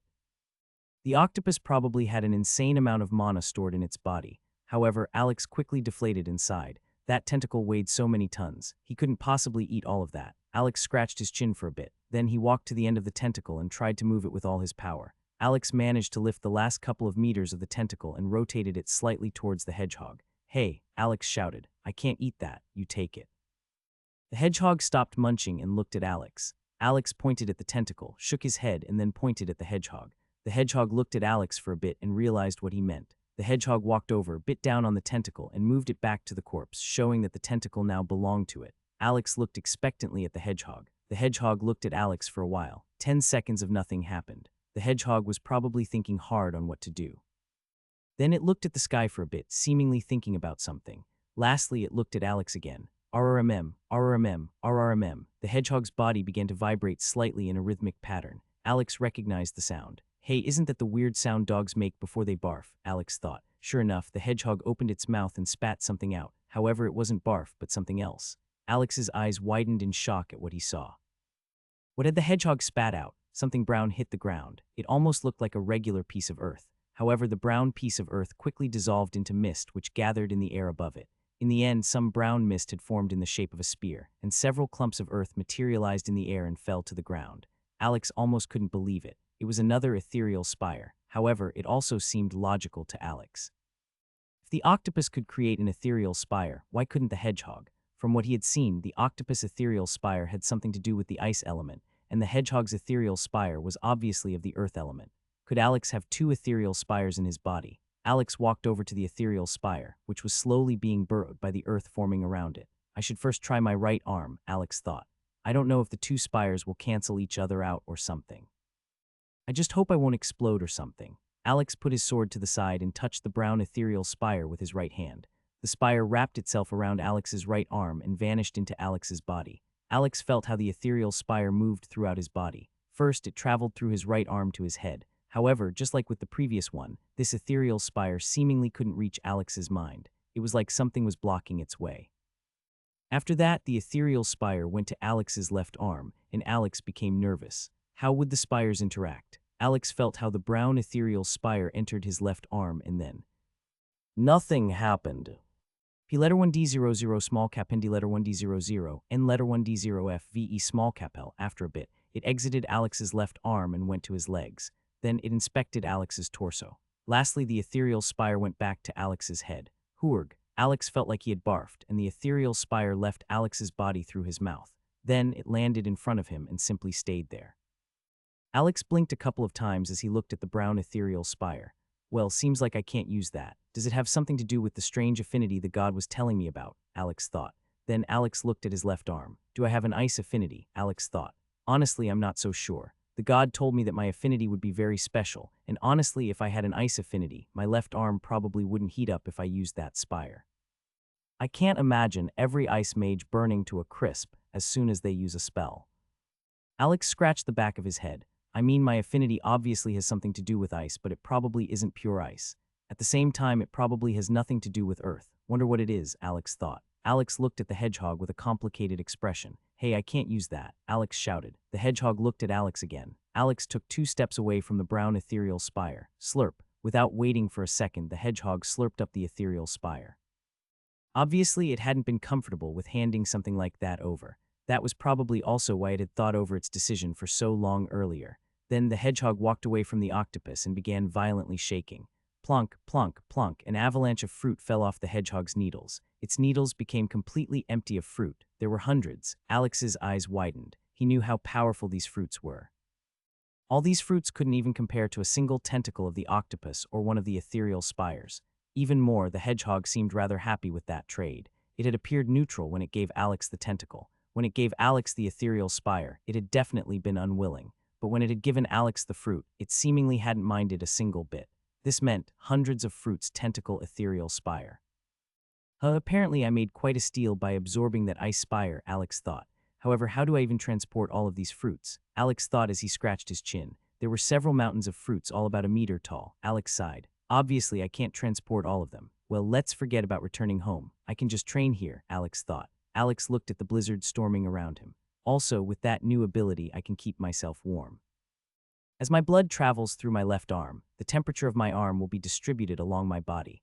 As long as it's not too cold, that's enough to heat my entire body. It's essentially not any different from what my body is naturally doing anyway. Crunch. Alex looked at one of the mountains and saw a familiar creature. Of course you return as soon as you're no longer in danger, Alex said with a sarcastic tone while looking at the lizard.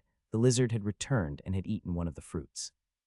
Well, you helped me in dealing with the bear, so you can get some of the fruits, Alex said. The lizard mostly ignored Alex. After eating the fruit, it went over to a tree, climbed it, and laid down. Alex also went over and ate one of the fruits. By now, Alex needed 2 fruits for one attempted suicide of training. However, for now, Alex only ate one. Why, SSSSSSS. Alex looked at his left arm as it released sizzling sounds. This was the sound of Alex's arm healing with rapid speeds. For once, Alex felt quite lucky. If he hadn't grabbed the ethereal spire, and if he hadn't used it, his arm would have probably shattered and fallen off at some point. Alex didn't want to find out if he could regrow entire limbs. Probably not. However, since his left arm was still attached and not frozen, it could receive the nutrients and mana from the fruit and heal. After a bit, Alex moved his left arm around with practiced ease.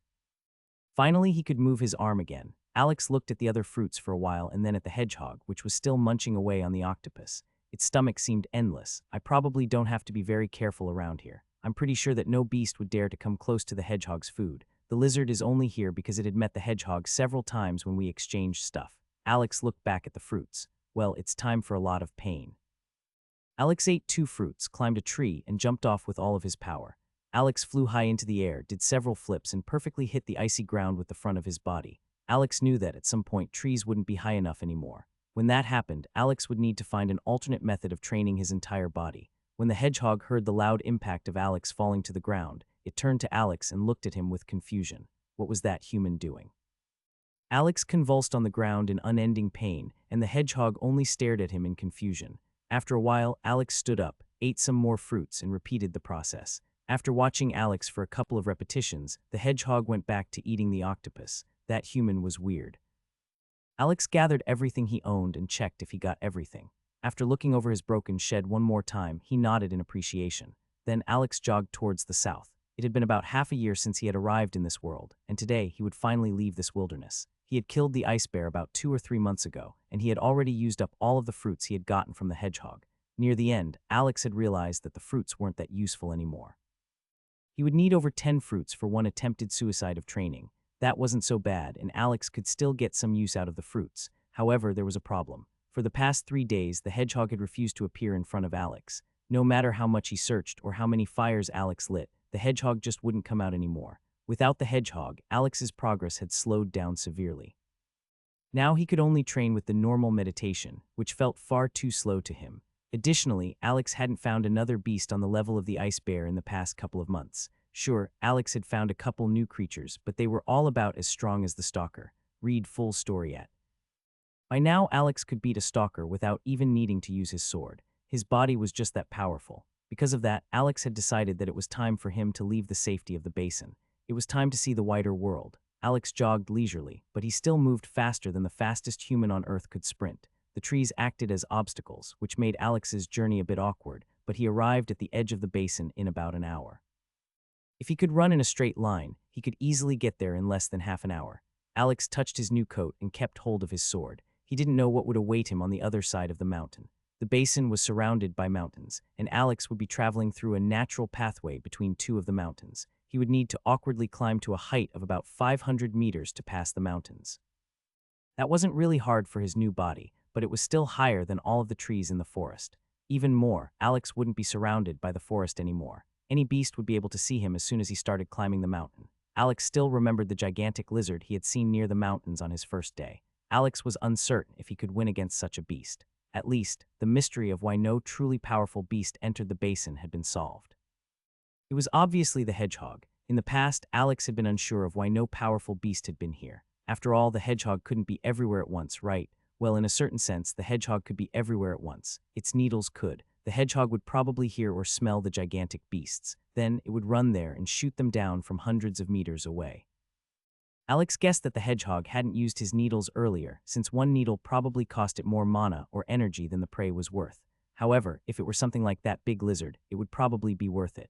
The mystery of why there hadn't been any powerful sea creatures had also been solved. A river stretched through the basin, and logically there should be a couple of powerful creatures. Well, these creatures had obviously been consumed by the octopus. Sure, with the death of the octopus, powerful sea creatures would probably appear in the basin, but Alex knew his own limits. He could attempt to fight a powerful land creature, emphasis being on attempt, but he wouldn't have any chance when fighting such a creature in the water. The basin had become useless to Alex, and it was time to move on. Alex looked at the path he would travel to, took a deep breath, and started climbing. I wouldn't go there if I were you. Alex's heart nearly stopped in fright. Alex quickly turned around and saw something he hadn't seen in over 6 months.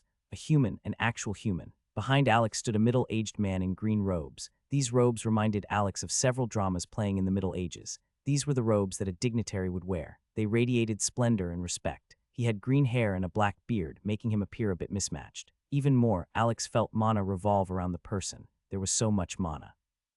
First human contact in the new world. Don't be awkward. Yo, Alex said with a slightly raised hand. It was normal to greet others like this on the street. It was a relaxed greeting.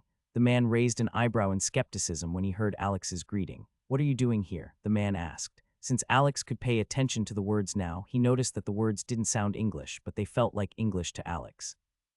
The man obviously spoke a different language, but Alex felt like he was speaking English. It was a weird feeling. It was like a badly dubbed movie. I've been living here for the past 6 months and I lived in the wilderness to become more powerful, Alex explained. The man nodded. Then the man pointed at Alex while reciting some confusing words. Alex's hair stood up. Was that a spell? Would the man attack him? Alex immediately jumped to the side and ran into the distance.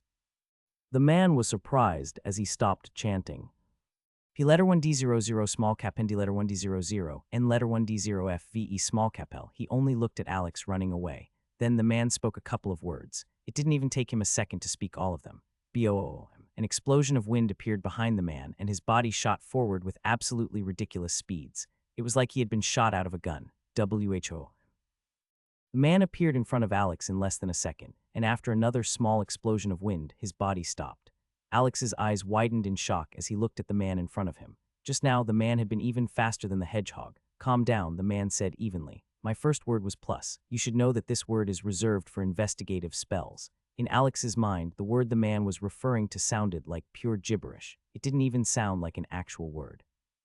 It was more like a weird combination of noises that made no sense. However, Alex knew that he couldn't do anything against the man if he wanted to try something on him. It was better to simply follow his instructions. The man spoke the same words again, and after a while, Alex felt mana gather around his body.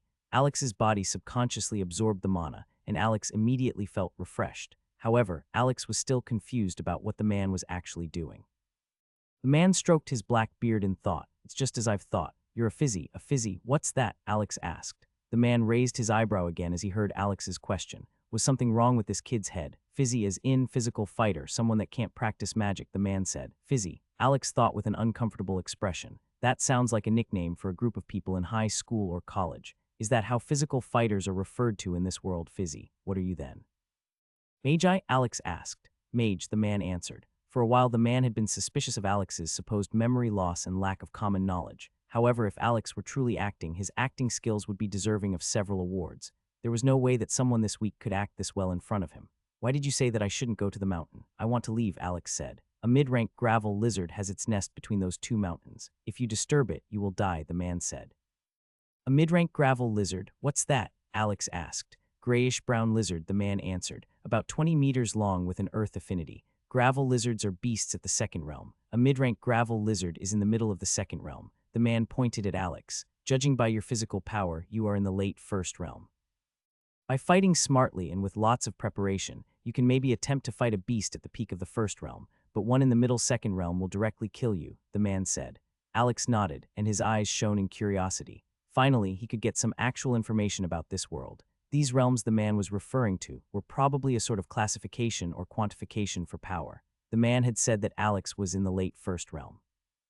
Alex assumed that he had come to this world while being in the initial first realm, which meant he had made quite some progress. However, according to logic, a mid-rank gravel lizard was probably stronger than Alex just as much as the current Alex was stronger than the past Alex.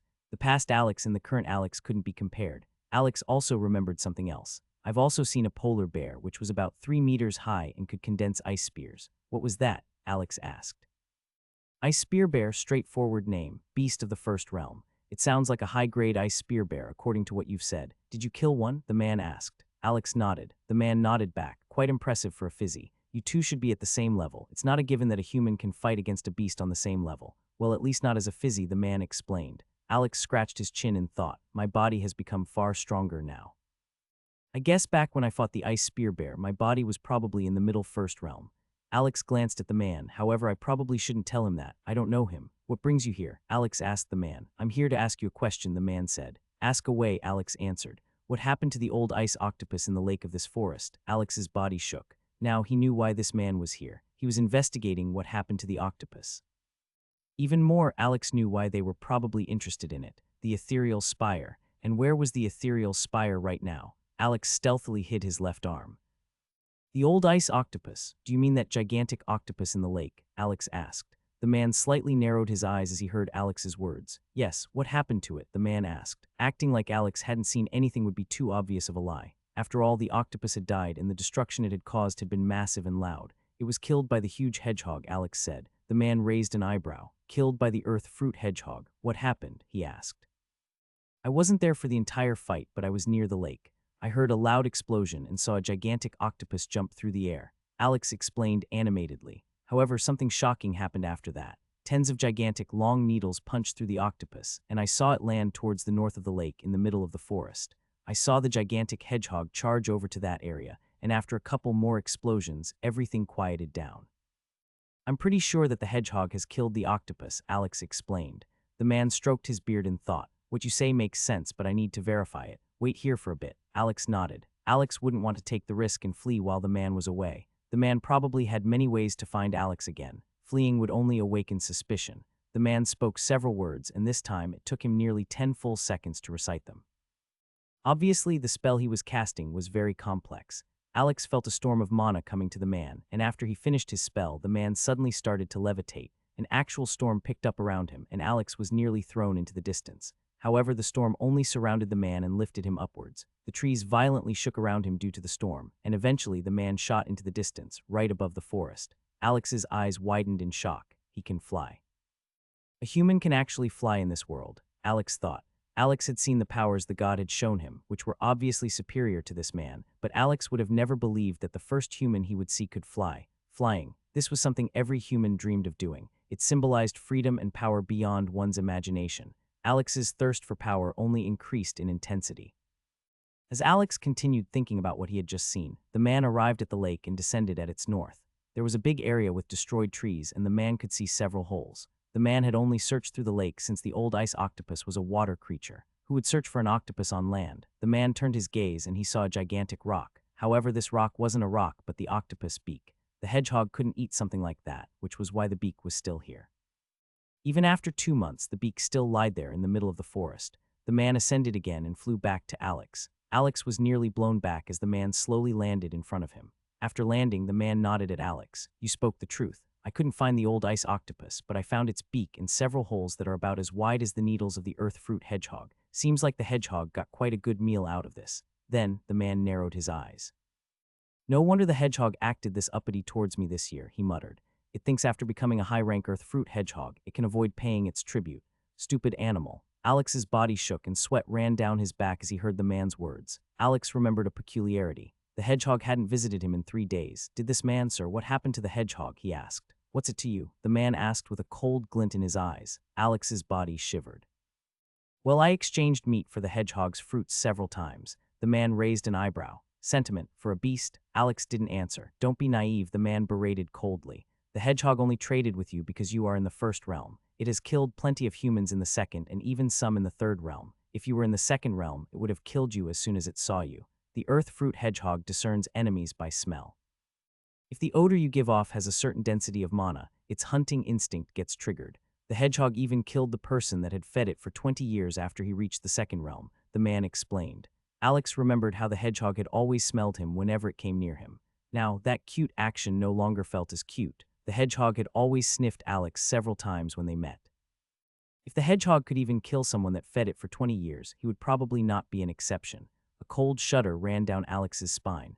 After seeing the man fly, Alex had become far more polite. The man nodded. Since you helped me in solving the mystery of the missing old ice octopus, I can entertain some of your questions, he said. I saw a green lizard about 1 meter long. It has the ability to shoot fireballs from its mouth. What kind of creature is that? Alex asked. Man scratched his chin. For once, he didn't have an answer immediately. Sounds like a fire tree lizard hatchling, the man said. Fire tree lizards normally are not in the basin but in the mountains surrounding the basin. I'm guessing that it accidentally wandered into the basin after being born in one of the surrounding mountains. Fire tree lizards are beasts of the second realm. This means that they will reach the second realm as soon as they become adults. And you say that this thing is in here? Alex nodded. Do you know if it ate some of the earth fruit hedgehog's fruits? Alex nodded again. Then forget about the lizard, the man said. Earth fruit hedgehogs gather their waste products in their needles, and the needles will eventually bear these fruits. These fruits will eventually fall down and remain on the ground. The fruits are filled with mana, and every beast is drawn to these fruits. The hedgehog is wasting no mana by creating these fruits. However, as a creature in the third realm, just its waste products already carry quite a significant amount of mana. Over the long years, the fruits of the earth fruit hedgehog gained a certain addictive property. Humans can still eat them since our minds are conscious, but beasts that only act on instinct can't resist these fruits. Since the fire tree lizard has already tasted the fruits, it will stick around the earth fruit hedgehog. Eventually, it will eat enough fruits to reach maturity and advance to the second realm. When that happens, the hedgehog will consume the lizard. Alex took a deep breath. The hedgehog had long stopped being cute in Alex's mind. This thing was a demon in disguise. The man looked at Alex for a bit. As for your earlier question, I taught the earth fruit hedgehog some manners and collected its earth mana source. The earth fruit hedgehog gets to live in my garden, but in exchange, it will give me 1 earth mana source per year. I'm answering these questions for you since you helped me to solve the mystery of the missing old ice octopus. Don't forget that. Alex's mind went several places. However, why speculate when he could just ask? What's a mana source? Alex asked. Foggy, ethereal spears about a meter high, the man answered. Mana sources can act as a catalyst for elemental powers for beasts. The parents give mana sources to their offspring. A beast in the second realm can create an impure mana source, and a beast in the third realm can produce a pure mana source. Apprentices require a mana source in order to officially become adepts. Most apprentices can only use an impure mana source due to the difficulty of obtaining it, but wealthy families pay a lot of money for pure mana sources. That's why I'm here. At this moment, the man looked like he had just remembered something. P letter 1D00 small cap ND letter 1D00, N letter 1D0F VE small cap L. I haven't introduced myself yet. I'm Duke Whirlwind, a high mage, and this. Duke Whirlwind gestured to the forest. Is one of my gardens. Sword god in a world of magic. Duke, Alex thought in surprise. That means that this world, or this country at least, operates on an aristocratic basis probably. As far as I remember, a duke was pretty high up in the chain of command. Additionally, he said he was a high mage. He said mana sources are important for apprentices to become adepts.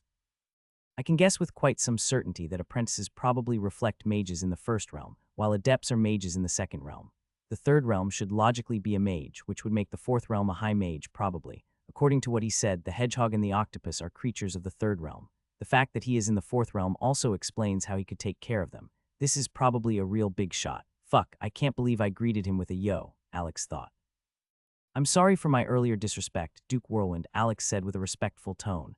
Duke Whirlwind smirked a bit. You know, it's customary to refer to a duke as your grace, he said. Oh, I'm sorry, your grace, Alex said. I haven't talked to any nobles before. Please excuse me for my negligence. Surprisingly, the duke chuckled for a bit. You really don't get under people much, do you? Duke Whirlwind asked. No, I don't, aim, your grace, Alex said. The duke chuckled again.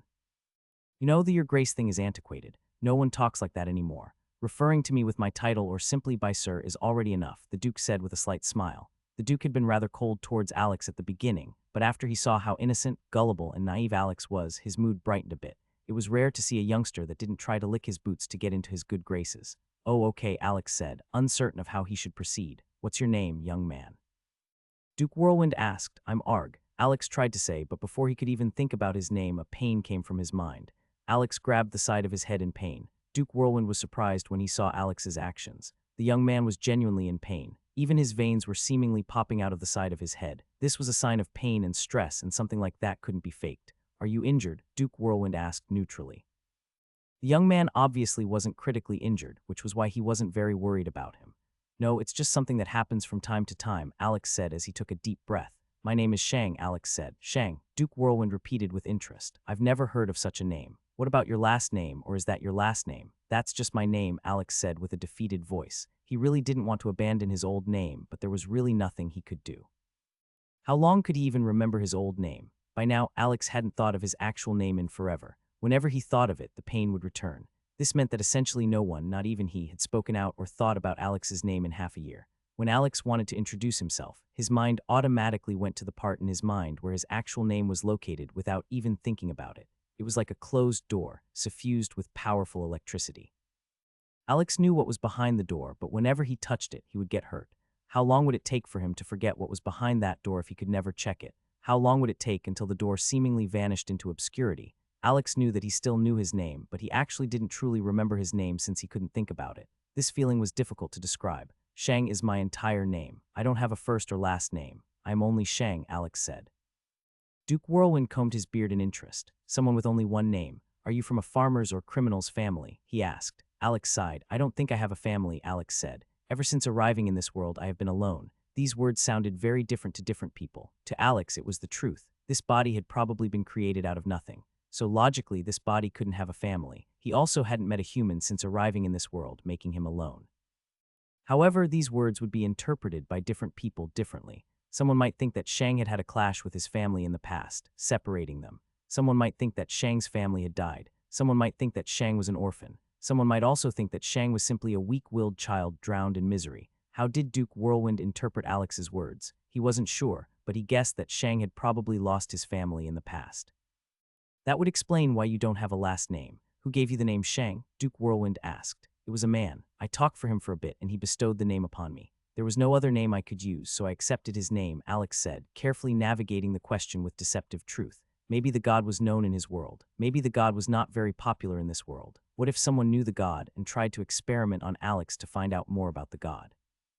Alex didn't want to talk about the god. There were simply too many unknown variables. Duke Whirlwind combed his beard in thought. That's quite an unbelievable story, but I can't sense any falsehood coming from you. There's no reason for me to lie to you, Alex said. Duke Whirlwind nodded. Why are you in my garden? He asked. That's a difficult question to answer, Alex said. The first thing I remember of this world is this wilderness. It's like this was where I started existing. I don't know anything about the world beyond this garden. However, I think I know the reason why I am here. I think I'm supposed to train in this wilderness and become more powerful before entering human society again, Alex said. Alex had decided to go with a mixture of memory loss and training. His answers were vague enough that a lawyer could interpret Alex's word in many different ways, allowing him to get out of any future questions by continually adapting the meaning of his words. Duke Whirlwind raised one of his eyebrows as he kept combing his beard. Then Duke Whirlwind spoke more confusing words. He was casting another spell. Alex became more nervous since he didn't know what that spell would do. When the Duke finished his spell, Alex felt some mana enter his mind. Casting the spell hadn't taken more than a second. After a second, the mana left Alex's mind again. Duke Whirlwind's expression changed into a concerned one. Something's wrong with your mind, Duke Whirlwind said. I don't have enough knowledge in the field of soul magic, mind magic, anatomy, flesh magic, or any other related magic category to pinpoint the issue. I can just say that something doesn't feel right when I glanced at your mind. Alex's eyes widened. You can read my mind? He asked in shock. Duke Whirlwind slowly shook his head. No, I'm not nearly powerful enough to do that. I also don't specialize in these fields. The spell I used simply sends mana through your mind. I can see what form the mana takes when it goes in and when it comes out. I don't know what happens inside your mind, but I can infer some things based on how the mana looked when it came out again. Some of the mana came out differently than expected, which means that some things in your mind are not as they are supposed to be. That's the extent of what I can find out. So I lost my memory, Alex asked. That's a possibility, Duke Whirlwind said. Your mind has been changed either by a person, by an injury, by trauma, or by whatever. Alex looked worried, but he was actually ecstatic inside. P letter 1D00 small cap N D letter 1D00 N letter 1D0 F VE small cap L. This was just the excuse he needed. With this, he could simply say that he lost his memory, and even doctors and powerful mages would be able to confirm his words. It was perfect. Can my memory be recovered? Alex asked. Unlikely, Duke Whirlwind said. You would need someone very proficient in mind magic and soul magic. Such powerful mages only work for the truly wealthy mages. It would even prove to be a heavy strain on my finances to summon someone like that. Alex sighed again, but he was actually happy that basically no one could take his excuse away from him. Anyway, you said you wanted to become more powerful, Duke Whirlwind asked. Alex nodded. Yes, sir, Alex answered. I think I can't practice magic, but I also don't want to be a normal person. I want to become powerful. Duke Whirlwind nodded. I think you made a very wise decision in the past, he said. I don't know if you have been born in my territory or not, but whatever the case, you are in the best territory for your goal. What do you mean, sir? Alex asked. My close friend is the most powerful fizzy in the world, and he has an academy for warriors and similar jobs not far from here. My presumption is that, before you lost your memory, you probably came here to train your combat experience before applying to the academy. It's a good decision. The academy's entrance exams are notoriously difficult for a reason. Alex became a bit uncertain. Should I train more for the entrance exam? Duke Whirlwind scoffed. You took down a high-rank ice spear bear. That's more than enough to join the academy. Alex was quite surprised when he heard that. Hadn't the god said that Alex should spend more time in the wilderness? As far as Alex could recall, the god had said that Alex should remain in the wilderness for about 2 years. Had Alex progressed that quickly? Alex's ego wanted to accept that reasoning, but he refused to underestimate a god. The god probably wanted Alex to gain even more experience in combat. However, Alex honestly didn't want to spend even more time in the wilderness. He He wanted to live among humans again. How can I get to this academy? Alex asked. Go towards the eastern end of the garden. You will find a service entrance there. That entrance is for the keepers and the gardeners, and it has a couple of guards stationed there. When you leave the garden, you will quickly find a bigger village. Ask around for directions to Warrior's Paradise. That's a city, and when you get there, it will be easy to find the academy, Duke Whirlwind said as he took out a piece of paper and a pen. Then Duke Whirlwind started scribbling on the piece of paper and put his thumb on the bottom of the paper. A second later, he gave Alex the piece of paper. Show that to the guards at the service entrance. The guards will confiscate it and destroy it according to protocol, so don't be worried. You can leave after that, Duke Whirlwind said. Alex looked at the paper. Scribbles? Alex couldn't discern anything on the paper, and he started to panic a bit. Wait, so I can understand and speak the language of this world, but I can't read it. Do I actually have to learn to read again? Alex thought.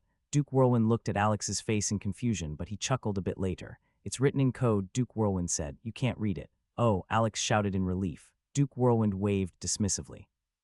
You can't eat and kill enough to do any form of damage to my garden. Additionally, you said you exchanged food for the earth fruit hedgehog's fruits.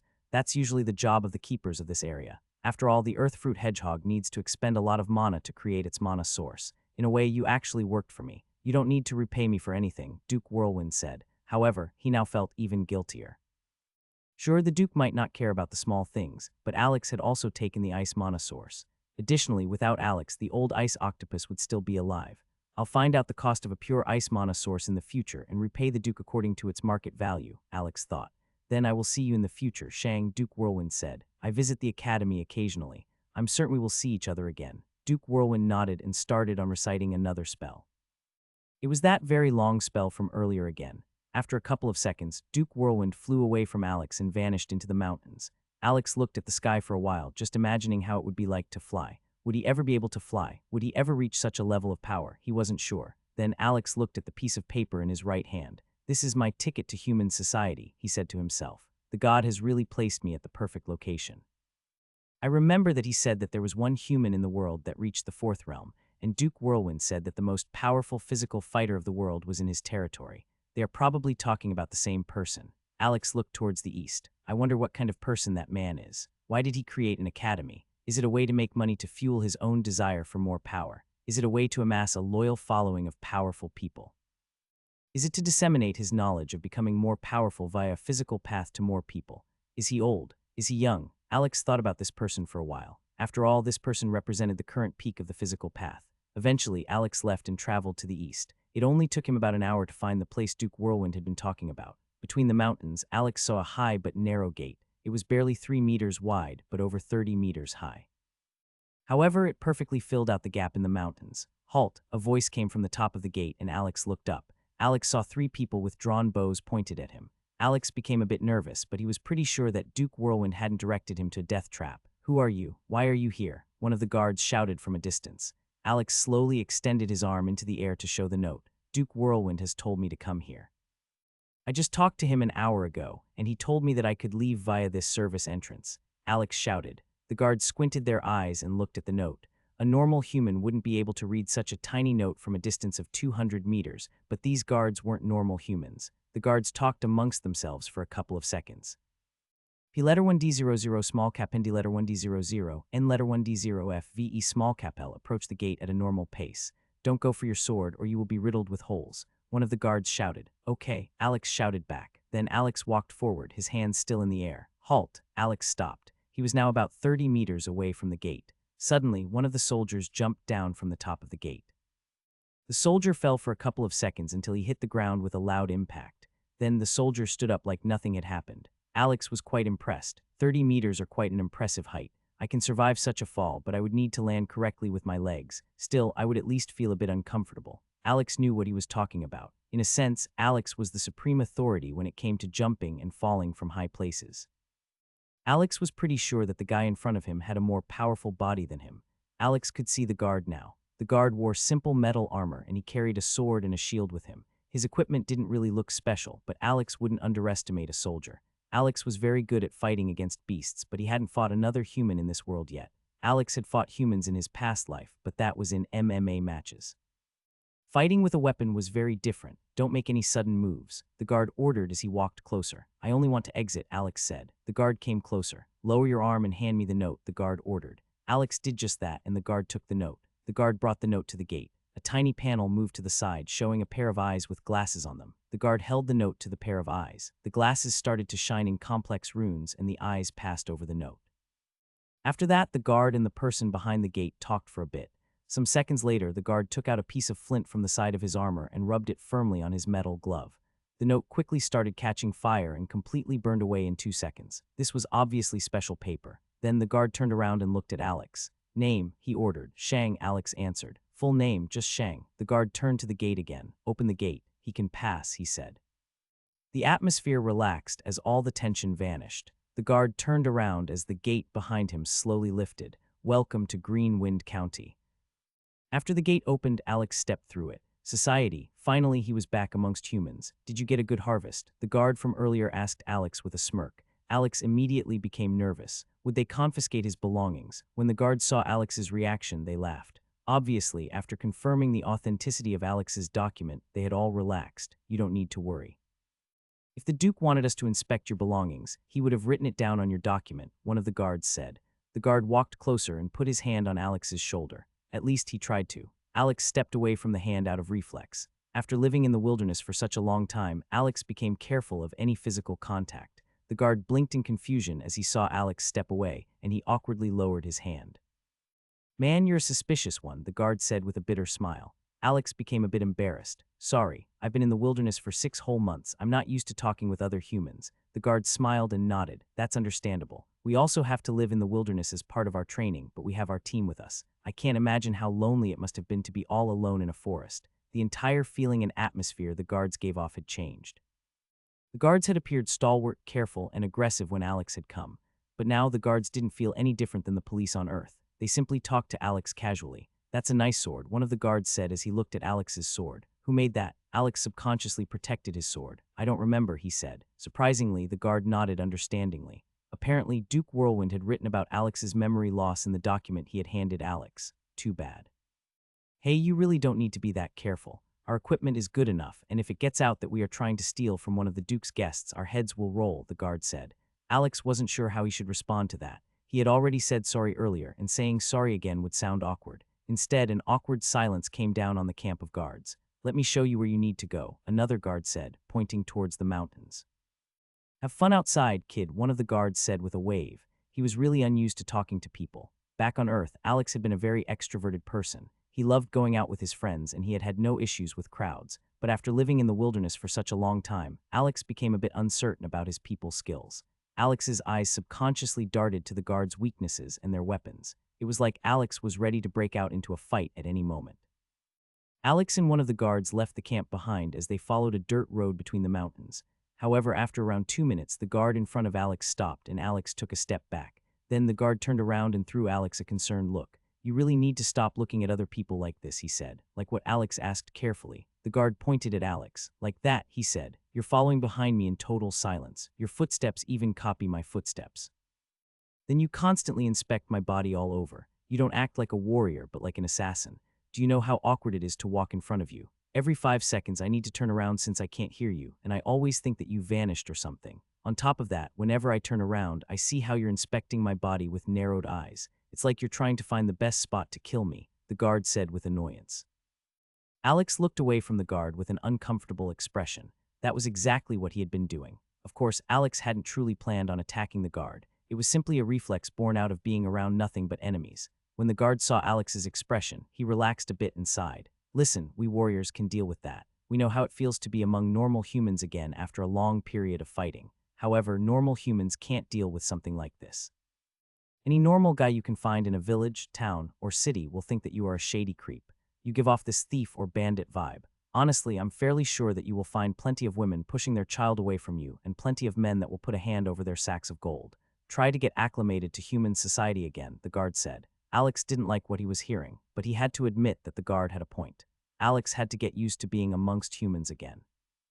"Let's work on that right now," the guard said. Alex lifted an eyebrow in uncertainty. "How simple," the guard said as he walked to the side. "Walk in front of me for the remainder of the way." Alex immediately became nervous. This guard was probably a bit more powerful than Alex. If the guard tried to attack Alex from behind, there was a high likelihood that Alex would die. In Alex's mind, this was stupid. The guard saw Alex's hesitation and silently shook his head. "Shang, that is your name, right?"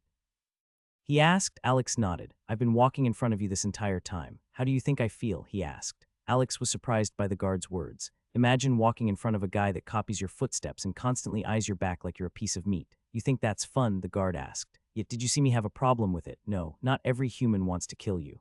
Listen, I'm a guard employed by Duke Whirlwind, and my colleagues saw me leave with you. Do you honestly think I would even dare to do anything against you? If I did, chances are high that the Duke would find out very quickly. What then? I would be executed. For what? P letter 1D00 small cap ND letter 1D00 and letter 1D0F VE small cap L for a sword and some scraps of fur. Silence. Alex felt like he was being led into a trap. Alex definitely didn't want to turn his back to the guard. However, Alex's logical mind also realized that everything the guard had said was true. So in the end, even if Alex didn't want to, he still passed the guard and walked in front of him. Just continue down the road. As soon as we pass the mountains, I'll show you where to go, the guard said from behind Alex. Clank, clank, clank. Alex heard the guard's footsteps behind him. Without noticing it, Alex had started to walk as silently as possible to make it easier to hear the guard's footsteps behind him. Alex's mind was going wild with possibilities. This was far more stressful than he had thought. Clank, clank. Bang! Alex jumped forward and looked back. He hadn't heard the latest step of the guard. Alex saw the guard standing a couple of meters away from him, his arms crossed in front of his chest. He was looking at Alex with a concerned look. What's up? He asked. You stopped walking, Alex said awkwardly. Yeah, humans stop from time to time, the guard said. Guess what? Sometimes we also accidentally make shorter or longer steps. Don't try to attribute bad intentions to a mere habit. Alex put his sword away again and continued walking. I might actually have a problem, Alex thought. Clank, clank, clank, clank, clank, clank. Alex's hair stood on end and he turned his head back. The guard had kicked a small pebble to the side. Then the guard gestured to the path ahead with his head. Alex continued walking. In total, they walked for nearly 10 minutes. This might have been the most stressful walk in Alex's life. When Alex passed the last mountain, he walked to the side and looked at the guard. The guard leisurely walked forward and stopped beside Alex. See, was that so bad? The guard asked. Alex didn't answer. He only grimaced. Meanwhile, the guard pointed towards the distance at the foot of another mountain.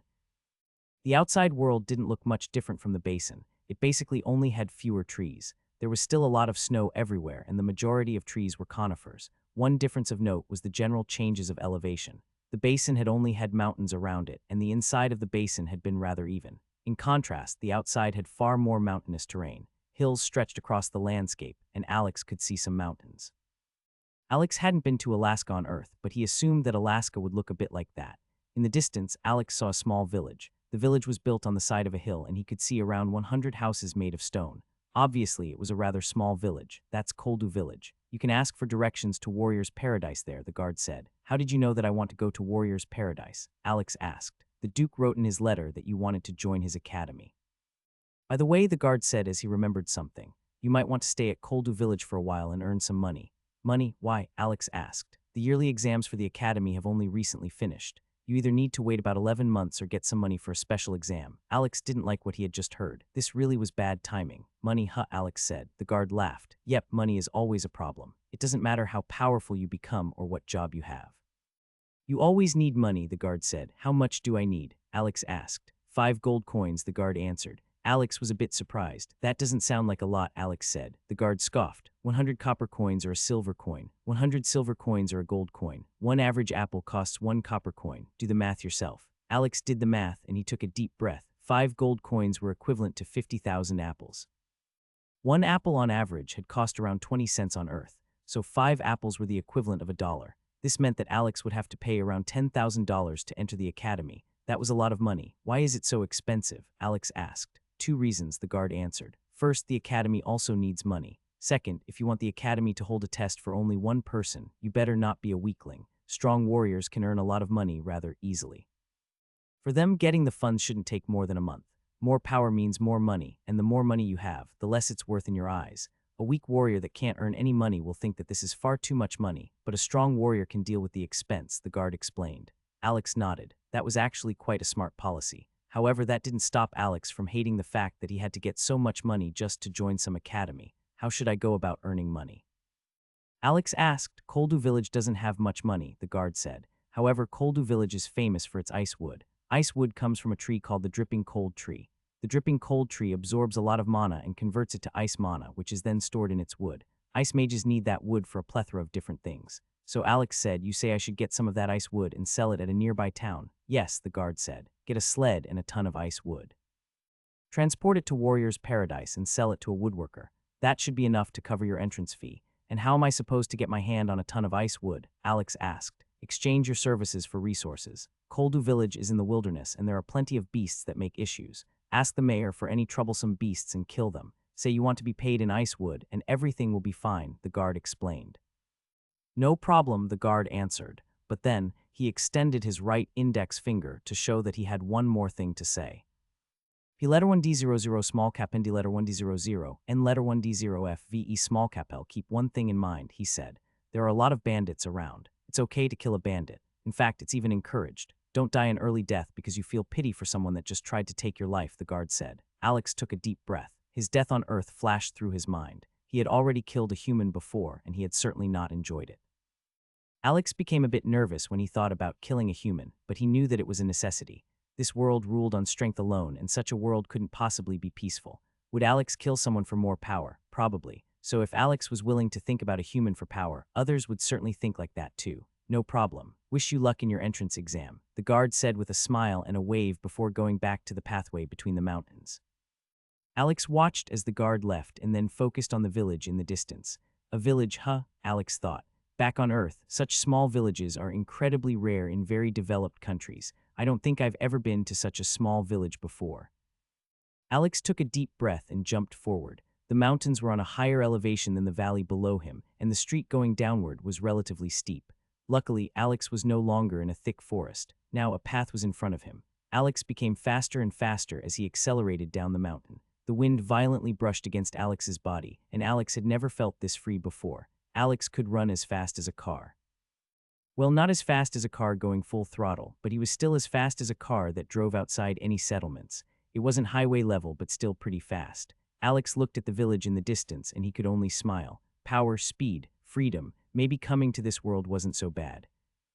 Alex ran towards the village. He actually didn't need to run since he had plenty of time, but Alex just couldn't control himself after arriving in an area without an overwhelming number of trees.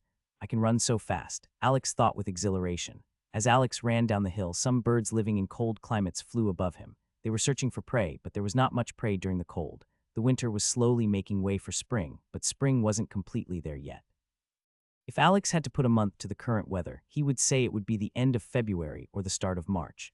Alex ran for about 15 minutes and he arrived at the village far too early. In a sense, Alex had wished to run more. "I can always run more later," Alex thought with a smile. As Alex came to the village, he noticed that there were no guards. There were also no pedestrians. In fact, there was no one. Alex blinked a couple of times in confusion. "That's weird. I was sure I saw some people walking around." Alex looked around the abandoned village and thought of something. "Is it me?" Alex thought. Alex looked around the village. It was currently in the middle of the day and all the villagers should be working. "Who are you?" someone suddenly shouted. Alex looked to the front and saw a burly, middle-aged man walking past a house. He had a spear and wore some simple leather armor. His hair was brown, and a long and scruffy beard adorned his face. Alex immediately associated that man with a smith. He looked like the typical smith one would find in movies and shows. "Hello, I'm Shang," Alex said nervously. He had nearly wanted to say his original name again. "What do you want?" the man shouted aggressively. "We don't have any money and we are protected by the northern wild." Alex smiled in embarrassment. "I think you misunderstood me. I'm not here to do anything to you." "Lies," the man shouted. "You charged at our village. Speak the truth or I will kill you myself." Alex scratched the back of his head in embarrassment. "I ran because it felt good." "It felt good?" the man asked in surprise. "Yes," Alex answered. "I've been in a forest for the past 6 months and this is the first time I'm at a place not filled with trees. Running down the mountain and feeling my new power after my trip just felt too good." The man eyed Alex suspiciously. "Is that why you are dressed like a thief?" he asked coldly. "Like a thief?" Alex asked in surprise. Then Alex looked down at himself. Alex's body was surrounded by the cloak made out of stalker hide. Even part of his head was hidden inside the black cloak. Alex immediately felt like an idiot and quickly pulled his badly sewn hood down, revealing his black hair. "Oh, sorry, I wasn't thinking," Alex said with a bitter smile. "Honestly, I'm not here to do anything to you." The man relaxed a bit, but he still spoke to Alex from several meters away. "Then what do you want?" he asked. "I'm here to earn enough money to pay for an entrance exam in that warrior school in Warrior's Paradise," Alex said. The man got surprised, but his eyes quickly narrowed. "How old are you?" he asked. "I think I should be 15, Alex said. "I didn't really count. You don't look 15. The man shouted. "You look more like 30. Alex was taken aback by the man's words. Then Alex sighed. "Let me just take my cloak off." Maybe I look too intimidating with that cloak. The man didn't answer and only looked at Alex warily. Alex quickly pulled his cloak off and threw it to the side. The clothing beneath his cloak was absolutely disgusting, dirty, stinky, full of holes, and old. Not even beggars would wear something like that since they could find better clothing that had been thrown to the side of a street. The man looked with disgust and pity at Alex. Surprisingly, his hostility lessened. Bandits would normally wear quite good armor and good clothing. After all, their job was to rob people. No bandit would wear something like that. Additionally, the man noticed that Alex's body really looked like the body of a teenager, just far more muscular. Teenagers had different bodies from adults. This was simply because they hadn't fully gone through puberty yet. When asked, most people couldn't explain the differences, but with enough life experience, one would immediately see that Alex was a teenager, not an adult. It was just a feeling. When the cloak was removed, the man also saw Alex's sword. Alex's sword looked weird. It basically had no handguard, and the blade itself was way too straight and uniform. Swords usually went from thick to thin, thick at the hilt, thin at the front. Yet Alex's sword was just incredibly straight, except for the tip where the sword suddenly narrowed down into a tip. However, the man could tell that the sword was very good. Alex's story made a lot more sense now. He truly looked like someone that had lived in the wild for a long time. Why have you lived in the wild for so long? The man asked. Alex released a sigh of relief when the man calmed down to become stronger. Silence. Then the man put his spear away. That's quite some determination, he said. Can I see your sword? Alex simply took out his sword and threw it over. The sword slid on the ground and the man looked at Alex with surprise. The man walked forward and lifted the sword. However, the sword was far heavier than he had thought, and he had to put more strength into lifting it. He managed to lift it with one arm, but he couldn't possibly swing it, not even with both hands. The man looked at the sword and then at Alex. Why did you throw your weapon over to me? The man asked. To prove that I don't have any bad intentions, Alex said. The man furrowed his brows as he felt the weight of the sword. He had seen how Alex had easily thrown it over with one hand. It had been like the sword weighed nothing. Would you need this sword if you had bad intentions towards the village? He asked slowly. No, Alex said with a smile. Then what worth is this display of yours? The man asked. Alex sighed in frustration and rubbed the back of his head. Hey, listen, I'm getting a bit annoyed here, Alex said in a relaxed manner. I don't want to play these stupid games. Obviously, you now know of my strength. If I wanted to do anything to your village, I wouldn't be talking with you. I would just do whatever I wanted to do. Alex was honestly getting annoyed at the constant suspicion. The man looked at Alex for a bit longer. Clank. He threw the sword back with both of his hands, but it didn't reach Alex. You said you wanted to earn money, the man asked. Alex walked forward and put his sword away again. Why had Alex thrown his sword towards the man without hesitation? One reason was to show that he didn't intend to do anything bad to them. Another reason was to show his power as softly as possible. The last reason was that Alex wouldn't need a weapon against these villagers if they attacked him. Alex wasn't helpless without a weapon. Yes, I want to earn money, Alex said. The man walked closer. He had already put his spear away. By now, only 2 meters separated them. How do you intend to earn money? The man asked. One of the guards over there, Alex said as he pointed towards the Duke's garden, said that your village might need a warrior to take care of some beasts. He told me that you don't have much money, but he also told me that you have ice wood. I am supposed to offer my strength to you in exchange for ice wood. The man eyed Alex with an evaluation gaze. Then he looked at Alex's coat and then at Alex again. Did you kill the pest cat yourself? The man asked, pointing at the cloak. Pest cat. Alex asked as he looked at his coat. They are called pest cats. I always called them stalkers. The man looked with a weird expression at Alex. They are called pest cats because they are all over this land. There's a lot of them and they often hunt our livestock. No matter how many we kill, more come. That's why they are called pest cats. You can kill them, Alex asked in surprise. In his eyes, the man didn't look that strong. The man sighed. If we create a hunting group with about 5 men, we can, but someone will always die. Most of the time, a team of soldiers from the Northern Wild come here once a year to thin out the population. What's the Northern Wild? Alex asked. He letter 1D00 small cap ND letter 1D00 N letter 1D0 FVE small cap L. The man looked weirdly at Alex. The nearest town. You're not from around here, are you? He asked. No, Alex answered. When was the last time they were here? 6 months ago. They come in the fall when all the pest cats have finished procreating. It would be bad if 2 pest cats had offspring just a couple days after the hunt, the man explained. Alex scratched his chin. So you're saying that I can earn some ice wood by killing some pest cats? Alex asked with interest. The man looked at Alex. No.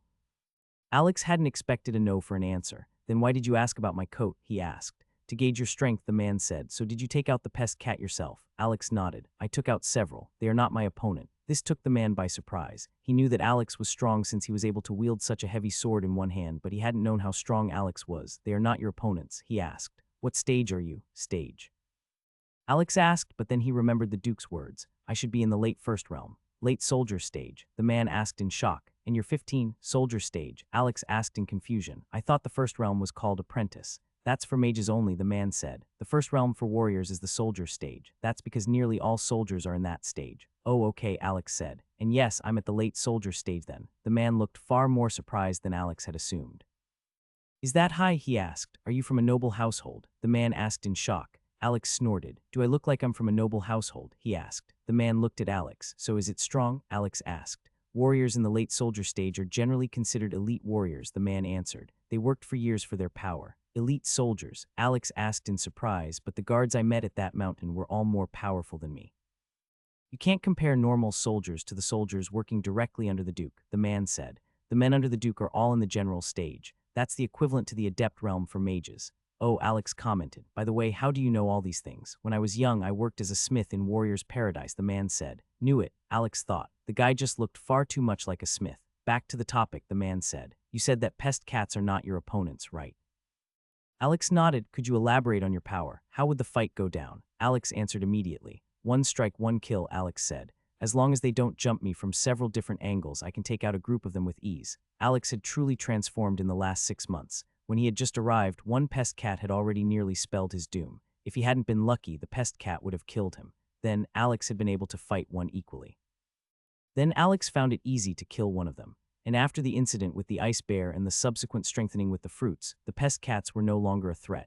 In fact, Alex could break a pest cat's neck with a single punch. His body was far stronger than a pest cat's body. When the man heard of Alex's power, he was taken aback once again. The man quickly fell into thought. If you're truly that powerful, we might have a lucrative job for you, the man said.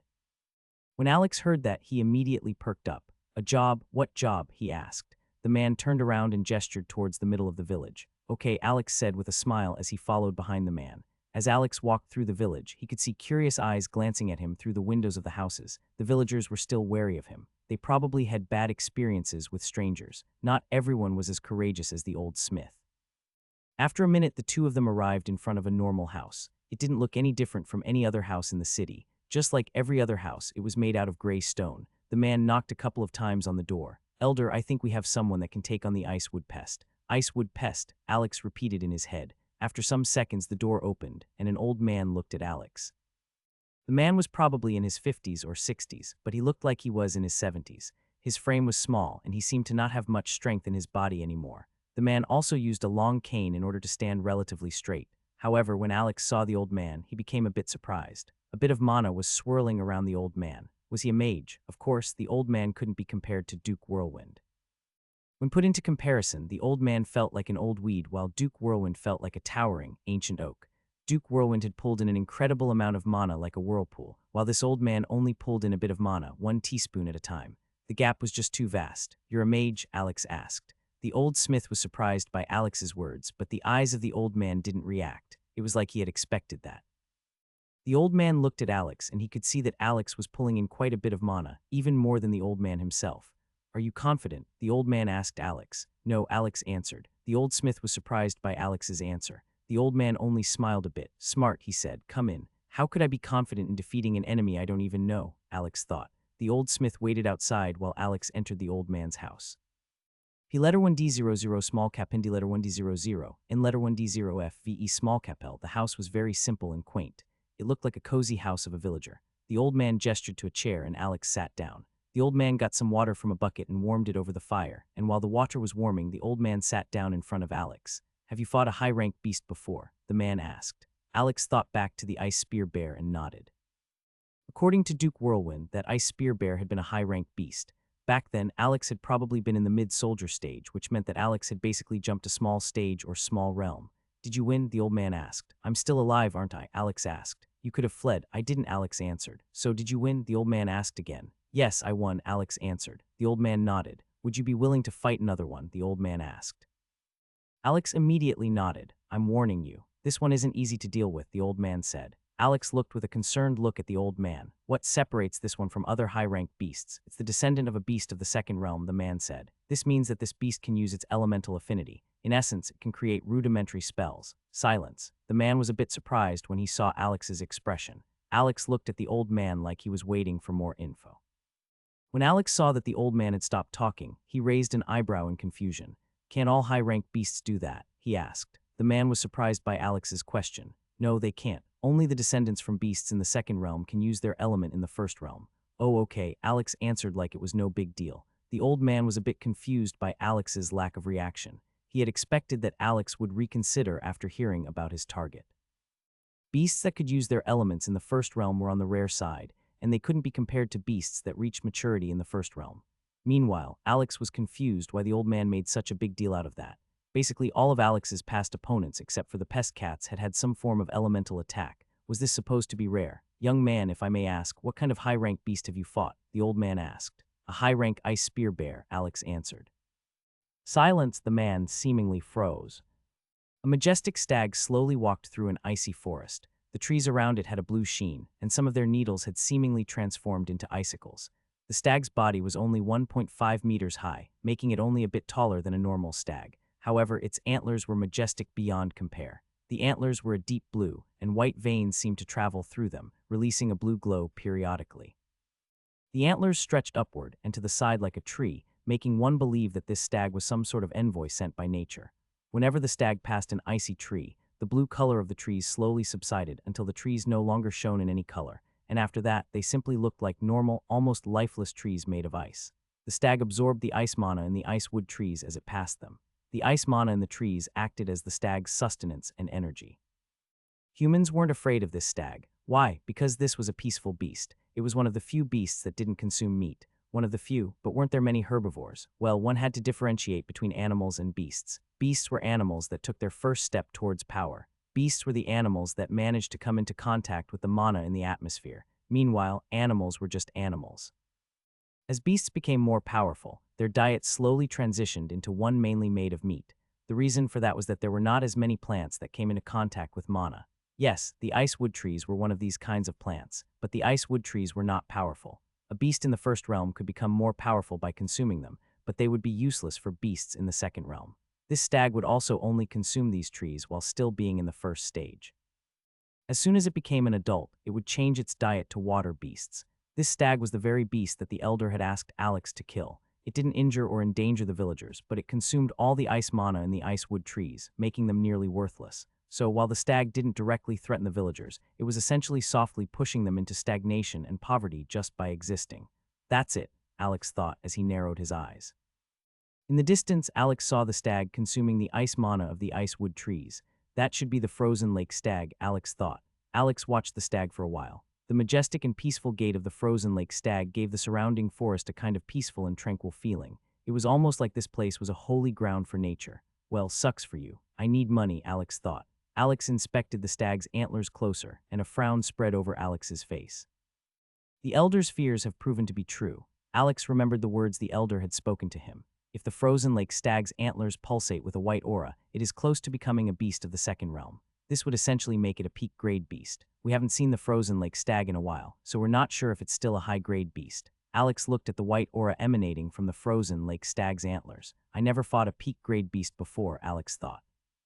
However, I'm actually glad that it became stronger. The god said that I should push myself, and I'm certain that the god knows more about becoming stronger than me. If he says that I should continually push myself, I should probably do so. So, this frozen lake stag came at just the right time. Would the elder still want Alex to kill the frozen lake stag if he knew that it was about to change its diet? P letter 1D00 small cap ND letter 1D00 and letter 1D0 FVE small cap L yes. Why? Because the frozen lake stag needed an incredible amount of ice mana to reach the second realm, and it was gathering this ice mana right now. It wouldn't stop consuming icewood trees until a big part of this forest was without ice mana. Alex checked his equipment. His coat was on him. His left arm was numb due to its low temperature. His sword was in his right hand. Everything was ready. Alex took a deep breath to ready himself, and then... Bang! Alex exploded forward with his full speed. The frozen lake stag turned towards the explosive sound and saw Alex charging at it. As soon as it saw Alex, it turned away and ran into the distance. Its speed was pretty fast, but its gigantic antlers made it difficult for the frozen lake stag to navigate. It was powerful enough to ram through thick branches, but every branch destroyed by its antlers would slow it down a bit. Because of that, Alex was slowly gaining ground, even though his body was weaker than the frozen lake stag's body. Was it fleeing? No, it was fighting. Alex immediately jumped to the side as he felt ice mana gather below him. Shing, an ice spire shot out of the ground, and Alex had just barely evaded it. This was how the frozen lake stag fought. It transferred its ice mana into the ground and made it explode into mighty ice spires. This was also how it would kill water beasts in the future. A water beast that came close to the shore would suddenly be penetrated by a gigantic ice spire, which would then keep the beast above the water. The sudden appearance of the ice spire had slowed Alex, but he had expected it. After all, the elder wouldn't send Alex blind into the fight. As the frozen lake stag galloped through the forest, the ice mana of the surrounding trees entered its antlers, refilling its mana storage. Alex was fighting the frozen lake stag in its most favorable territory. As long as there were ice wood trees, it wouldn't run out of ice mana. Shing. Another 2 ice spires shot out of the ground, and Alex managed to sidestep them. Alex could always feel the ice mana arrive at the ground, which allowed him to evade. When the frozen lake stag saw that its attacks couldn't hit Alex, it increased the intensity of the attacks. Even more, the deployment of its attacks became smarter. It became harder and harder for Alex to evade the icicles until he had to stop completely. Shing. An ice spire stopped just 10 centimeters in front of Alex's face. This ice spire would have been inside his head if he had stopped only a bit later. However, Alex still jumped to the side. Shing. The ice spire in front of Alex's face suddenly expanded one more time, but Alex had evaded to the side. The frozen lake stag had control over its ice spires, even if they had already been deployed. It simply had to send another pulse of ice mana towards them. Shing. Another barrage of ice spires shot at Alex, but he managed to barely evade them. The barrage of attacks continued, and Alex was stuck evading inside a constricting mass of ice spires. The ice spires had shot out of the ground in many different angles, essentially creating a chaotic field filled with spires. Alex kept an eye on the frozen lake stag. The frozen lake stag had stopped running away and turned. It was circling Alex from about 10 meters away as it deployed its ice spires. Alex was stuck inside the ever-growing mass of ice spires, and he couldn't escape. He had already tried to destroy the ice spires with his sword, but it proved to be surprisingly hard. Whenever Alex's sword hit an ice spire, it would break into 2, but Alex's entire body shook due to the force. Cutting through the ice spires was not easy and required a lot of force. That short moment of pause could spell Alex's doom, which was why he stopped cutting the ice spires. After the frozen lake stag had fully circled Alex once, it suddenly stopped and lifted both of its front legs. At the same time, Alex felt that everything in a 10-meter radius around him suddenly glowed with a crazy amount of ice mana. The frozen lake stag had created over 30 ice spires that would shoot at Alex simultaneously. Every spot around him would be filled with ice spires in a second. Alex jumped. Shing. Everything below Alex was reduced into a mess of ice spires, all stretching into the middle of the circle from 10 meters away. Alex had jumped with his full power, and he had managed to jump forward with a height of 5 meters. This was far beyond what a normal human could do. The frozen lake stag didn't panic when it saw that Alex managed to escape its attack. Instead, it calmly infused one of the ice spires with more ice mana. The spire began glowing and shot at Alex. Alex was currently in the air and he couldn't evade. It was stupid to jump into the air when one was fighting someone with ranged attacks. Only an idiot would do that. Was Alex an idiot? No. Alex stretched his left arm towards the ground. Bang! A violent wind came out of Alex's left palm. The wind wasn't colder than the surroundings, but Alex didn't use the ability of his left arm because of the cold effect. No, he was using it for the pushback. A thick ice spire passed just below Alex, destroying a couple of fingers in the process. However, Alex was used to worse pain. Alex pushed himself over the ice spire until he started falling down on its opposite side. Alex squatted on the ice spire's side. Then he pushed himself forward with all his power. Bang! The ice spire shook under the power, but Alex had seen how hard these things were. He was sure that it wouldn't break.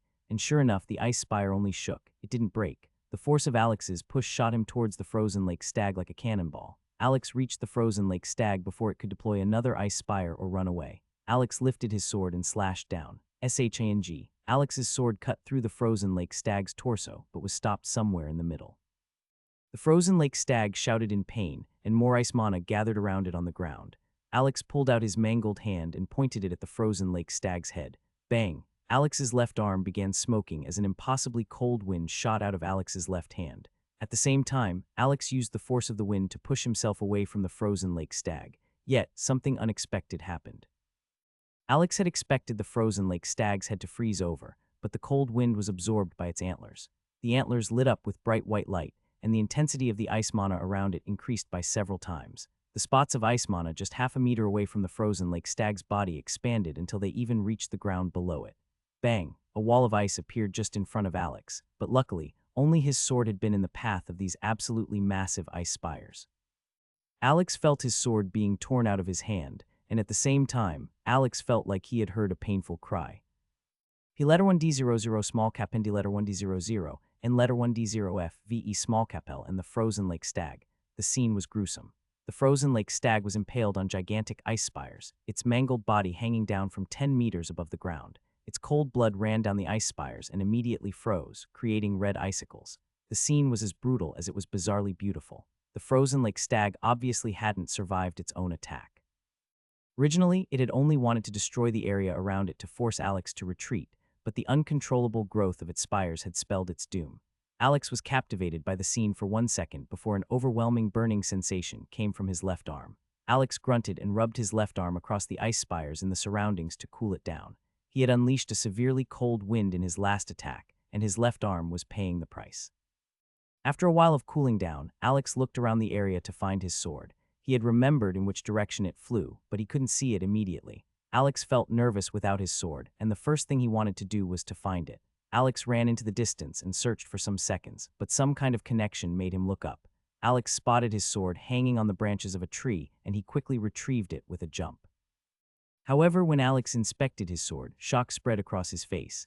There was a crack. The ice spire had hit Alex's sword on its side, and the force had created a crack on it. Alex looked at the sword with a bitter expression. The god had said that this sword would grow alongside him. He only had to feed it powerful ore. Has my power already reached a level that makes my weapon my weakness? Alex thought. Alex still remembered how easily his sword had killed the pest cat, or stalker, which had assaulted Alex on his first day in this world. Back then, Alex would have died if his sword hadn't been so incredibly powerful. But now, Alex's sword had been damaged by one of his enemies. My opponents will only become more powerful from here on out. This means that I have to upgrade my sword quickly. Otherwise, my sword will break as soon as it comes into contact with any attack. Alex stared at the crack in his sword for some time and put it away. Not right now, Alex thought. Alex walked back to the frozen lake stag and looked at it for a bit. The corpse had been separated into many different parts and its head hung down from one of the ice spires. Alex grimaced when he saw the scene. However, he grimaced for a different reason than one might expect. Seems like I can't sell that, Alex thought. Then he looked at the head and the antlers. Luckily, its antlers are in one piece. I bet they are worth quite a bit. Alex took out his sword. Sorry, you have to go through a bit more stress. Alex stabbed his sword into one of the ice spires and used it as a tool to climb the small wall of icicles. His sword didn't make any noise during that process. After a bit of climbing, Alex reached the hanging head. Alex stepped onto his sword and grabbed the antlers. He wanted to pull the head and antlers off. Fuck. Alex immediately shouted in pain as soon as his hands touched the antlers. Alex's right hand was nearly completely frozen over. Luckily, Alex had reacted fast enough and only the surface froze. Alex activated his ice blast again to warm his left arm and then rubbed his cold and hot hands together. After a while, Alex's right hand recovered, but it was still in quite a bit of pain. Yet, as Alex was calming down, he realized something. My left hand didn't get frozen, Alex thought as he looked at it. I also didn't feel any pain from it. Alex looked at the antlers again. Worst case scenario, I'll just heat it again. Alex touched the antlers with his left hand, and sure enough, he felt nothing. Alex used his right hand to throw the sword to the ground and hung from the corpse's head with his left hand. Then, Alex pulled himself upward and let himself fall a bit to create enough force to separate the head from the body. The head was barely hanging on by a couple of threads of skin due to the ice spires. A comical scene of Alex swinging on the hanging antlers of a nearly decapitated head took place. Come on, you can't be that hard. The sound of tearing flesh and skin could be heard as the head slowly separated, and soon enough, the entire head separated from the body. Bang! Alex fell to the ground while carrying the head by its antlers. A 10-meter fall was nothing to him. Alex used his right hand to clean some of his clothes of the blood that had fallen on him during his mission. However, Alex quickly became surprised as he looked at his right arm. Wasn't this supposed to hurt? Alex thought. Alex was surprised when he saw his right hand. It was fully healed. Now that I think about it, my left hand also feels pretty good now, Alex thought as he looked at his left arm. Then Alex noticed something. Was the glow of the antlers growing weaker? Also, was his body getting hotter? Oh, fuck. Alex immediately dropped the antlers, but it was too late. His left hand had absorbed a ton of ice mana and had converted it to regular mana, which now filled his body. Alex was close to exploding. Alex had to do one attempted suicide of training at least. Otherwise, he would explode. Alex quickly looked around in panic. No trees were high enough for him to get heavily injured. Fuck, Alex shouted. fear took hold of Alex. It can't be that hard to kill myself, he shouted. Then Alex noticed the gigantic ice spires, and then he remembered how hard it had been to cut them with his sword. Alex gritted his teeth, ran into the distance, turned around, went to his knees, and assumed a sprinter's position. Then Alex shot with all of his power at the ice spires. Alex slowly stepped out of the forest, dragging a severed head behind him. The frozen lake stag's antlers had lost all their color by now. Obviously, Alex's masochistic and power-hungry side couldn't let go of so much mana. Alex slowly stepped towards the village, a couple 100 meters away. Right now, Alex could finally see the villagers doing their business. They were tending to some farms while others cooked on the streets for the entire village. Alex watched the village from a distance. Everyone is working together. Some people are tending to the crops. Some are cooking for everyone. Some are out gathering ice wood. I've never seen anything like that on Earth. Sure, I've seen scenes like that in documentaries and movies, but not in real life. Alex silently watched the village. It has a kind of purity and innocence to it. After a bit, a boy noticed Alex. After looking at Alex with wide eyes, he walked up to a grown woman and pointed at Alex while pulling on her skirt. The woman looked at Alex and her eyes widened. Great, Alex thought. Guess the villagers will all leave again. However, surprisingly, the villagers didn't retreat. Instead, they all called each other and pointed towards Alex, or more accurately, towards the head of the frozen lake stag.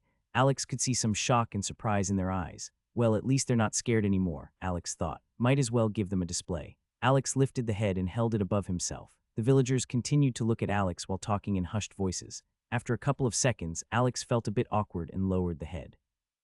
Weren't they supposed to break out into a cheer or something? Alex thought awkwardly. Alex released a sigh. Well, real life doesn't work like that, I guess. They're probably all just happy and surprised. Who would expect a huge group of adults to loudly break out into a cheer? Alex continued walking towards the village, and the villagers didn't retreat.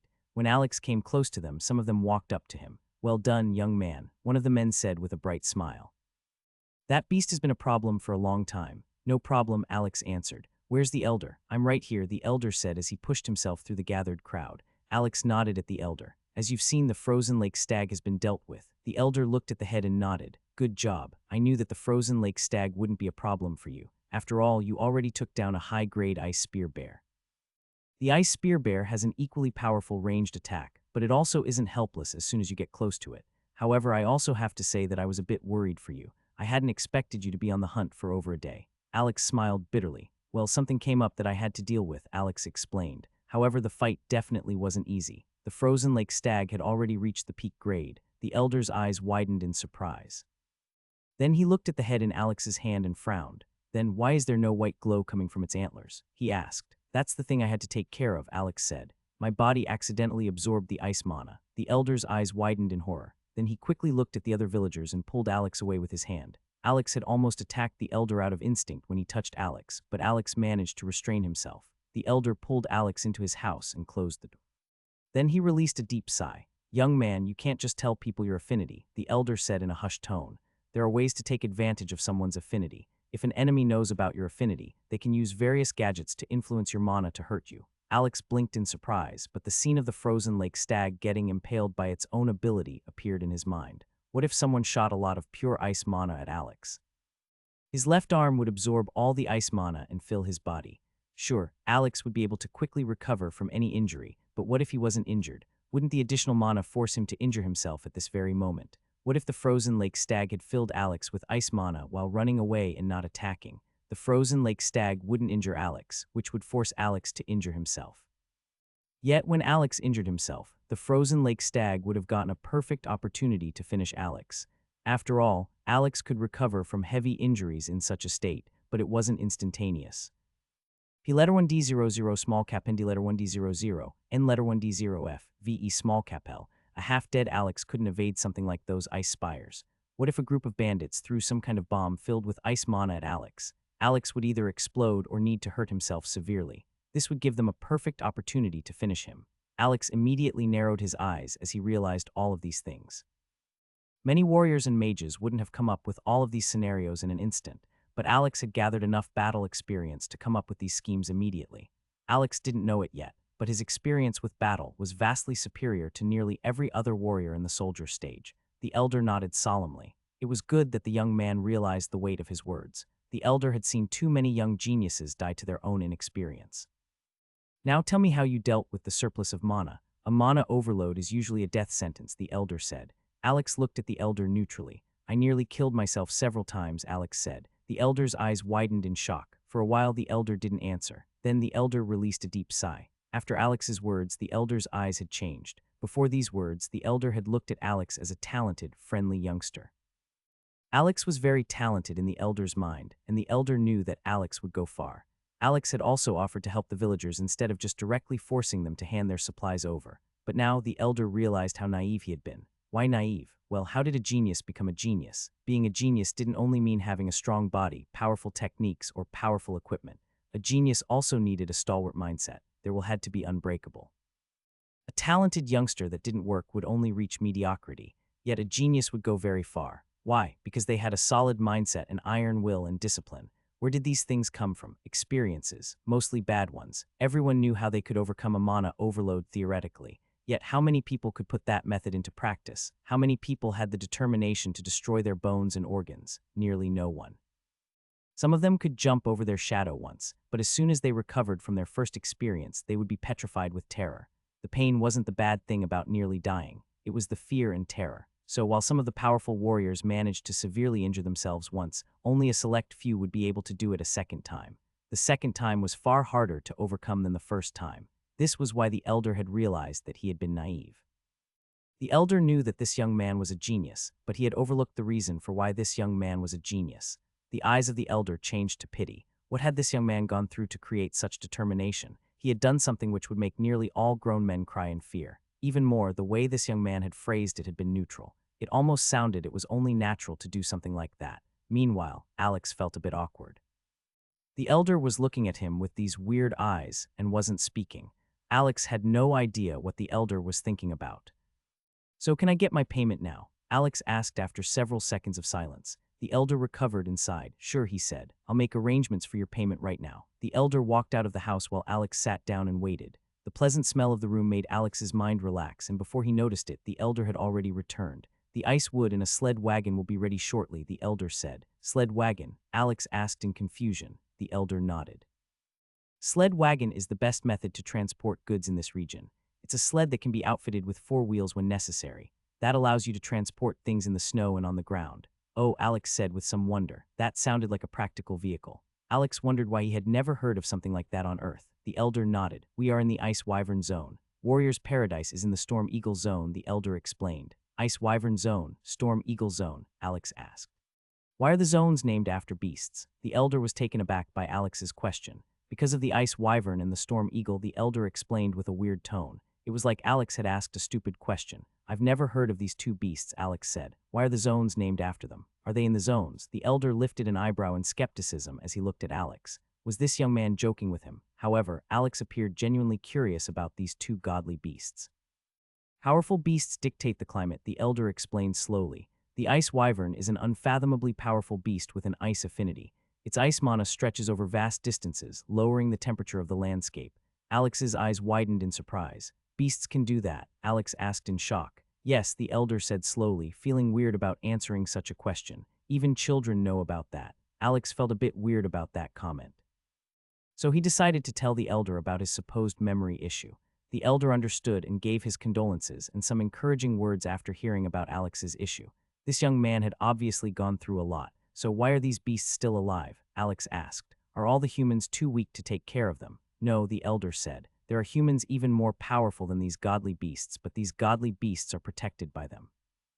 These godly beasts transform natural mana into elemental mana. Elemental mana is necessary for mages to become more powerful. Even more, us common people have already adapted our lifestyle to these climates. If the godly beasts die, the entire climate will change. Our lifestyle is adapted to the climate, and if it undergoes a severe change, everything will break down and many people will die, the elder explained. Alex nodded in wonder. He had thought that he was somewhere in the north due to all the snow, but it actually turned out that there was simply a very powerful beast somewhere in the area. This was truly a very different world from Earth. P letter 1D00 small cap ND letter 1D00 and letter 1D0F VE small cap L. What about the Storm Eagle Zone? Alex asked. The Storm Eagle is a godly beast with a wind affinity. It absorbs natural mana and converts it to wind mana, which generates many heavy storms. Us common folk mainly avoid such zones due to the natural destruction happening constantly, but the wind mages and warriors love it. The Storm Eagle Zone is filled with canyons and mountains, creating an environment with a lot of uneven ground. It's difficult to create villages and towns in craters, canyons, and mountains, which means more space for beasts. The many brutal beasts living in such an environment help the young warriors to gain battle experience, which is one of the main reasons for why the academy is in that zone. The other reason is that the Duke's castle is also in that zone. Duke Whirlwind is a high mage with a wind affinity. His family and most of his mages have a wind affinity, which makes this the perfect place for them, the elder explained. Alex nodded along with curiosity. The entire world had gained more wonder. The climate wasn't dictated by the planet, but by the mighty beasts. This opened so many possibilities for different climates and territories. The pest cats probably had a darkness affinity. What would the climate under a godly beast with a darkness affinity look like? Would it be constantly dark? What about a godly beast with a water affinity? Would that just be an ocean? Would a godly beast with a fire affinity create a volcano or a desert? There was so much to explore. Now that I think about it, it's actually logical that you would have an ice affinity, the elder said. You have been born into a zone filled with ice mana. Many of our children have an ice affinity. This gave Alex a thought. I have a question, he said. Yes, the elder asked. When ice mages use their powers, do their bodies heat up? Alex asked. The elder looked at Alex like he had just said something stupid. No, of course not. We are simply releasing the ice mana. Why would that make us hot? Elemental mana can affect the temperature, but the temperature doesn't immediately shoot to the opposite end when the elemental mana vanishes. For example, if you fill something with ice mana, it will cool down very quickly. After it has cooled down, when you pull all the ice mana out of it, it is still cold. However, it will warm up with time since there's nothing left that cools it. If you want to heat up something filled with ice mana immediately, the best method would be to replace the ice mana with fire mana, the elder explained. Alex listened to these words with deep interest. His eyes appeared innocent, but deep inside, Alex was in deep thought. The same principle should apply to my ice blast, Alex thought. The concepts of how an ice mage unleashes their power shouldn't be different to how a warrior with an ice affinity would unleash their power. In short, using my ice blast shouldn't result in my left arm heating up. Alex wanted to frown, but he kept his expression under control. He knew that the elder was not an enemy, but the elder had just warned Alex about revealing his affinity. It was best to immediately put these teachings to use. So, do I actually have an ice affinity? Alex remembered that the god had said that Alex would get a very special affinity, and that Alex could maybe use it in the future. Alex had been sent to an ice region. The god wouldn't have said maybe if Alex had an ice affinity. Judging by how my ice blast got absorbed by the frozen lake stag, I'm certain that I'm not unleashing a simple cold wind, but a blast of pure ice mana. Actually, now that I think about it, I don't think I actually have ice mana in my body. I can use my ice blast without actually using any mana. I can even use it indefinitely, as long as my arm stays cold. Does this mean that whenever I use my ice blast, my arm gets filled with fire mana? Why else would it heat up? Is it some kind of energy splitting or something? However, I can feel ice mana, and that also only started occurring after I absorbed the pure ice mana source. I didn't feel the earth mana from the pure earth mana source back when the hedgehog wanted to reward me. I also wasn't able to absorb the pure earth mana source.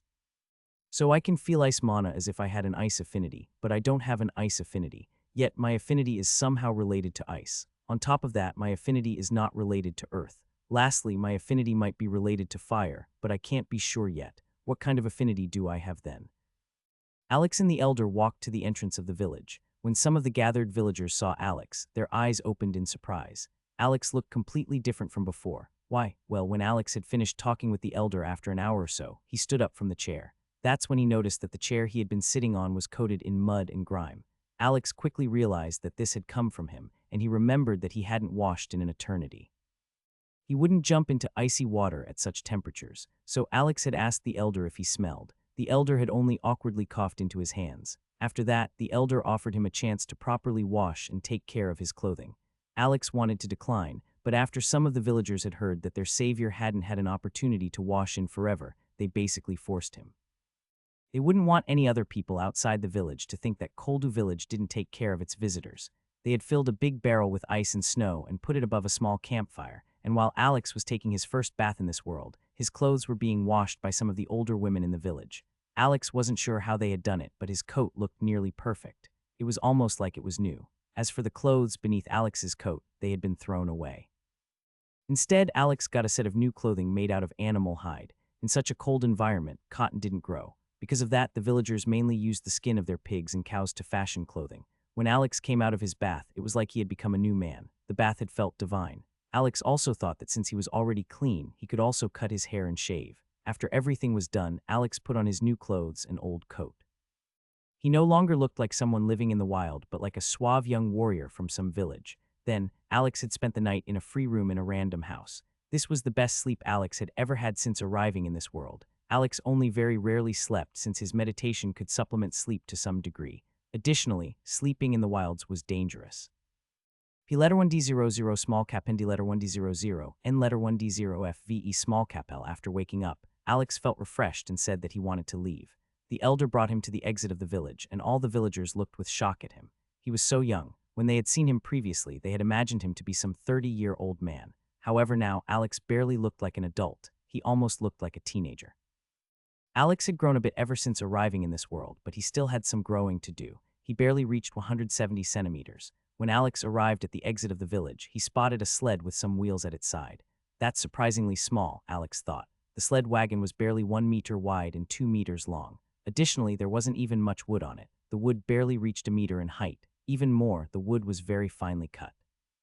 It was like someone had taken a standard piece of cut wood and halved it 2 more times. Sure, it was massive to some degree, but Alex was sure that he could pull more. It takes up about half of the sled wagon, so it should come to about 1 cubic meter of wood. Alex looked at the villagers and the smiling elder and couldn't bring himself to ask for more. They already helped me plenty. I can always earn the remainder in Warrior's Paradise. Alex looked at the surroundings and saw that everything was still coated in snow. This meant that he didn't need to put the wheels on the sled car yet. The villagers said that it was no problem, and the elder gave him some last advice for his way. Alex nodded and said his goodbyes. All the villagers waved after him as Alex walked over to the sled wagon. Alex grabbed the rope at the front and pulled, and the sled wagon didn't move. Alex looked with surprise at the sled wagon. Okay, maybe this is heavier than I thought. Alex pulled with more force, and the rope shook violently under the strain. And finally, after putting a lot of force into it, Alex could move the sled. Alex threw the villagers a shocked expression, and most of them only smiled back while some of them owed in respect when they saw that he could move the sled wagon. That's definitely more than a ton, Alex thought. I know the power of my new body, and 1 ton is not that heavy. That's more like 1.5 or 2 tons. Alex started to feel bad about wanting to ask for more. The villagers had already given him more than he had asked for. However, the ice wood is truly massive, Alex thought. Just a mere cubic meter is already closing in on 2 tons of weight. No wonder it's cut into such a small size. One of these small pieces is probably as heavy as an average-sized piece of wood. Alex waved thankfully at the villagers again and began pulling. And with that, Alex began his journey to Warrior's Paradise. He wasn't sure exactly how far away it was, but Storm Eagle Zone should be the next zone towards the southeast, according to what the elder had said. The area was very uneven, and Alex had to fight against slopes and rises of mountains. Pulling the sled wagon up a mountain was incredibly difficult. Alex's feet constantly lost their grip, and he was basically running against the elevation as his feet continually slipped away beneath him. He essentially moved forward like a car with summer tires on pure ice. Every 5 rotations of the wheel would only move the car 1 rotation worth of distance. It was incredibly tiresome. Meanwhile, the slopes were not very tiresome. Instead, they were very stressful. Alex basically stood in front of the sled with his feet firmly on the ground. The sled was pushing him forwards, and Alex had to slow it down by continually grinding his feet against the ground. His new shoes had already undergone a lifetime's worth of stress in just 2 hours. However, the shoes remained in one piece, surprisingly. 2 hours later, after ascending another slope, Alex's eyes widened in wonder and shock. So that's what the elder meant when he said that I would get a fun surprise on my way to the Storm Eagle Zone, Alex thought. Right now, Alex was on top of an absolutely gigantic slope. Even more, Alex noticed that he was basically on top of a mountain. When Alex looked to his side and behind him, he saw relatively even ground, but when he looked into the distance, everything was far below him in elevation. Alex could see kilometers upon kilometers into the distance. This is actually a plateau, Alex thought in shock. Even the Duke's garden is on this plateau. How huge was this plateau? Alex looked back at the plateau behind him, and he could still see many huge mountains. At this moment, Alex also felt the movement of the ice mana. Alex felt like all the ice mana of the plateau was flowing down the slope. Does this mean that the ice wyvern is somewhere on this plateau? Why else would so much ice mana flow down from here? Alex thought. Alex had thought that the resident godly beast was far away, but it had turned out that it had been closer than he had thought. Where does that river in the Duke's garden even come from? Alex thought. Many thoughts went through Alex's head, but he quickly got distracted by the land below him. The area on the bottom of the gigantic slope was still filled with snow and ice, but the ground was far more even. Alex wouldn't have to deal with all these slopes anymore. Then Alex spotted a town on the horizon. It was probably over 10 kilometers away, but the path from here to there was only one long slope. Alex guessed that he was about 2 kilometers higher in elevation than the town. Alex looked at the town, then he looked at the slope, then he looked at the sled. Alex got a terrible idea. That's a stupid idea, but I want to do it, Alex thought.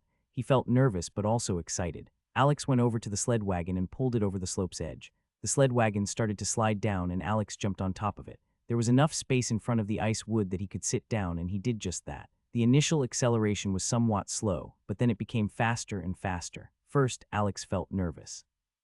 Then as the sled wagon became faster, he became excited. Then he became nervous again, and then he became terrified. After around 20 seconds, the sled wagon had accelerated to impressive speeds, and it only seemed to become even faster. At first, the sled wagon had only brought a breeze to Alex's face, but the breeze had quickly transformed into a terrifying storm. Alex felt the sled wagon below himself shake, and he was sure that he heard a crack at some point. Alex's breathing and heart rate quickened as the sled wagon reached 150 kph in a matter of seconds. Then it reached 200 kph, then 250 kph. That was already a bit faster than terminal velocity for a falling human. The wind was as strong as the wind a skydiver would experience. However, skydivers had goggles on their eyes. Alex didn't. Alex already started regretting that he had gone through with that stupid idea. The slope would even out about a kilometer in front of the city, which would give Alex enough time to slow down the sled wagon with his feet, but he had quickly realized that he might have overlooked something. Can the sled wagon even stay in one piece? Alex thought in fear. There's over a ton of ice wood on the sled wagon. Is this sled wagon even designed to resist something like 300 kph or something? Seriously, I think I'm moving even faster than the hedgehog when it chased that octopus. If someone stood beside the passing sled wagon, they would only see a shadow pass by them, and after that, they would be assaulted by a terrifying storm. Alex had already slid for nearly 4 kilometers when something happened. 3 people jumped out from behind a tree in the distance and walked to the slope. Alex's mind nearly stopped working when he saw those 3 men. Were they suicidal? Alex was sure that they had noticed him since they were looking at him at this very moment. That guy seems to come from Koldu village. We've hit it big, boys, one of the men said with a smirk. One other guy laughed, while the third guy only looked solemnly at the approaching sled wagon. Hurry up, the guards have probably already seen us. The third guy shouted. Yeah, just chill for a second, okay. We got this, the first guy said with exasperation. Let's go. Then the 3 guys charged towards the approaching sled wagon. Move, Alex shouted with all of his power. Sadly, he was still too far away, making his voice very quiet. He said move, the second guy said with a snicker. Does the guy not realize that we are bandits? He asked. Plenty of villagers believe that they are uncatchable when they're sliding down the slope, the third guy explained. They think that no one would be willing to stop their sled wagons. The first guy looked with a smirk at the approaching sled wagon. Sadly, they don't realize that we are all in the mid-soldier stage. We can easily stop a mere sled wagon. Meanwhile, Alex looked with terror at the people running at him from a distance. Are they insane? Even I would be absolutely obliterated if I got hit by this sled. That sled wagon weighs over a ton and goes like 300 kph. Alex thought, move or you will die. Alex shouted. In these couple of seconds, Alex had already moved several hundred meters, and he was only about 200 meters away from the 3 of them. The 3 guys continued moving towards Alex, but they slowly came to a halt. Isn't that sled moving a bit too oh shit? Ever seen anything speeding right at you from a distance? It's difficult to see how fast something is going when it comes right at the viewer. The bandits had thought that this was just some guy from some village who came to buy something. They had thought that he was probably here to buy medicine or something like that. After all, people from the villages rarely came to the city without a good reason. Dragging the sled wagon up the slope was just too tiring and too much of a hassle. They had also been sure that Alex had had no major wears on his sled wagon. Why? First of all, Alex had been very far away. Second, Alex's body was blocking a major part of the ice wood behind him. Third, no merchant or delivery person would risk their cargo by sliding down this slope. So in the minds of the 3 bandits, this sled wagon had probably weighed something like 150 kg, including the person riding it, and it would also probably only go 100 kph max. 2 people would have simply grabbed the sides of the sled wagon to stop it, while the third one would have threatened the rider. Sadly, they had been off with their calculations. Even more, they had only noticed something when Alex was 200 meters away. How fast were 300 kph? Something moving at 300 kph moved a bit less than 100 meters per second. That was a kilometer of distance in a bit more than 10 seconds. It was ridiculously fast. In short, after the bandits had become suspicious, they only had 2 seconds left to dodge. The other 2 were not as lucky. The first guy had managed to jump to the side, but his legs were still in the sled wagon's path. As soon as the sled wagon hit the bandits' legs, an explosion of blood occurred. One leg was flung into the distance, while the other one barely held on by some flesh and skin. The bandit's body started rotating at insane speeds and he fell to the ground. The second guy hadn't managed to jump very far. The right side of the sled wagon hit him in the abdomen. A shower of blood assaulted Alex, and a severed leg hit him in the chest, cracking several ribs. However, Alex didn't care very much about his injury since his mind was preoccupied with processing what had just happened. Did I kill someone? Alex thought in shock. For some seconds, Alex's mind just wouldn't work, but the urgency of the situation quickly woke him up. The slope's angle is evening out. I have to stop the sled wagon, Alex thought. Alex put his legs to the ground, but he immediately pulled them back. When he had just slightly touched the ground, his leg had nearly been torn off. I can't break. P letter 1D00 small cap N D letter 1D00 N letter 1D0 F V E small cap L. For the first time in a long while, Alex was genuinely terrified. I'm going to hit the city walls. Alex was panicking. The sled wagon was going way too fast for him. He couldn't even change its direction or brake. After some seconds of panic, Alex reached the even ground, but the sled didn't seem to stop at all. It just kept on going. Jumped down. A powerful shout came from the city walls when Alex had still been over a kilometer away. Alex didn't even think about how loud that shout had been to be heard from such a long distance. Alex looked to the side at the rapidly passing surroundings. P letter 1D00 small cap N D letter 1D00 N letter 1D0 F V E small cap L. How was he supposed to jump off something that's moving so fast? However, Alex's mind, which had gotten used to stressful situations, quickly came up with a solution. Alex gritted his teeth. Let's hope this works. Alex put his left hand to the ice wood behind him for 2 seconds. In these 2 seconds, Alex absorbed a lot of ice mana, and the familiar feeling of bursting appeared. Then Alex took a deep breath and jumped to the side, protecting his head with his arms. Everything seemingly moved in slow motion for Alex. Bang! Alex hit the ground and his body was violently thrown around. Alex spun several times in the air, and he felt the centripetal force pulling his arms away. Bang! A second hit and several of Alex's bones broke. Alex completely lost his sense of direction, and he had no idea where he was going.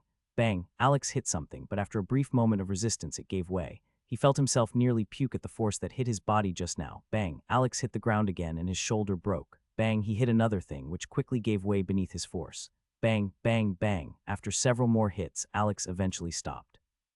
Alex lay on the ground, and he felt like he was dying. Yet, while everyone else would feel despair at being in such a state, Alex only looked with shock at the sky. I'm still alive. Alex knew that he would survive since he had gone through similar experiences. He knew that the mana would heal his body. Bang, bang, bang. Alex heard the sounds of something incredibly powerful hitting through something, and he knew that this could have only been the sled wagon. I'm in so much trouble. Bang, bang, bang. More explosive sounds followed, and Alex didn't want to look at the damage he had caused. After 2 more sounds, it stopped. Alex only continued lying there. How am I supposed to pay for all that? He thought. Would they take icewood as payment? How many people got injured? Speaking of, I think I just killed one of those bandits. Silence. Alex only looked at the sky as he tried to come to terms with what had just happened.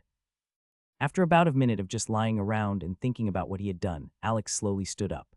Clank, clank, clank. Alex heard the sound of approaching, armored footsteps, and he looked at his surroundings for the first time. He was in the forest on the side of the road. So the things I punched through were trees, Alex realized as he saw several destroyed trees. If I still had a normal body, the first tree would have killed me. Alex had left behind a trail of destruction in the forest. Oh, you can move, a gruff voice said with surprise and a bit of amusement. Alex looked over and he saw 5 men. One of them stood at the front and he wore bright silver armor. The 4 men behind him wore gray, iron armor. What damage did I cause? Alex asked. The leading man had anticipated the question, but he hadn't thought it would be the first one. Nothing, the man said with a smirk. This immediately dumbfounded Alex. For a while, Alex wasn't even sure if he had heard correctly. Nothing.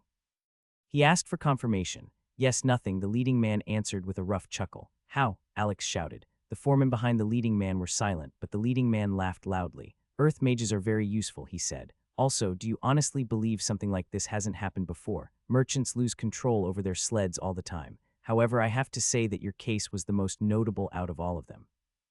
You had over a ton of ice wood on your sled wagon, and it took 4 Earth apprentices to stop it. They even had to ingest some valuable pills to stop it. Of course, you have to pay for them. Alex was still perplexed. How did they stop something like that? What about the 3 men that I ran over? Alex asked. Oh, them, don't worry about them. They've been a plague for a while, the man said. There's even a bounty for them. Alex had expected something like that, but he was still a bit surprised that the guard even laughed about the fate of the bandits. Did they survive? One of them died on impact, one of them got finished off by us, and the last one fled. We are currently chasing the last one, the guard said with delight. You've done us a great service, but you also have to pay for our help. The pills the mages had to ingest were a bit more expensive than the reward, but I'm willing to cancel the debt out with your reward. These three guys have annoyed me for way too long. Alex felt a pressure in his chest when he heard that he had killed someone. Alex had killed plenty of beasts, but killing a human still felt different. The guard noticed Alex's expression. Oh, was that your first kill? He asked. Alex slowly nodded. Man, you're lucky, the guard said with a snort. Lucky. Alex asked in shock. What was lucky about that? Yeah, lucky, the guard repeated. Not only was your first kill an accident, but you also killed a bandit. That's way easier to come to terms with than killing another soldier or civilians. In comparison to your lucky ass, my first kill was an execution. It was still difficult for Alex to come to terms with taking another human life. Oh, come on, the guard said as he stepped closer. You'll get over it. This was actually a good thing for you. It will help you in the Warrior Academy. Alex's eyes widened. How did you know that I wanted to go there? He asked. Alex was still a bit perplexed by everything that had happened. You're young, you have a very powerful body, judging by the fact that you are still alive after all of this, and you are traveling with a ton of ice wood toward the southeast. That ice wood is obviously for the special exam, the guard said with a smirk. Also, you kind of feel like a student of the Warrior Academy. Come, the guard said, turning around and gesturing to the street with his head. The guard passed his men and continued walking away. After some seconds, Alex shook his head and followed. Some seconds later, Alex saw the slope again and his eyes widened. Alex saw a figurative mountain of rubble strewn across the slope. The entire slope was covered with gray stones. Our Earth apprentices created several walls made of stone, the guard explained while Alex looked at the aftermath. Your sled wagon punched through 7 of them before being stopped by the 8th. That's a new record. The old record had only managed to get through 3. Quite impressive. When Alex heard how the town had stopped his sled wagon, he was surprised. If they had stopped it with walls of stone, how come Alex didn't see any pieces of wood anywhere? Come, the guard ordered again as he walked to the end of the slope. Alex followed the guard, and eventually the group arrived at a small wall made of gray stone. However, the wall wasn't straight but tilted. Oh, the guard said with surprise. Would you look at that? The last wall wasn't destroyed, but your sled wagon managed to break it off at the base. I think we can count it as having broken through 8 walls then. Look, the guard said as he walked to the piece of wall. Bang, the guard lightly kicked the piece of wall, and the wall flew for over 2 meters. Obviously, the kick hadn't been as light as it had seemed. Alex looked over and saw the front of his sled wagon, and his eyes widened yet again. The front was bent but still in one piece. How is it still in one piece? Alex asked in shock. The guard laughed and lightly kicked the sled wagon. Bang, an explosive sound resounded throughout the surroundings, but the sled wagon only turned to the side a bit. It was still in one piece. The guard turned to Alex with a smirk. Ice wood is hard. To think that you would actually have a sled wagon made of ice wood. That's about one of the most extravagant things I have ever seen, the guard said with a laugh. Ice wood? The sled wagon was made of ice wood. Alex's mind immediately went to the friendly villagers. Not only had they given him so much ice wood, but they had also created a sled wagon out of ice wood. They sure had gone all out with their repayment. However, after some seconds, Alex looked away from the sled wagon and turned his gaze towards the slope. Alex could see blood on the slope, as well as 2 bodies. Some guards were currently pulling the bodies to the side of the slope, and after they got there, they simply threw the bodies into the forest. Apparently, bandits didn't get a proper burial. Such a scene seemed unimportant, but it gave Alex a feeling of disconnect. On Earth, even mass murderers would get a burial. After one's death, everyone was the same on Earth. But here, these bandits were simply thrown to the side of the road. No one minded such a scene, but Alex felt like this scene was showing the differences between this world and Earth very well. Life truly wasn't seen with as much importance here as on Earth. I killed one of them, Alex thought with discomfort. Alex felt some guilt appear in his chest, but it wasn't as overwhelming as he had thought. Every human had thought about how it would feel to kill someone else at least once. Some edgy teenagers might think that they wouldn't feel anything, but the truth was always different. Taking a human life woke a certain feeling of pressure and wrongness in one's chest. Even if a person hated someone else, when that other person died suddenly, the first person would still feel some discomfort. This feeling would be far stronger if one was responsible for their death. Wishing someone else to die was normal, and it happened all the time, but when it actually happened, one would still feel uncomfortable. However, Alex's feelings weren't as intense as he had imagined them to be. He definitely felt something, but it was still manageable. Is that normal? Alex thought. Silence. I don't know. Hey, get your sled wagon out from below the rubble. We need to clean the slope for other merchants, the guard said, pulling Alex out of his thoughts. Oh, right, sorry, Alex said absent-mindedly. Alex went over to his sled wagon and pushed the stones off the sled wagon. After a bit of cleaning up, Alex could see the entire sled wagon again. The cage with all the ice wood was displaced since the rope broke, but it was still close to the sled wagon. It took a lot of work, but Alex managed to put the cage with the ice wood back on top of the sled wagon, and then the sled wagon was ready to be moved again. "Anyway, welcome to the Central Wild," the guard said with a smirk. "Is that the name of the town?" Alex asked. The guard nodded. "Yep, you need to leave through the southern entrance if you want to get to the Storm Eagle Zone. However, I would suggest that you stay here for the night. The Southern Wild is about a day of travel away, and it's already afternoon." Then Alex pulled the sled wagon towards the town. The guard and his men started cleaning the slope as Alex went to the town. After a bit of pulling, Alex arrived at the gate, and he was allowed to enter without any inspection. The guards had probably already inspected his sled wagon earlier. Alex saw that the streets actually had no snow on them, but that wasn't an issue. Alex went to the side of his sled wagon and loosened the ropes around the wheels. The wheels were fixed to the sled wagon with beams made of ice wood, and they fell down and hit the ground. After loosening all four wheels, Alex went to a corner of the sled wagon, CRK. P letter 1D00 small cap ND letter 1D00 and letter 1D0F, VE small cap L. Alex lifted the corner and moved the wheel until the wood beam was straight. Then, Alex kept the beam straight and fastened the rope on the beam again. After doing that for all four corners, Alex pulled the sled wagon into the town on its wheels. He didn't need to put much force into the pull since pulling something with wheels was easier than pulling a sled through snow. As Alex traveled through the town, many people watched him with interest. They had heard about the commotion in front of the northern gate, and they guessed that Alex was responsible for it. However, none of the townspeople came up to start a conversation. They were more interested in watching. The town wasn't really big. It probably was only a kilometer across. Eventually, Alex passed through a marketplace, being careful that he didn't damage anything with his heavy sled wagon. Suddenly, Alex felt his sword vibrate. Alex took out the sword and looked at it with interest. An invisible force pulled Alex's attention to a stall at the side of the road. The stall was made of wood, and it was quite wide and deep. Alex saw stones, gems, and metals being displayed at the front, and he could see several different kinds of ore in the back of the stall. Alex remembered that he could increase the power of his sword with ore, and he quickly realized that this was the reason why his sword was vibrating. "Can I help you?" the salesman on the stall asked after realizing that Alex was eyeing his store. Alex calmly took out his sword and put it on the counter. "Do you have something for weapons useful for warriors in the general realm?" Alex asked. Alex was in the first realm, which was called the soldier realm for physical fighters.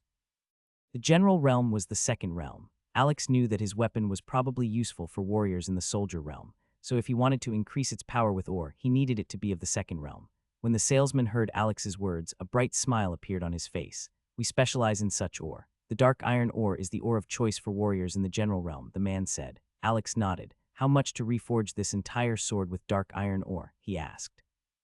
"We don't do forging," the man said. "I know. I meant how much for the required dark iron ore to reforge the sword," he asked. The man looked at the sword on the table. 40 gold, he said. "We get our dark iron ore from a local mine, which is why it's so cheap. You would normally have to pay over 50 gold for something like this." Alex's eyes widened. The salesman deflated when he realized that Alex didn't buy anything. "Do come again," he said without any motivation.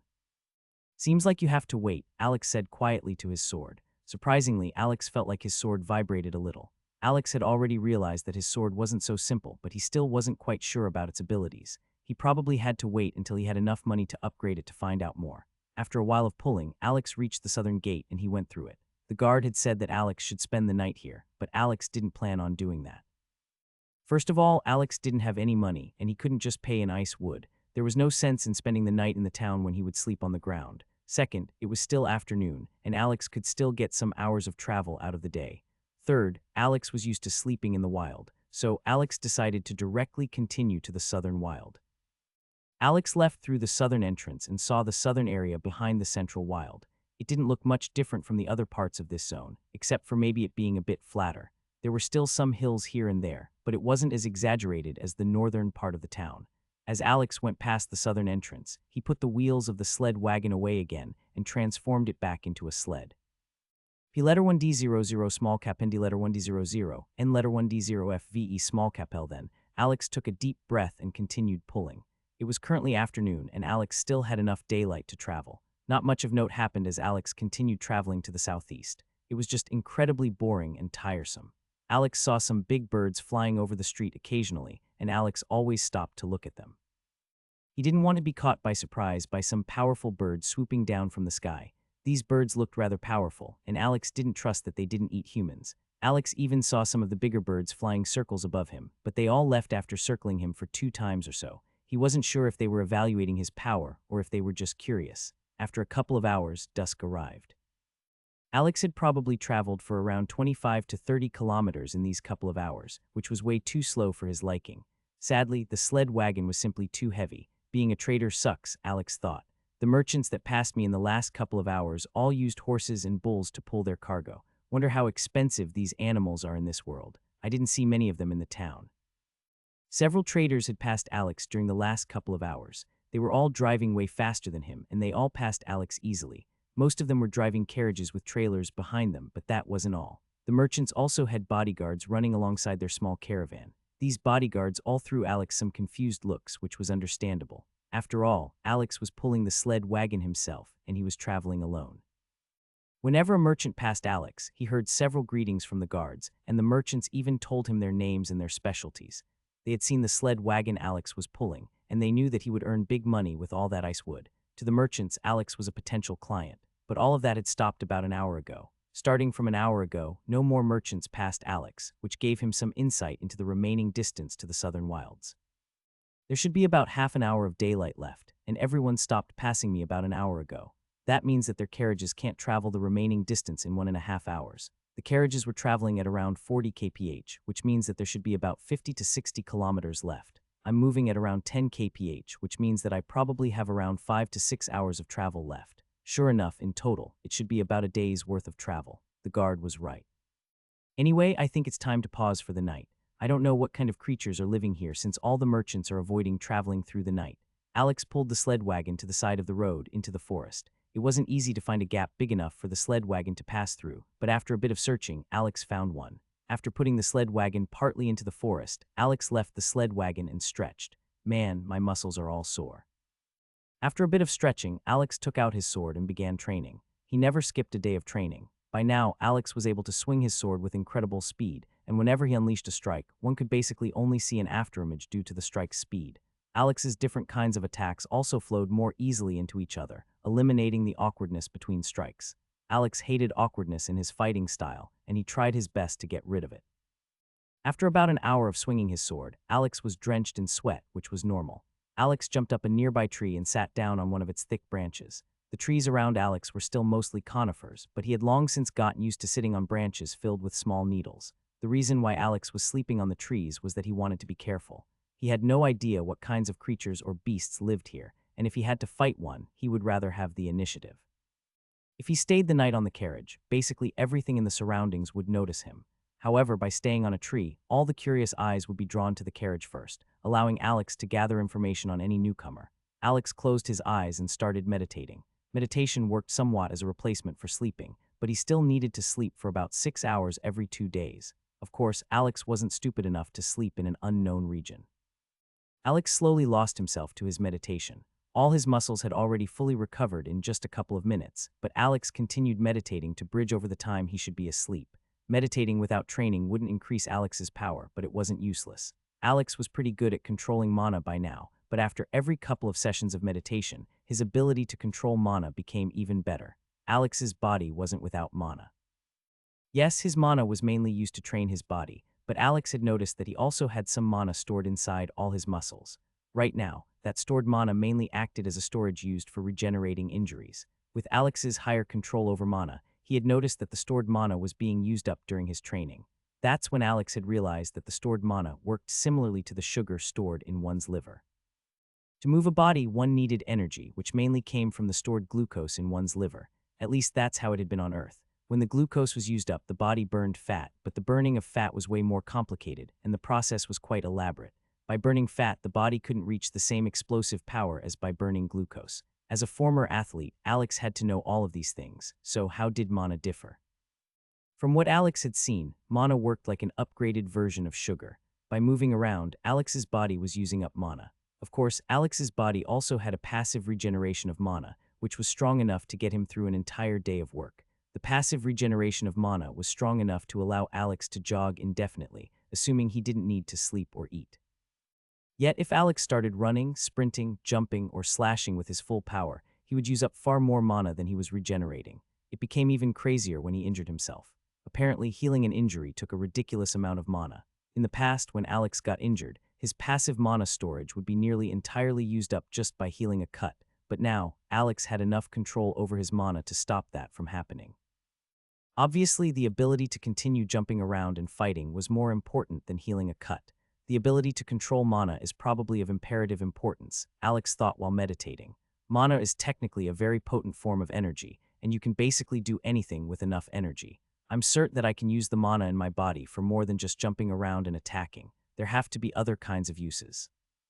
Well, I should learn all these things after joining that academy. It's funny that I'm actually looking forward to going to school. I've always hated school. CRK. Alex opened his eyes as he heard the sound of something stepping onto a twig. Alex looked at the origin of the sound and he saw a familiar beast. Oh hey, another frozen lake stag, Alex thought as he looked at the small stag. Its antlers are smaller and they're not shining brightly. I can also not feel as much mana coming from it.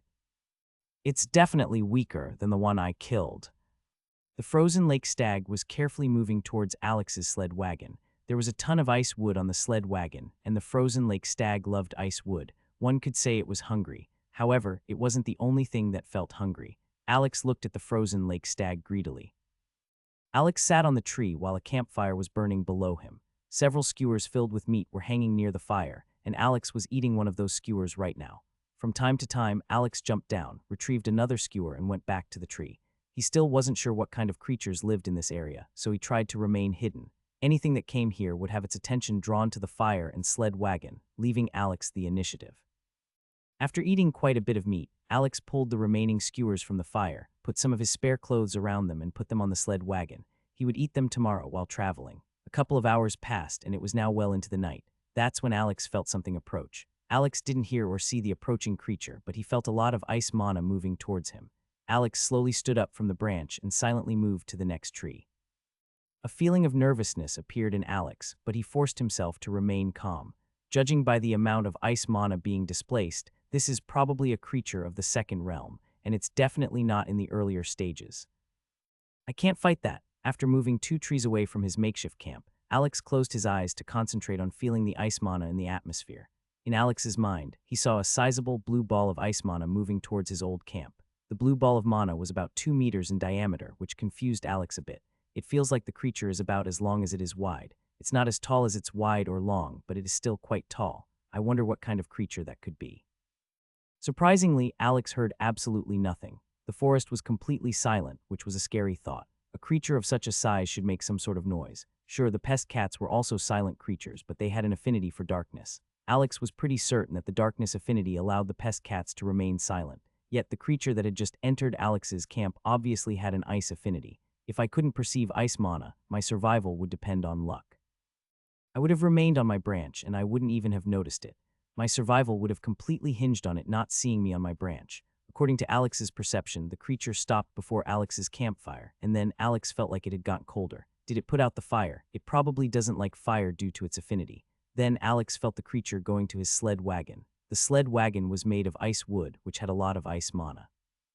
Because of that, the sled wagon was also visible in Alex's perception. I hope it doesn't consume all the ice mana. The creature went to the sled wagon and stopped in front of it for a couple of seconds. After that, the ball symbolizing the creature went over the sled wagon. Alex grew nervous. If that thing consumed all the ice mana in the ice wood, everything would have been for nothing.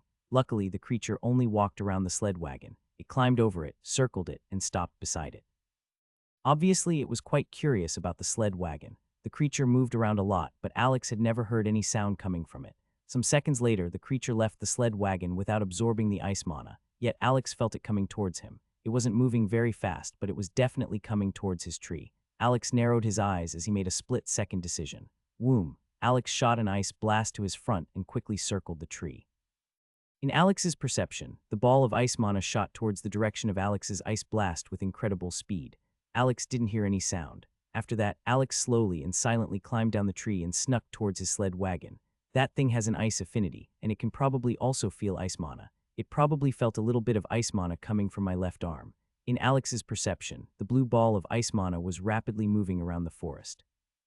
It was moving up trees, going down trees, and running around trees. It had suddenly felt a lot of ice mana, and it was searching for the origin. Alex had to use all of his self-control to not sprint towards his sled wagon. He had to move slowly. Eventually, the creature went back to the tree Alex had just been on. Alex felt how the creature climbed up the tree and moved all around it. If Alex had remained there, he would have been spotted. Alex arrived at the sled wagon and slowly crawled beneath it. Then, he remained motionless and silent. That thing had an ice affinity, and it could obviously feel ice mana. Alex's left arm was a dead giveaway, and he had to deal with it. So Alex decided to mask the ice mana in his arm with the ice mana of all the ice wood. Alex hoped that the ice mana of the ice wood would outshine the little bit of ice mana on his left arm. The creature inspected all the different trees in the surroundings, but it eventually went back to the sled wagon. Then, it simply stopped at the spot where Alex's campfire had been. Alex opened his eyes from below the sled wagon, and he could finally see the creature. No wonder it was so silent. P letter 1D00 small cap ND letter 1D00 and letter 1D0F VE small cap L. 8 long, blue icicles were fusing with the snow on the ground. It was like the snow and icicles were one and the same thing. Whenever the creature moved its icicles, it would leave a tiny part of the icicles behind. If one didn't look for these parts, one wouldn't notice them. They were only some small azure spots on the snow. Alex also looked at the ground beneath him, and he saw the same azure spots. The creature had already been down here before. Alex moved his head a bit forward to see the creature. Sure enough, it's a blue spider. The creature was one of those kinds of spiders with incredibly long, thin legs. Yet its legs weren't actually legs, but just long icicles. Only its actual body had flesh. Together with its legs, it was about 2 meters wide. It replaced its legs with pure ice, Alex thought. The spider only rarely moved around, and Alex guessed that it was probably trying to sense any vibrations. The spider remained motionless for about a minute, which felt like an hour to Alex. Then the spider slowly walked away, leaving behind azure spots on the snow beneath it.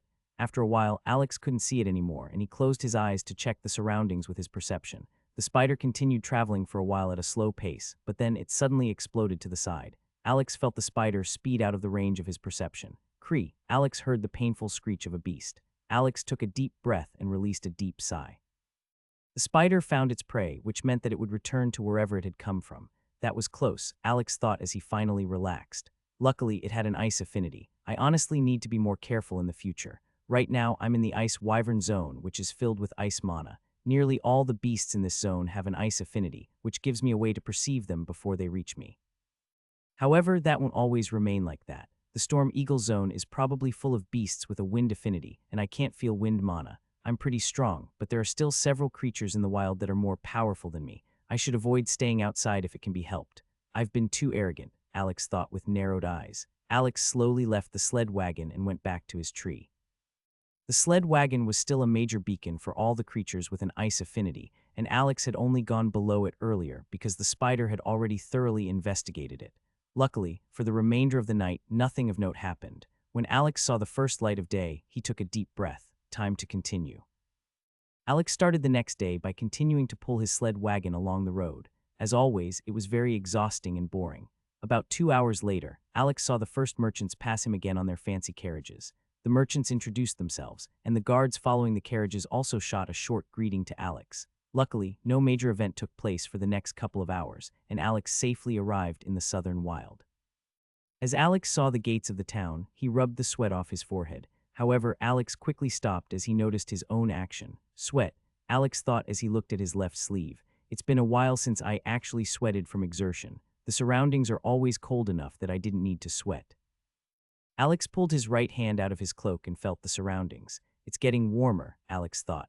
Even more, it almost feels too hot under my coat. Seems like I'm close to leaving the ice wyvern zone. Alex continued pulling the sled wagon towards the southern wild. The town didn't really look special. It was like a town after it had gotten warmer after a heavy snowfall. In short, it looked muddy and dirty.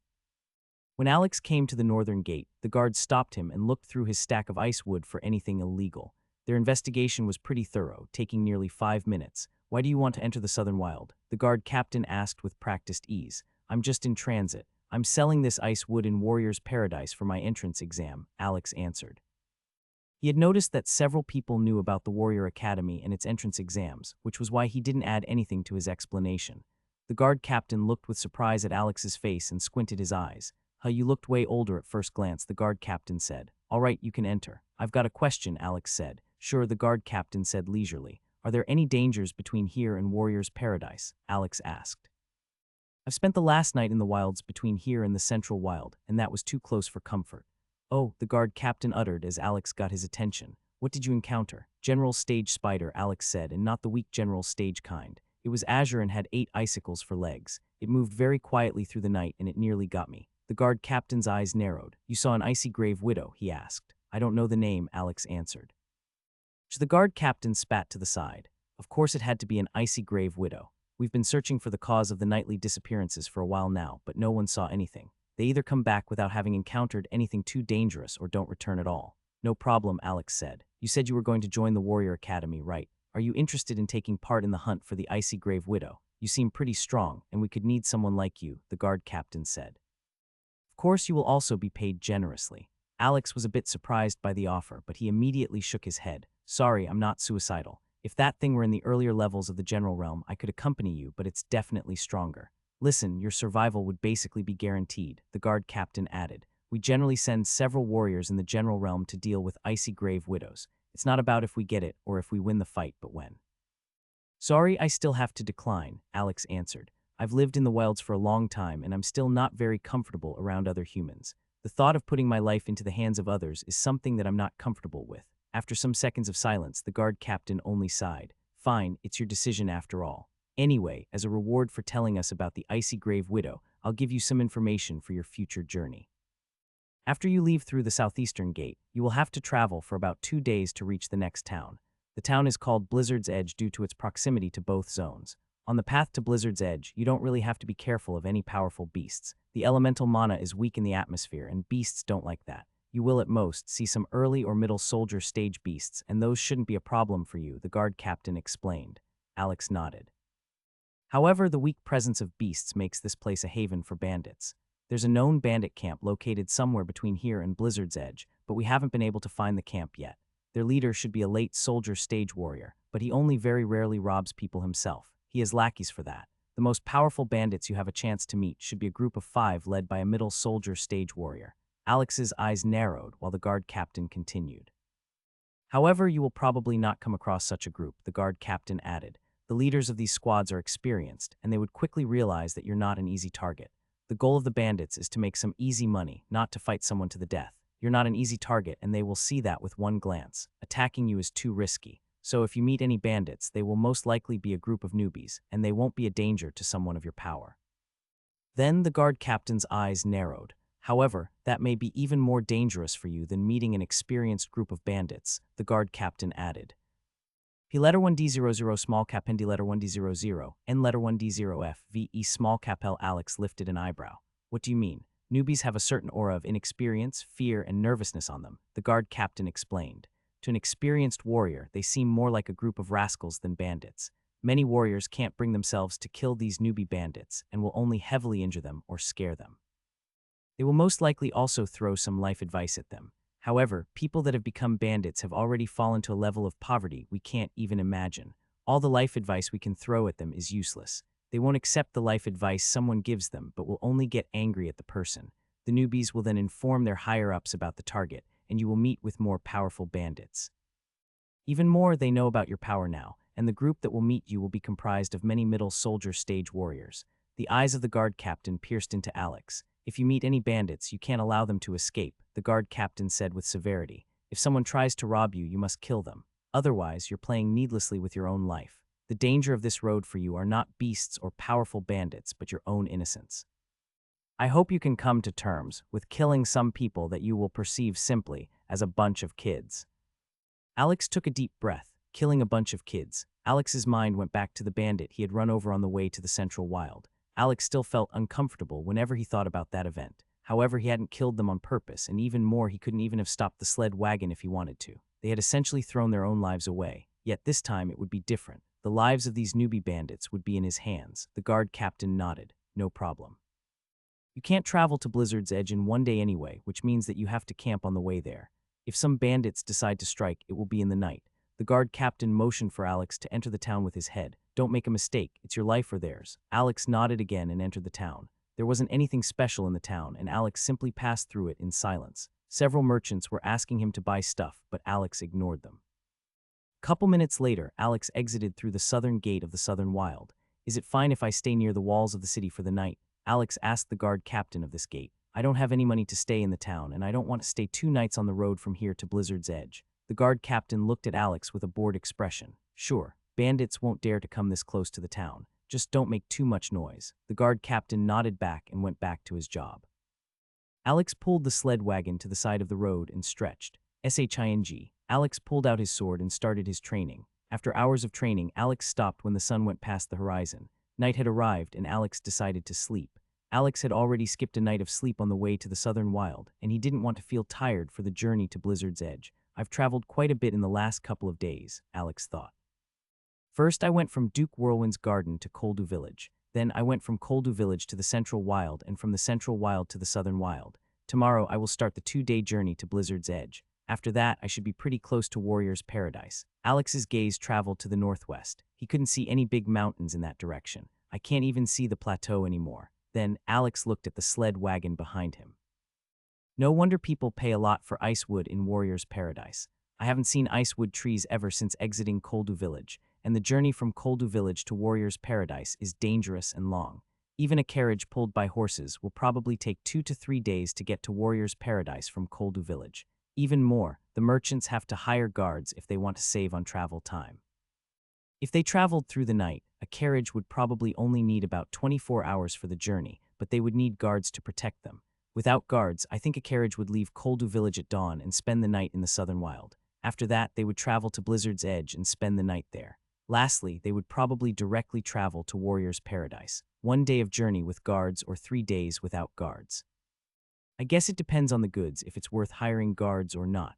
Alex's mind wandered to many places as he slowly succumbed to sleep. This night, Alex slept on the ground while leaning his back on the sled wagon. The night passed without any incidents. Alex woke up when it was still dark, but his inner clock told him that dawn would arrive soon. "All right, let's go." And thus, another exhausting day of travel started for Alex.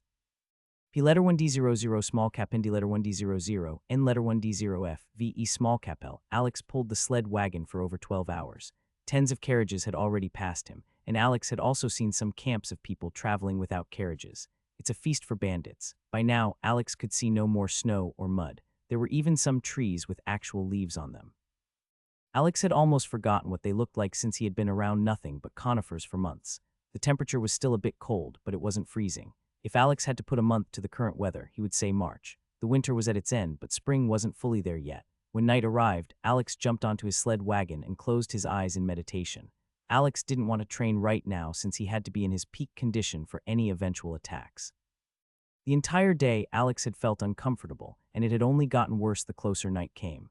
Alex wasn't afraid of the bandits, but he was afraid of having to kill some kids. Alex was in the body of a teenager, but he had actually been a young adult in his past life. Many teenagers thought of themselves as adults, but when they actually reached their 20s, they realized the difference between teenagers and actual adults. There was a certain aura of confidence in adults that was nearly impossible for teenagers to emulate.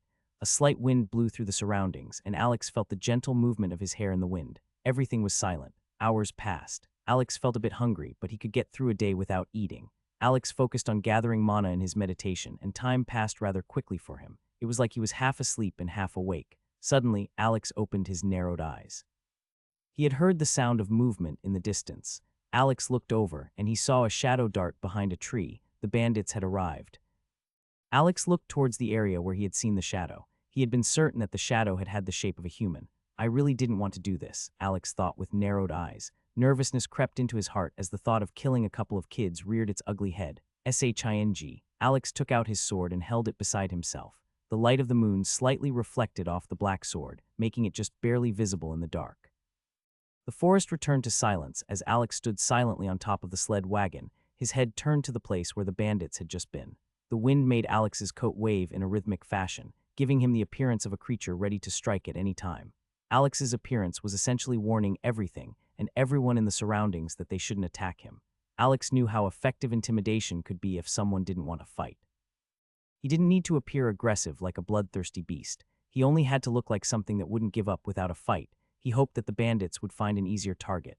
Alex wasn't afraid for his life, but for their lives. For nearly a full minute, only silence reigned in Alex's surroundings. Then 2 minutes passed, 3 minutes, 5 minutes. After 7 minutes, Alex put his sword away and sat down again to meditate. The bandits were gone. Alex took a deep breath and entered meditation again. However, just 40 minutes after entering meditation, Alex heard several tiny noises. They returned, and there are more of them, Alex thought with narrowed eyes. Alex slowly stood up again and drew his sword. 10 seconds of silence passed again. Go, a loud shout echoed through Alex's small clearing and Alex narrowed his eyes. Shing, shing, shing. In an instant, over 15 people darted out of the trees as they ran towards Alex's sled wagon. Yet Alex gritted his teeth as he saw their appearances. The bandits came from all walks of life. Alex could see some teenagers, but he could also see young adults, middle-aged men, and one older man. They were all dirty, and they didn't wear any noteworthy armor. At most, some of them wore vests made of coarse leather and riddled with holes. The others wore raggy and old clothing. However, the worst part was that none of them carried weapons. They all charged out of the trees without weapons, and even more, they didn't even look at Alex. They fully focused on the ice wood on the sled wagon. They never intended to attack or injure Alex, and he knew that. They only wanted the ice wood, and they wouldn't attack or hurt Alex while stealing from Alex's sled wagon. Alex knew why they were doing this. They realized that I'm not comfortable with killing people. So they came out without any weapons or armor and without any intention of attacking me. They're banking on the fact that I'm unwilling to kill them. Alex made a split-second decision and jumped towards the closest bandit. Bang! Alex punched the chest of the bandit, throwing him at a tree behind him. Bang! The bandit hit the tree with a loud impact, and the sound of bones being broken reverberated throughout the small clearing. Silence. The bandit stopped moving as they looked at their colleague. Alex looked at the other bandits with narrowed eyes, but his heart shook when he saw their eyes. They weren't shocked, terrified, or angry. No, their gazes were evaluating. It was like they wanted to see what happened to their colleague. The bandit that Alex had punched away coughed and took a deep breath. He was still alive. That was everything the bandits needed, and they immediately continued charging towards the sled wagon. So what if they got injured? The others would share their loot with them, which would make all of this worth it. As long as they didn't die, it would be worth it. The first ones reached the sled wagon and began to tear at the cage holding the ice wood. Alex's nervousness increased as he gritted his teeth even harder.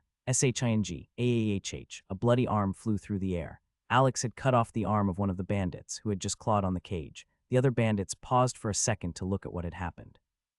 And then they continued tearing with even more force. CRK, a part of the cage was torn off as the bandits greedily gathered the ice wood. Meanwhile, the bandit with one arm grabbed his arm, put it under his other arm, and also continued clawing at the ice wood with his free hand. Alex's eyes became bloodshot due to the stress and his inner conflict. I can't let them get away with the ice wood. I need that. My goal is to become powerful.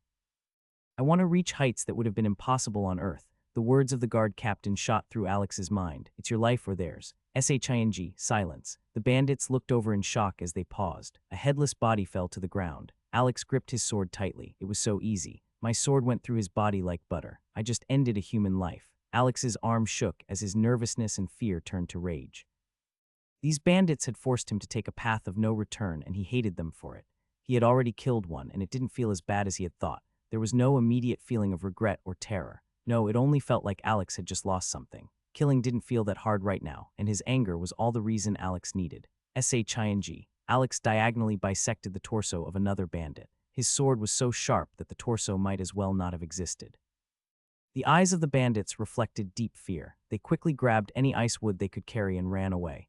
Shing. Alex killed another bandit. Drop the ice wood and you can remain alive, he said coldly. None of them listened. It was like the ice wood was more important than their lives. Alex gritted his teeth. Shing. Alex killed 2 bandits before they could even move 2 meters away. P letter 1D00 small cap N D letter 1D00 N letter 1D0F VE small cap L. These bandits were in the early stages of the soldier realm at most. Some of them even had bodies on the same level as the humans on Earth.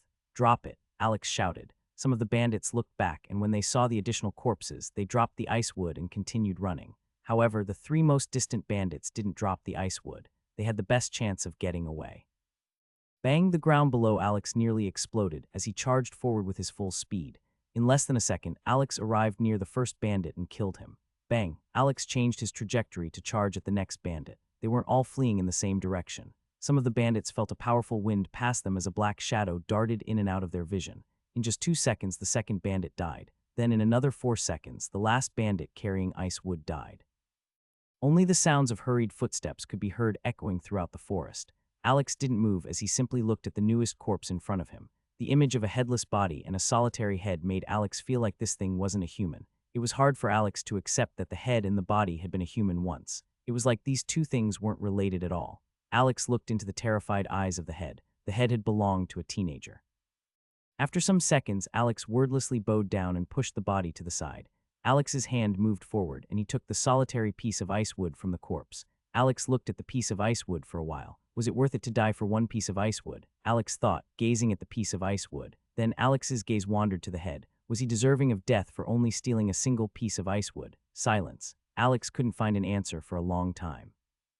Yet eventually he received his answer. Crack. Alex destroyed the piece of ice wood in his hand. It's not important what he stole. Actions aren't important. Intentions are. Alex slowly stood up again and walked back to the sled wagon. Alex jumped onto the sled wagon and closed his eyes. The entire time he ignored the pieces of former humans. It's my life or theirs. Actions aren't important. Intentions are. Alex repeated these phrases several times in his head. I have done what I had to do.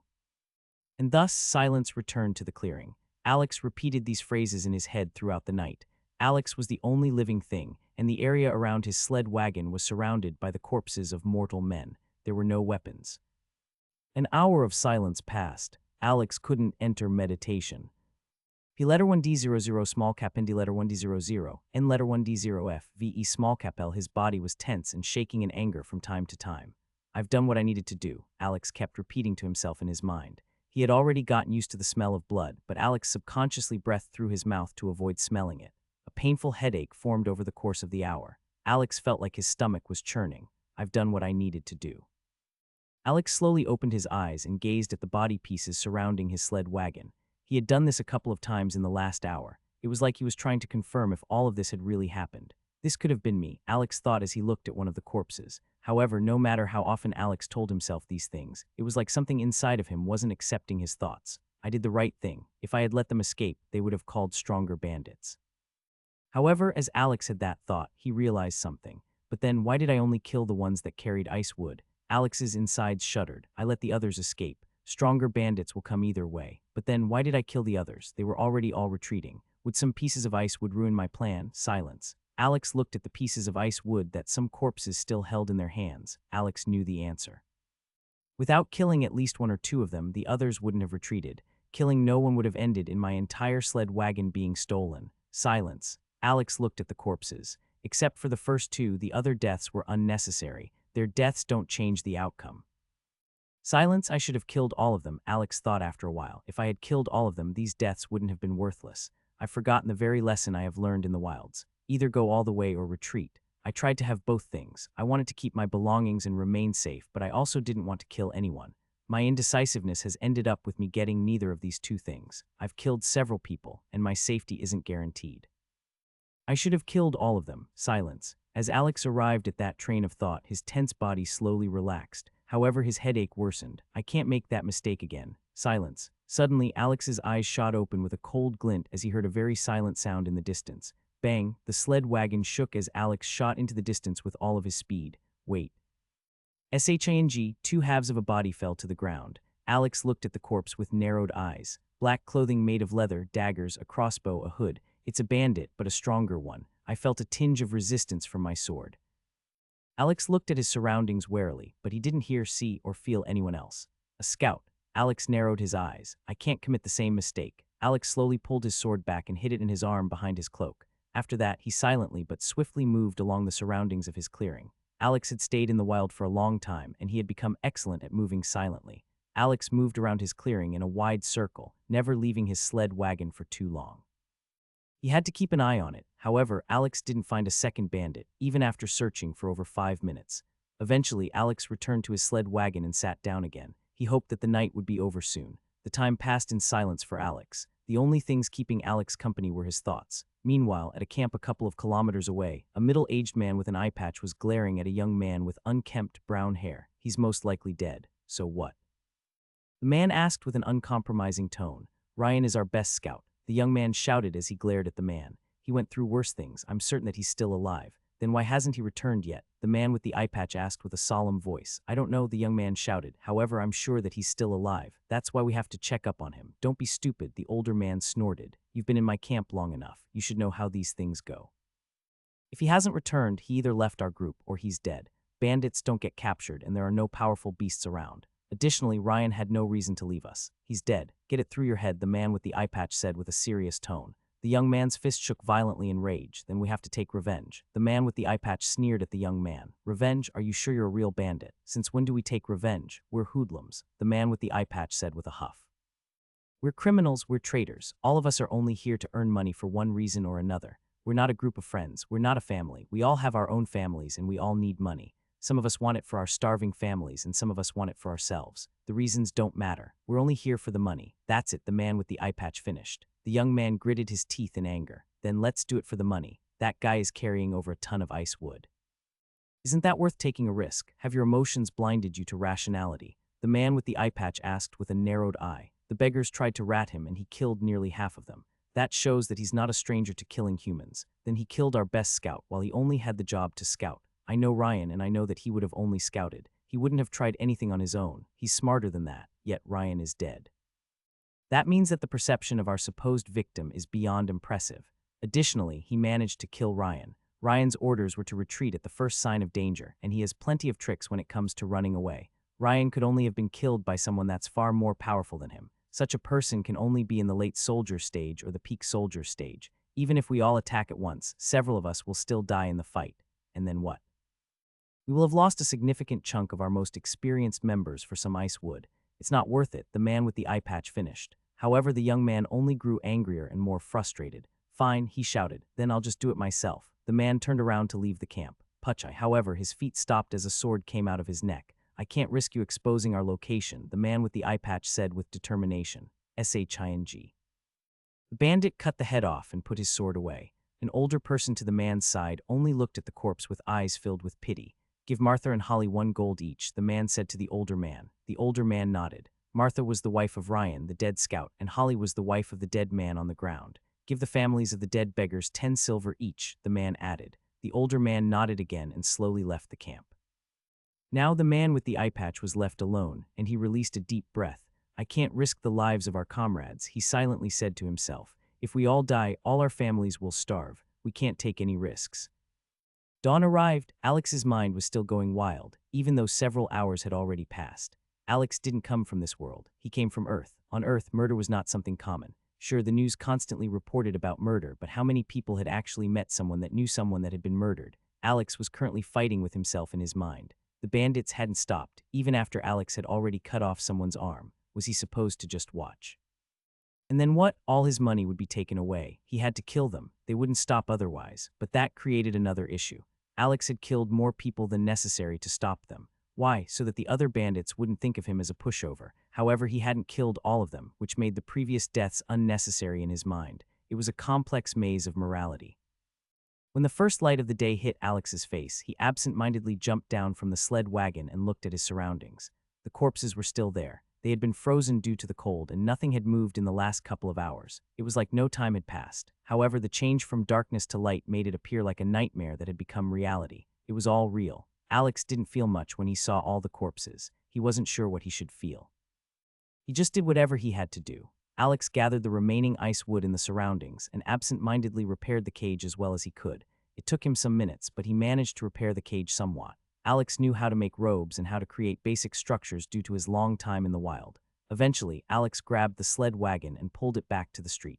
A bit of snow had fallen in the night, but the temperature had already climbed above freezing again. The snow would vanish in the next couple of hours. Without thinking anything, Alex simply pulled the sled wagon forward. All of Alex's actions just happened automatically. A couple hours later, the first carriages passed by Alex again. Nearly all of them had seen the clearing of corpses. Alex hadn't pulled the sled wagon far when he had camped for the night, which meant that the corpses could be seen from the streets as long as someone inspected their surroundings carefully. When the carriages reached Alex, they immediately knew that it had been him. Why? Because at the speed at which he was pulling his sled wagon, he couldn't have gone that far in only one day. This meant that he had either started in the middle of the night or he had started yesterday and camped for the night. So how did the owners react when they saw the perpetrator of the massacre? The owner of the carriage had shouted these words while slowing down. Then he took out 10 silver coins and threw them towards Alex.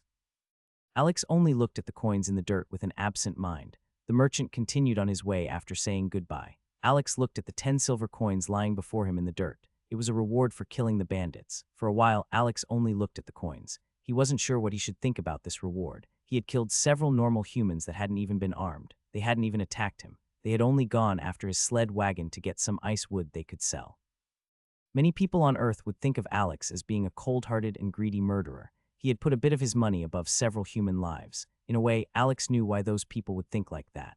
From an outsider's perspective, one could really say that Alex had gone too far. Yet Alex had been in the middle of it. He had done what he had believed to be right. Alex only looked at the coins. In his mind, the coins were associated with the actions he had done. He had killed several unarmed humans, and he was being rewarded for doing that. The dirty silver coins didn't feel very appealing. Something inside Alex told him that he shouldn't take that money. Alex would never accept this money. Alex had a certain sense of morale. However, Alex had died on Earth. Alex wouldn't accept the money. But what about Shang? Alex remembered the time he had gone out to hunt his first pest cat. Back then, Alex had felt like he was leaving his old world behind. He didn't remember the faces of his family anymore. He didn't remember the voices of his family anymore. He wasn't even sure how they would act or what they would think if they could see him right now. It had been so long. After so long of staying alone, he felt like he truly was alone. Did he even have a family? Why did it feel like Alex's family was a stranger's family? It was like they weren't real. Even more, Alex wasn't even sure about his own name anymore. After several times of splitting headaches when Alex tried to remember his own name, he had started to feel aversion towards his old name. Every time he thought about the fact that he still had an old name, he felt frustrated. Every time his old name was about to appear, he would feel pain. Alex knew that the god was the actual reason for all of this, but feelings often didn't follow logic. Even though Alex knew that there was no reason to dislike his old name, his emotions still felt a strong feeling of dislike towards it. One could liken this situation to an abused dog. The owner of the dog would pay someone to abuse the dog every couple of days to train the dog to be wary of certain kinds of people. The owner was the reason for the dog's pain. Yet the person that had been paid would be the full focus of the dog's anger.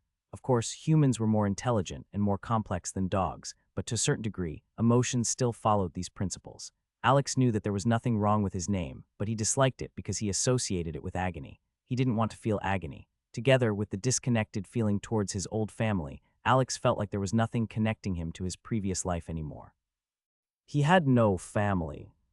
P letter 1D00 small cap and D letter 1D00 and letter 1D0 FVE small cap L. He had no friends. He didn't even like Earth. Everyone just worked day in and day out. For what? To become old, and when they were old, what then? They would only do what they wanted until they eventually died, and then they would be slowly forgot. Over the course of time, no one would remember them. They were born, did their work, had their children, and died. What's the point of all of this? However, in this world, Alex could reach true power. Even though Alex had gone through more pain in this world than in the other world, he still preferred this world over Earth. After some minutes, Alex slowly stepped forward, and then Shang scooped up the coins. It was money, and he needed money. Shang wanted to become more powerful, and money would help him. After pocketing the money, Shang continued pulling the sled wagon down the road. For some reason, the sled wagon felt lighter than before. Shang continued down the street absent-mindedly. Alex had died. In fact, Alex had long been dead. It had always been Shang that had existed in this world, and Shang realized that now. Earth didn't matter. Earth might as well not exist. Earth might as well be a fantasy. They were memories of a time that had never happened. It was nothing. Shang wasn't sure what he was thinking about while he was pulling the sled wagon for several hours. He only knew that he was thinking, but not what. Shang continued pulling the sled wagon, and it felt easier than before. It was like a conflict inside him had vanished. Going forward had become easier. Shang's mind went back to the events from last night a couple times, but the emotions associated with the event became duller and more distant. These things had only happened last night, but Shang felt like they had happened an eternity ago. More merchants passed by Shang, and they all praised him for his actions. However, they didn't throw money at Shang like the first merchant. They were only happy that there were fewer bandits now. Some of the merchants wanted to start a conversation, but Shang always only gave one-word answers, which essentially made it impossible for a proper conversation to occur. After a day of pulling, Shang arrived at his destination, Blizzard's Edge. The town was on top of a sizable hill, and it took up the entirety of it. This town was definitely bigger than the Southern Wild. Shang guessed that it was probably several kilometers wide, judging from what he was seeing. By now, the weather had also changed. A moderately strong wind went across the land. It wasn't freezing, but only a bit chilly. The ice mana in the surroundings had severely dipped in concentration, and a lot of wind mana had replaced it. P letter 1D00 small cap and D letter 1D00 and letter 1D0 FVE small cap L. I'm at the border between the Ice Wyvern Zone and the Storm Eagle Zone, Shang thought. Shang also saw something else of interest. A huge tower was in the middle of the town. It was still several kilometers away from Shang, but he could still see it due to its sheer size. It was probably several hundred meters tall and over 100 meters wide. On top of it, Shang could see several floating crystals of different colors. The crystals had different shades of blue and green. Shang wasn't sure, but he believed he had also seen some humans standing near these crystals. Mages, Shang thought. The god had told Shang that his world was filled with mages, but Shang hadn't seen many up to now. He had only seen Duke Whirlwind, the elder from the village, and a couple of earth mages in the central wild. That was it. But now he was seeing the power of the mages firsthand. This tower was humongous and imposing. Additionally, Shang could feel that a lot of ice mana was floating around the tower. Sadly, Shang wasn't sure if the tower was absorbing the ice mana or giving it off. Your first time, huh? Shang looked over at one of the guards, who looked at him with a smirk from the gates. Shang nodded. I knew it. Everyone always looks at the mana ostrum when they first come here, the guard said with a smirk. Mana ostrum. Shang asked as he looked at the tower again. What does it do? It absorbs and distills elemental mana, the guard explained. That elemental mana is then used for research purposes. I'm not sure what they're researching, but a lot of actual mages come and go from the mana ostrum. By the way, with actual mages, I mean mages in the third realm. Mages in the first realm are only apprentices, and the ones in the second realm are only adepts. Only a mage that reached the third realm can truly be called a mage. For some seconds, Shang only looked at the distant mana ostrum absent-mindedly. Why are you telling me these things? Shang asked. For a second, the guard was a bit taken aback by the question. You're a funny one, the guard answered with a smile. You will come here several times in the future. I only want to make it easier for you to acquaint yourself with the town. Shang furrowed his brows. What do you mean with that I will come here several times in the future? He asked. This confused the guard and he raised an eyebrow. Aren't you the new ice wood delivery guy? He said, gesturing towards the sled wagon full of ice wood. Shang shook his head. No, I'm on my way to Warrior's Paradise. All of this ice wood is for paying for my entrance exam for the academy. The guard became even more surprised, but then his expression became more serious. Where did you get all this ice wood from? The guard asked. What does it have to do with you? Shang asked back with an even voice. A lot, the guard said as he put his right hand to the wall behind him. Knock, knock, knock. The guard knocked at the wall 3 times in a certain rhythm, and a couple of other guards appeared on top of the walls, crossbows in their hands. They weren't targeting Shang with their crossbows, but they were showing him that they were ready for whatever he wanted to do. We have a business relationship with Koldu village, the guard explained, and we can't allow anyone to endanger it. Shang frowned. What, so I'm not allowed to sell ice wood? He asked. You can, but that's not the point, the guard answered as he came closer. The origin of your ice wood is the problem. So where did that ice wood come from? Shang looked at the guard and all the guards on the wall. From Koldu village, Shang answered. And how did you acquire it? The guard asked. I dealt with a peak frozen lake stag that was consuming all the ice mana in the ice wood trees. This sled wagon of ice wood is my reward, Shang explained. The guard narrowed his eyes, but his expression didn't change for the reason one would assume. In fact, the guard had become less suspicious of Shang. Why? Because Koldu village wasn't allowed to sell their ice wood to anyone without consulting a representative from Blizzard's Edge first. If Shang had said that he had bought this ice wood, the guards would know that he had stolen that. However, he said that it was payment for a service. That wasn't against the rules. We'll have to verify your story, the guard said. For now, we would like to ask you to follow us into the town. How long will this take? Shang asked with furrowed brows. About 4 hours, the guard said. 4 hours, Shang asked with genuine surprise. So fast, how? We'll tell you when the source of your ice wood has been confirmed, the guard said. For now, don't do anything reckless. Step away from the sled wagon and come closer to the gate. You don't have to worry. Everything will go down according to policy. Shang looked at the guard with narrowed eyes, and many thoughts immediately went through his mind.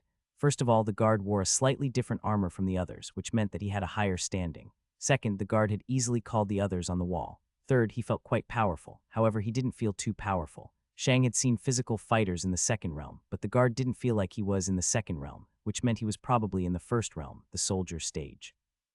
Shang had seen the leading officer of the Central Wild, and that officer had been in the second realm, the general stage. Was Blizzard's Edge weaker than the Central Wild? Probably not. Just based on the gigantic mana ostrum, this town was probably even more important than the Central Wild. So what did that make this guard? He was probably a sergeant or something akin to a supervisor. He wasn't actually the true person in charge. I won't enter the town, Shang said with narrowed eyes. The guard in front of Shang only huffed. You don't have a choice, he said. I do, Shang answered. I have the choice to remain outside. You have several crossbows pointed at me and I can't flee. There should also be several more powerful soldiers in the town. Right now, it doesn't matter where I am. I can't flee anyway. You're right, the guard said with narrowed eyes. So obediently enter the town. You said that you can't flee anyway. I want to stay out here, Shang said. The guard raised his right hand, and the guards on the wall pointed their crossbows at Shang. You don't have a choice. The atmosphere became tenser. Some carriages had already arrived, but when they saw the guards with their drawn crossbows, they decided to stop. They didn't want to get involved. I will stay out here, Shang answered slowly. The guard's eyes narrowed. At this moment, it's not even clear if I am some sort of thief or not. I know I am innocent, and I don't need your approval for that. Are you willing to risk a battle for such an uncertainty? Shang slowly asked. The guard only looked at Shang with narrowed eyes. If you don't comply, we don't need to investigate the source of the ice wood. Your resistance proves that your method of procuring the ice wood wasn't legal, the guard answered. When Shang heard that, a glimmer of light appeared in his eyes. Why are you threatening me with not investigating the issue? Shang asked. If you're so convinced of my guilt, what would even be the point of threatening me with not investigating this issue? Unless you think that I will be proven innocent. However, if that's the case, why would you want me inside the town that badly? Are you intending to do something that you shouldn't do? Preposterous, the guard shouted in rage. I am a law-abiding soldier, and a mere thief is not allowed to question my sense of justice. Then why do you want me inside the town so badly? Shang asked. It's standard protocol, the guard immediately answered with gritted teeth. Suspicious individuals have to be taken into custody. I am in custody right now, Shang answered. I can't possibly escape. We are both in agreement about this fact, so what's the issue with remaining here? A tense silence arrived. Shang was looking at the leading guard, while the leading guard glared at Shang. Several seconds passed. Clank. Shang and the guard glanced at the wall when they heard the sound of armor footsteps. One of the guards on the wall had retrieved his crossbow and vanished behind the wall. However, the others remained without moving and kept targeting Shang. When the leading guard saw the leaving guard on the wall, he gritted his teeth violently. Fine, he said with annoyance. We can wait here. Hope you're happy. The guard slowly lowered his right arm and the other guards put their crossbows away. Why had the leading guard suddenly relented? It was because of the leaving guard on the wall. The normal guards were not allowed to leave their posts without being dismissed, except for one reason. They could leave their posts if they were about to report to someone of higher rank than the person they were currently under. The leaving guard found all of this to be quite suspicious, and he decided to report to the actual officer about what was going on here. The leading guard knew what had happened as soon as he saw the leaving guard. He had some freedom in how to deal with prisoners, and he had made quite some money with some underhanded means, but if these actions came to light, he would be severely punished. As soon as the guard on the wall had left, the leading guard knew that this opportunity to make some money had forever left. P letter 1D00 small cap N D letter 1D00 N letter 1D0 F V E small cap L. Shang relaxed. Shang had expected that the guard would do something underhanded, which was why he had been so adamant about not leaving. He had decided to gamble. On what? On the leading guard actually being smart. Why smart? Because if the leading guard had ordered to attack someone who wasn't actively resisting and whose guilt wasn't even conclusive, he would have gotten into a lot of trouble. If Shang had initialized the confrontation, the leading guard could have ordered an attack without any issues. However, Shang had only stood there and calmly argued. Of course, if Shang had been weaker, the leading guard could have simply knocked him out and taken him with him. Sadly, Shang had felt quite powerful to the leading guard. On top of that, Shang had claimed that he had killed a peak frozen lake stag. Knocking out a normal human and taking them into custody was not considered a confrontation. A confrontation only counted as a confrontation if the other side could damage the resources of the guards. In short, Shang could maybe injure or kill some guards before dying himself. However, that was already too dangerous. As soon as an actual conflict broke out, the higher-ups would get involved and investigate what had happened. After all, several guards would have been injured or killed, and they had to find out why that happened so that the same thing wouldn't happen again in the future. When that happened, the higher-ups would investigate Shang's background and his claims. Then, if they found out that he was innocent, they would immediately become suspicious. Why would an innocent individual attack the guards of a town? He hadn't done anything wrong, and attacking a force far more powerful than himself for no reason made no sense. This would mean that something fishy had been going on. Even if all the guards lied perfectly to hide the issue, the higher-ups would still remain extremely suspicious of them. The leading guard had known all of this. He might be greedy, but he wasn't an idiot. And that's what Shang had been gambling on. If the leading guard had been stupid, he would have simply declared that he would apprehend Shang due to several suspicions. A stupid leading guard would believe their authority to be without fail as long as they were in their territory. However, would a stupid person receive such authority? In unimportant towns and villages, maybe, but here. Blizzard's Edge obviously was an important town, and the leading guard had already said that there were several mages coming in and out of the town on a regular basis. In the end, the leading guard knew his place. If any of these mages even had a slight suspicion of him, his higher-ups would thoroughly investigate him. This town was filled with powerful and intelligent mages. He couldn't make a wrong step, yet he had still managed to become a leading guard. That meant that he couldn't have been stupid. All of this had been Shang's conjecture, and he had hit the bullseye. Out here, the guard couldn't do anything to Shang. There were simply too many eyes on them. The leading guard might have some accomplices in his squad, but he couldn't possibly have control over all the guards on the walls. Even more, under enough pressure, even his accomplices would crack and spill the beans. Shang's gamble had paid off. Eventually, the leading guard looked at one guard on the top of the wall. Investigate his story, he ordered. The guard nodded in affirmation and left. That won't be necessary. When the leading guard heard that voice, his eyes narrowed. However, he made sure that the person that had spoken didn't see his current expression. Shang looked up at the wall, and he saw the guard's part so that someone else could step forward. It was a woman with brown hair, fully clad in an impressive set of silver armor. Shang's instincts immediately told him that he couldn't fight her. She felt about as powerful as that one spider he had seen on his travels to the southern wild. Shang immediately knew that she was in the second realm, the general stage, and he also knew that she was the one in charge. "I've already given the order to investigate everything," she proclaimed. "It will only take around 2 hours." When Shang heard that it would only take 2 hours, his suspicion towards the leading guard increased even more. The officer looked at the leading guard with a suspicious expression. "Why haven't you given the order earlier?" she asked. "Reporting to my lady, I have been busy with handling the suspicious individual. I wasn't able to give the order earlier," the leading guard explained. P letter 1D00 small cap N D letter 1D00 N letter 1D0F VE small cap L. The officer only looked at the leading guard with a suspicious expression. "It has recently come to my attention that your living conditions are quite ostentatious for someone of your position," she commented. "My lady, I have already informed the Treasury investigators about the sizable farm my brother owns. The Treasury Department has already verified all the gold he has sent me and its origins. Additionally, my lady, I would humbly request that you don't bring up my personal life in front of my squad," the leading guard added. The officer narrowed her eyes. "I will keep that in mind," she said. Shang immediately noticed some things. First of all, the officer was rather young. She was probably in her early 20s. Second of all, she didn't hide her suspicion and hostility while talking to the leading guard. Third, the leading guard had correctly highlighted the issue of talking about this in public. Superiors were not supposed to humiliate their staff in front of others. With these clues, Shang got the picture. The officer knew that the leading guard was doing underhanded business, and she wanted to punish him for it. However, the leading guard was perfectly covering his tracks, not leaving any opening, which frustrated the officer. Due to her inexperience, her frustration got the better of her, and she wanted to punish the leading guard via a different method. However, the leading guard managed to turn things around to make her lose face in front of all her soldiers. Shang also knew how the leading guard managed to explain his wealth. He's money laundering, Shang thought. He has a rich brother. Maybe, but what brother continually showers their sibling with so much wealth when the sibling already has quite a well-paying position? He's probably exchanging the ill-gotten gains via a middleman with his brother, who then gifts the guard with gold. The higher-ups probably already know, but there are so many merchants traveling through this town that it's nearly impossible to investigate all of them. No wonder she's so frustrated, Shang thought. "I would like to file an official complaint," Shang shouted from below the wall. The officer looked at Shang with interested eyes. "What's your complaint?" she asked. "This guard has ordered his colleagues to point their crossbows at me without a justified reason. I wasn't resisting, and I hadn't even drawn my weapon. He drew his weapon first. While I have not shown any aggression," Shang explained. The officer frowned. She looked at the leading guard, whose expression hadn't changed. "His suspicions were valid, and your guilt has not been cleared yet," the officer said. "However, even if your guilt will be cleared, he has still acted according to policy.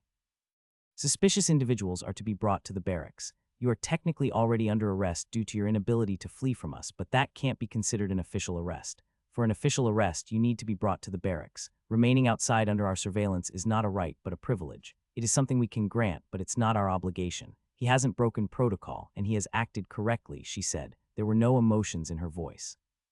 "Fine," Shang said after some seconds. He had expected that his complaint would go nowhere. But if he had expected his complaint to go nowhere, why had he complained in the first place? Because he wanted to make a good impression on the officer. Why? Because by showing his intention to help her, the officer might want to reciprocate.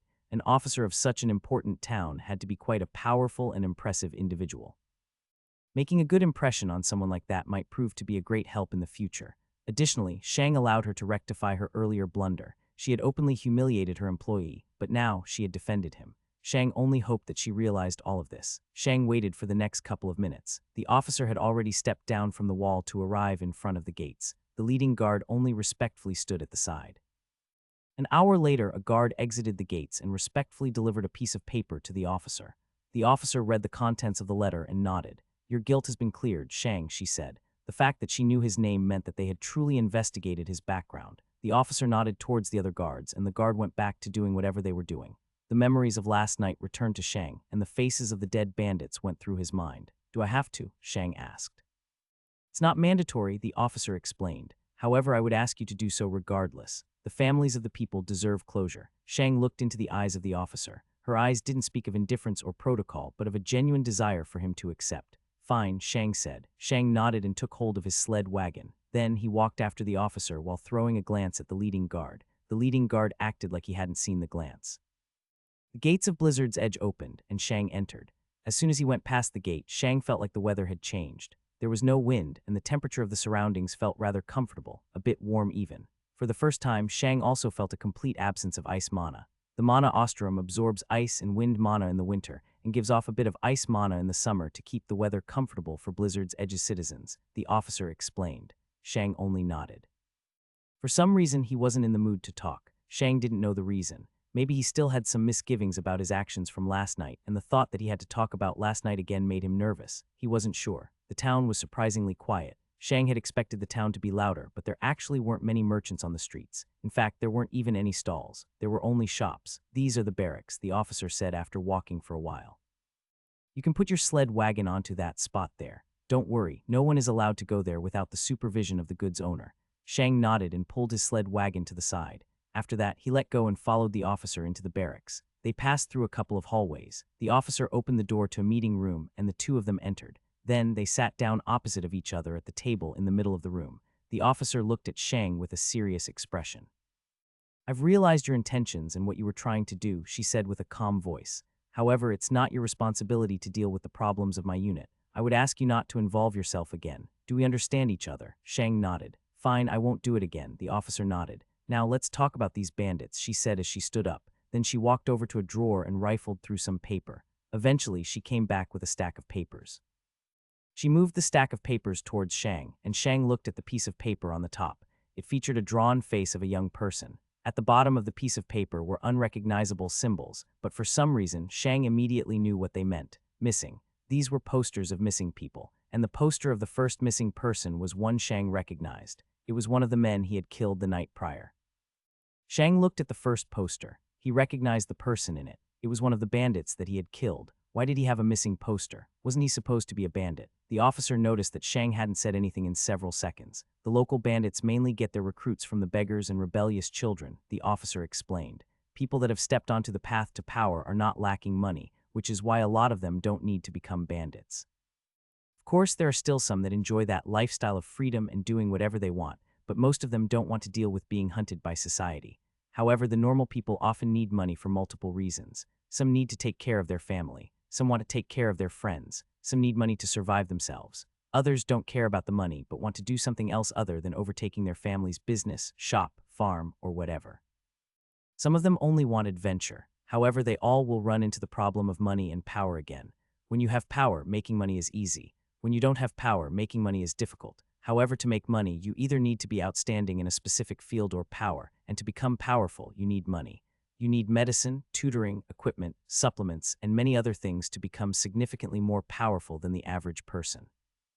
Most people can't step onto the path of power due to their minuscule finances. That's where the bandits come into play. They scout out these troubled individuals and entice them with resources. That's how they get their recruits. Of course, the bandits aren't directly handing them the resources to become powerful. What they do is to give them an opportunity to make big money, which would, in turn, allow them to start their journey to power. Nearly all recruits start with rat raids.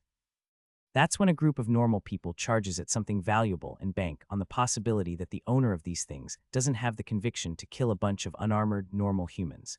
These raids are called rat raids because, like rats, the group mindlessly charges forward to gorge themselves on wealth. They know that some of them will die, and they will most certainly get injured, but they are betting on the possibility that they won't be the ones that will get killed. After they plundered the valuables, the new recruits will give them to the bandits, who, in turn, will teach the recruits about training and how to become more powerful.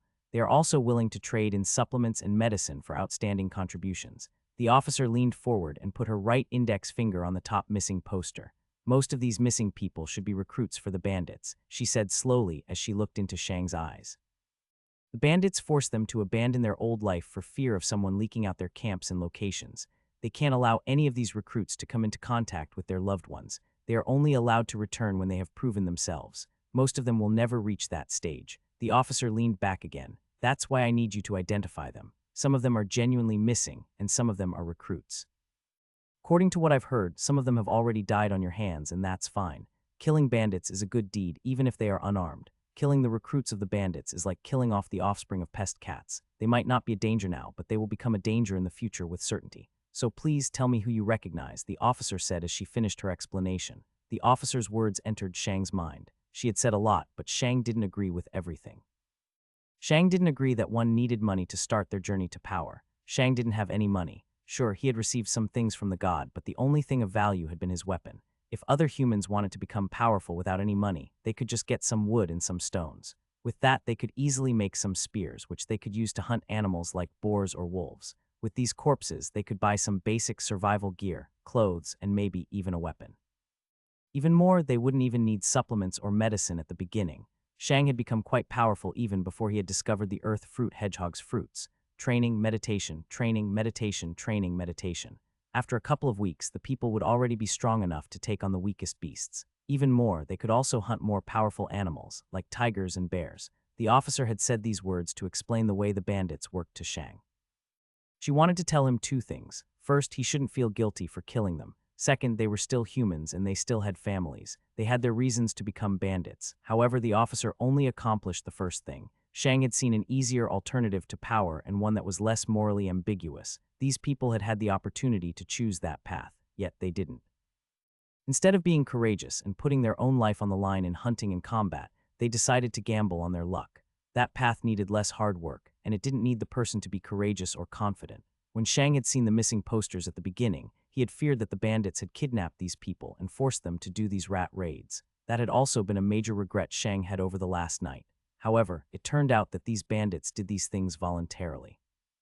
If they had had no other option, Shang could understand them. Yet they did have another option. They simply didn't choose it. Because of that, Shang's suppressed guilt was reduced by quite a bit. The officer saw that Shang seemed to have relaxed and she released a quiet sigh. It seemed like her words had been effective. Shang looked at the first missing poster and put it to the side. Dead, he said. The officer took out a pen and a piece of paper to write down what Shang had said. What did he do? How did you act? She asked. He, with some others, broke the cage on my sled wagon. He was one of the ones that ran with my ice wood, and I killed him by diagonally bisecting his torso, Shang said emotionlessly.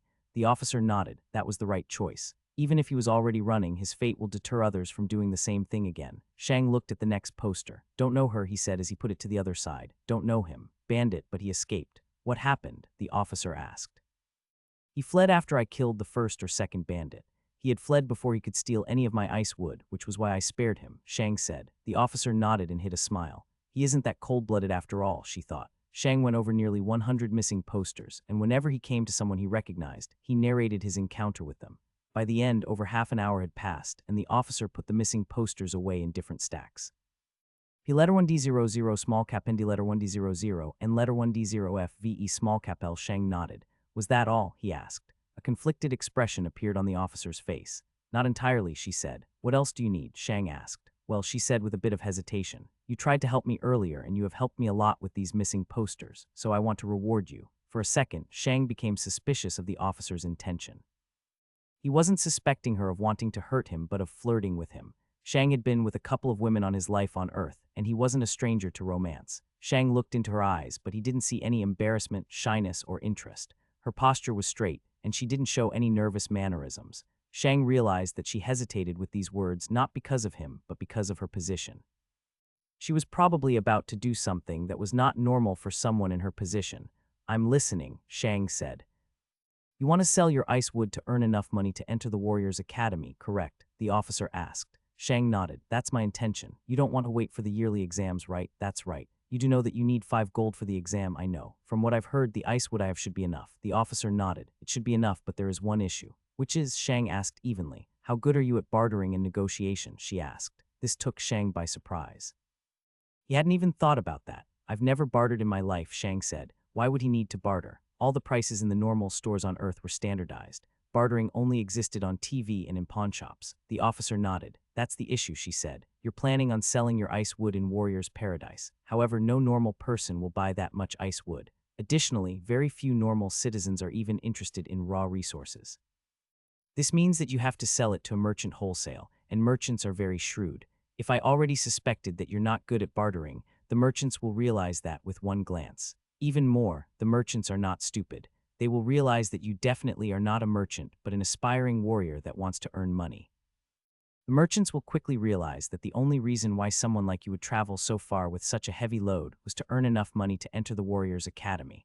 They know that you only need 5 gold, so they will act like your load is worth 6 gold and will magnanimously tell you that they are willing to give you 7. Shang listened to the officer's words and he realized something. He would have accepted that trade. After all, he would have gotten even more gold than he needed. Additionally, he couldn't be bothered to research everything and negotiate with several merchants. Shang wasn't interested in being a merchant. As far as he knew, this would be the only time he would ever do something like this. The quicker he got this thing over with, the better. So my ice wood is worth more than 7 gold in terms of wholesale, Shang asked. The officer nodded. Yes, how much? Shang asked. I'm not sure, but from what I've seen, 7 gold should be too little for so much ice wood, she said. Shang said as he scratched his chin in thought.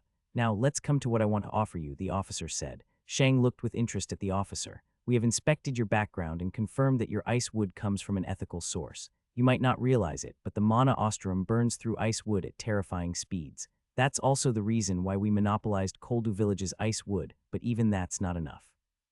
The mages in the mana ostrum need even more ice wood, and they're buying it from the surrounding towns. However, the prices in these towns are much higher than the shipments we get from Koldu Village. In short, the mana ostrum can never have enough ice wood. At this point, the officer took out a new piece of paper, which had some fancy designs on the edges of the paper. Then, the officer wrote down some things with deliberate strokes. The way she had written when she had taken note of the things Shang had said previously, and now was very different.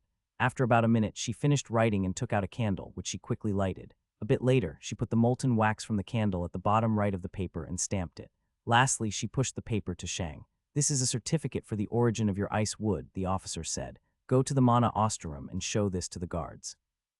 If everything goes well, they should invite you inside. Shang read through the paper. It basically said how Shang had gotten the ice wood, but it also said that he was not one of the normal traders coming from Koldu Village. Officially, we only accept the official shipments from Koldu Village here directly since we can't be sure about the origins of other goods. However, since your background has been investigated, our reason for not accepting ice wood directly has been handled. However, it still isn't really official that you can sell it to the mages directly, so there's still some uncertainty. Shang looked at the paper for a bit and then looked back at the officer. Speaking of, how did you investigate my background this quickly? He asked. Every town needs a communication crystal to be officially recognized as a town, the officer explained. We spent some mana to contact the Central Wild, who then sent over an investigator to Koldu Village. They sent us the information, and that's how we investigated your background. Shang remembered his journey to the Central Wild. It had taken him a couple of hours, but that was while pulling the heavy sled wagon. A warrior could probably run that distance in just a quarter of an hour. Shang nodded and asked his next question. The mages won't try to scam me, he asked. The officer snorted at the word scam. They're genuine mages. They can't be bothered to waste their time arguing. On top of that, gold has nearly no importance to them. They only want to finish these unimportant and bothersome things as quickly and directly as possible. The officer nodded with a smile. No problem. You helped me and I helped you. Also, I see no problem with helping one of my future juniors. Juniors? Shang asked, but he quickly realized what she meant. Are you part of the Warriors Academy? She nodded. I'm currently in the later years. At the moment, I'm out gaining practical experience for my future as an officer. P letter 1D00 small cap ND letter 1D00 and letter 1D0 FVE small cap L. Shang blinked a couple of times. Aren't you already an officer? He asked. Not here, she said. I don't want to just be an officer in some random town. No, I want to join the Duke's official army as an officer. The image of Duke Whirlwind shot through Shang's mind. Oh, that sounds nice, Shang said. The two of them talked for a couple of minutes now that official business was over. However, the conversation ended pretty quickly after she noticed that Shang wasn't talking very much. She assumed that he was disinterested in the conversation and went back to work. In a sense, she was right. Shang had noticed that he had become more and more disinterested in mundane things, and he couldn't bring up the energy to fake enthusiasm for a topic that didn't interest him. So he mainly gave very short answers without adding a question, making the flow of the conversation a bit choppy. Anyway, we'll see each other again in the Warrior Academy, the officer said with a polite smile. Shang also gave a polite smile. We will. I'm looking forward to seeing you again. Then the two nodded at each other and parted ways. When Shang exited the building, he saw his sled wagon at the same place where he had left it. Nothing was missing. The ice mana also felt just as intense as previously. After going through some guards, Shang walked away with his sled wagon. Finding the mana ostrum wasn't difficult since it was so humongous. A couple of minutes later, Shang saw a gate in the wall surrounding the mana ostrum. The two guards at the entrance noticed Shang, and one of them calmly walked over. When Shang felt the guard approach, his sense of danger activated. This guard was even more powerful than the officer. In fact, this guard reminded Shang of the people that had guarded Duke Whirlwind's garden. Yet this guard didn't wear any fancy armor, which meant that he was only a normal soldier. This meant that the guard was probably a soldier in the Duke's actual army. "We didn't expect an Icewood delivery so soon," the guard commented. "I'm not an official trader of Koldu village, but I have a document that should answer all your questions," Shang said as he handed over the document the officer had given him. The guard furrowed his brows but took the document and read through it. After reading it, he looked to the side and scratched his chin in thought. The guard seemed to be thinking about how to proceed with this request. Normally, it was forbidden for them to accept any unofficial Icewood deliveries, but that was because of the possibility that it might have been unethically sourced. However, the guards now had a certificate in front of them that showed that this delivery came from an official source. Yet, it was still forbidden. After a bit of thinking, the guard waved the other guard over. The other guard looked at the first guard with a lifted eyebrow and walked over. The first guard handed the piece of paper to the second guard, and the second guard read it. After a bit of thinking, the second guard just shrugged. "It's official, right? On top of that, it's probably cheaper than the ice wood from the towns. I say let Cindy decide," he said. The first guard scratched his chin for a bit longer but nodded in the end. "Sure, why not?" Then he turned to Shang and motioned for him to follow. "We'll let you through, but the final decision is still up to the manager," he said. "No problem. We're only doing our job," the guard said. The guards pushed the gate open and Shang walked through it while pulling his sled wagon along with him. "Where should I go?" he asked. "Through the main entrance. The reception isn't always manned, so you might need to wait for a bit. Just wait in the big empty hall until someone comes to receive you." P letter 1D00 small cap N D letter 1D00 and letter 1D0F VE small cap L. Shang nodded again and pulled the sled wagon towards the Mana Ostrom.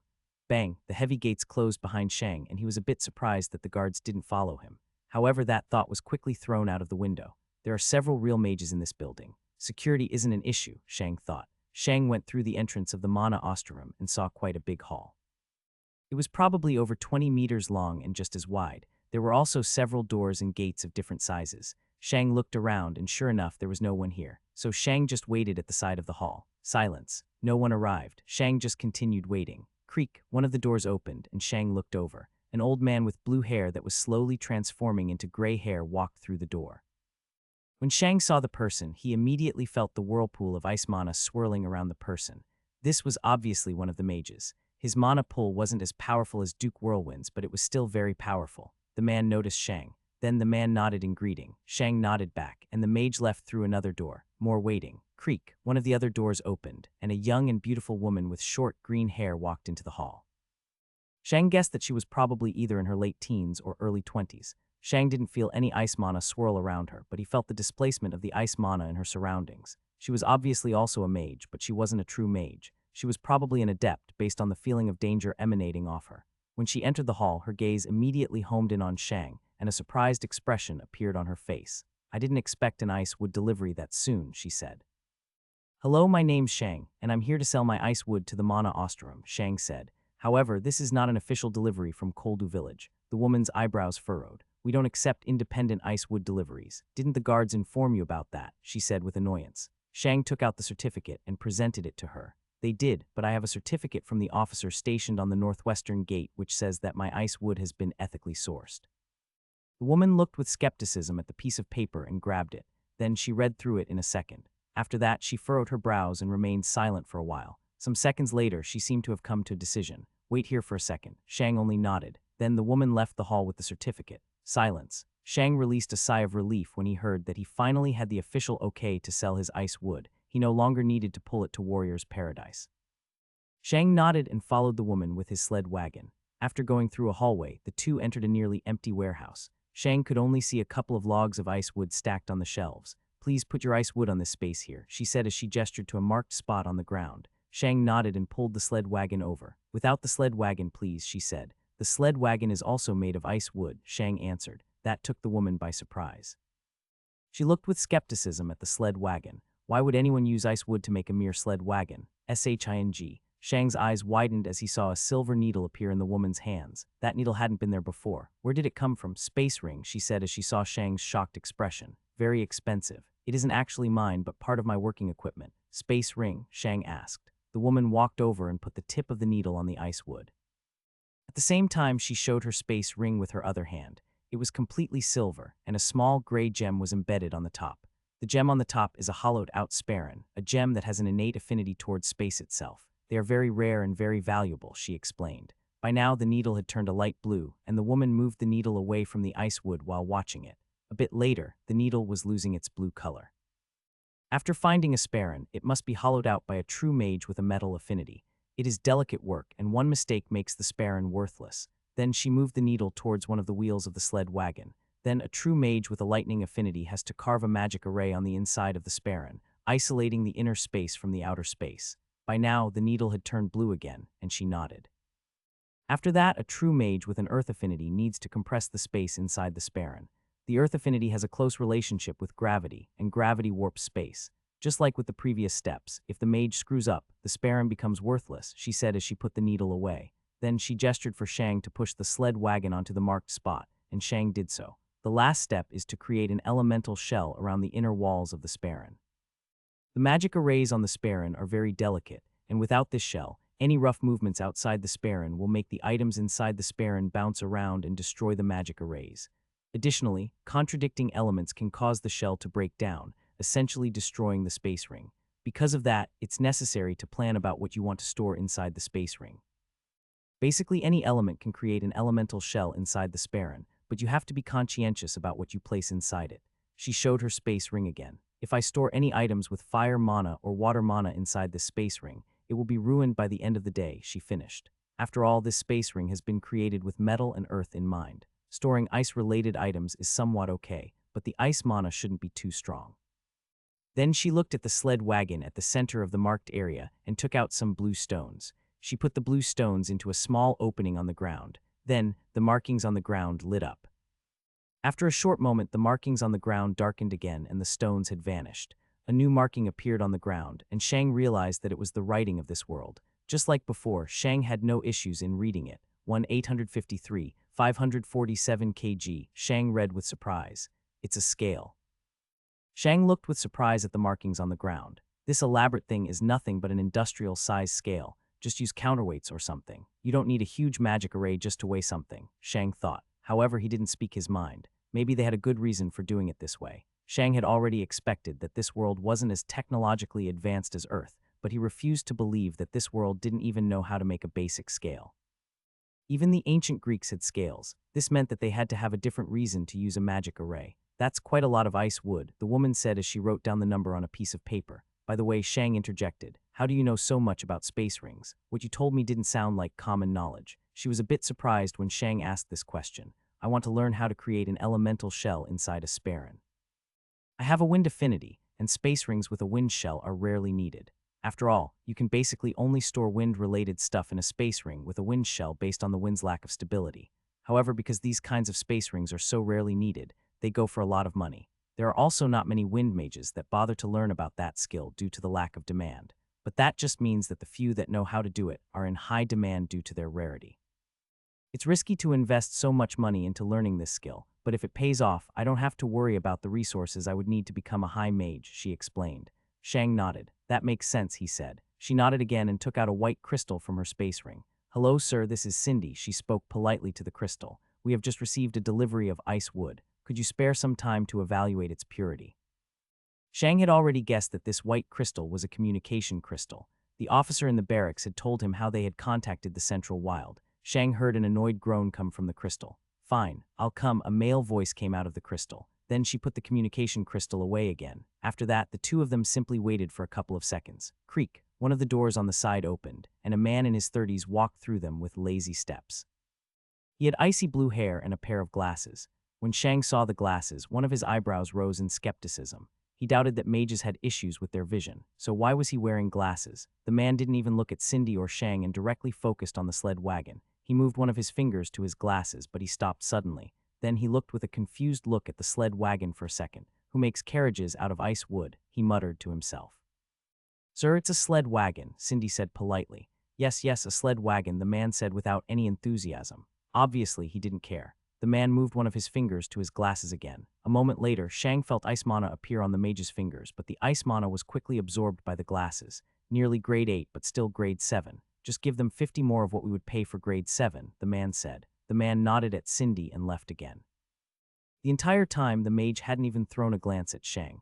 He also hadn't asked about the ice wood's source or anything similar. He only came, graded the ice wood, and left. When Shang had heard the evaluation of the mage, he realized something. Shang's mind went back to the time he had slid down the long slope with his sled wagon. Back then, Shang had absorbed some of the ice mana in the ice wood to survive his crash. Had that maneuver dropped the purity of the ice wood?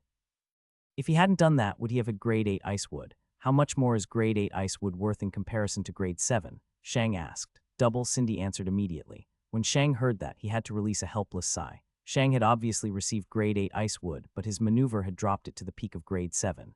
Sure, Shang would get 50 more than for normal grade 7 ice wood, but that was only 75 of what it should be. That stupid idea had cost Shang 25 of his earnings. I shouldn't have done that, Shang thought. Shang released another sigh of helplessness and followed Cindy. The two of them walked back to the entrance hall, and Cindy went behind a desk. Then she opened a drawer and riffled through some papers. At the moment, 100 kg of grade 7 ice wood are equal to 0.97 gold. 1,853 kg of ice wood are about equal to 191 gold.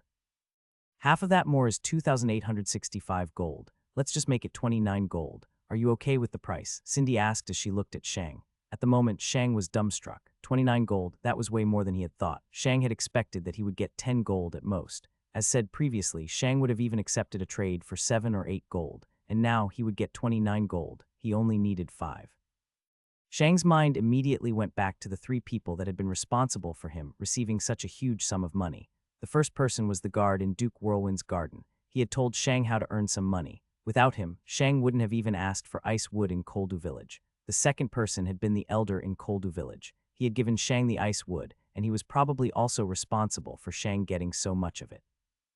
On top of that, he had given Shang ice wood of relatively high purity. The last person was the officer in the northwest of Blizzard's Edge. Without her, Shang would have sold his ice wood in Warrior's Paradise, and he would have only made around 7 gold. All of them had contributed to Shang getting such a huge sum of money. Do you accept the price? Cindy repeated. That took Shang out of his thoughts, and he quickly nodded. Yes, of course, he said faster than normal. Cindy nodded and took out a sizable sack of gold. She poured a lot of gold on the table and counted in front of Shang. After counting out the 29 pieces, she shoved the remaining pieces back into the bag and put it into her space ring. Then she summoned another tiny bag, but this one was empty. After pouring the gold into the small bag, she pulled it shut and pushed it towards Shang. All right, I have to get back to work. Do come back again, Cindy said as she stood up. Shang also stood up. P letter 1D00 small cap and D letter 1D00 and letter 1D0FVE small cap L. Then the two of them exchanged some goodbyes and Shang left. After he left the Mana Ostrom, he thanked the 2 guards again, who only responded that it was their job. Shang left the vicinity of the Mana Ostrom and he paused. Then he looked at the heavy bag of gold in his hand. This bag of gold represented Shang's future. With this bag of gold, he could join the Warrior Academy.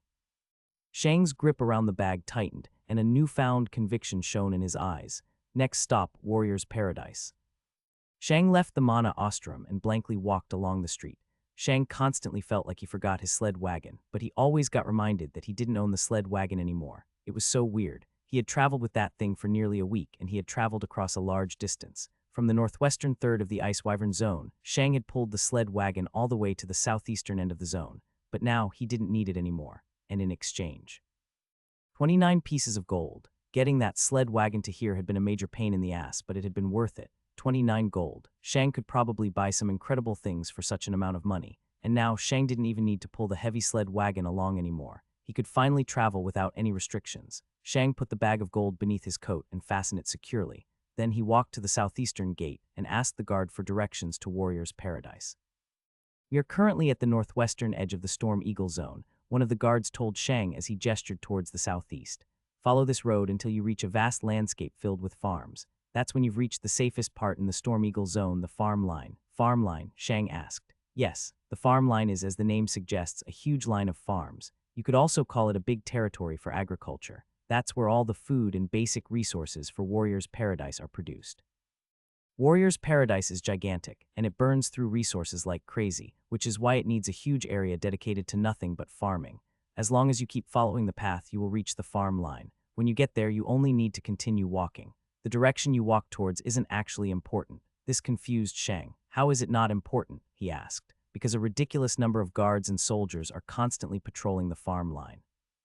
The farm line is the lifeline of Warrior's Paradise, and the city can't afford to let anything interfere with the farmers. Because of that, bandits and wild beasts essentially don't exist there. As soon as you walk into the farm line, you are sure to meet some guards very quickly, who will then instruct you on how to proceed.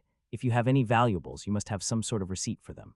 Vast quantities of wealth are very suspicious. This made Shang frown, and he took out his bag of gold.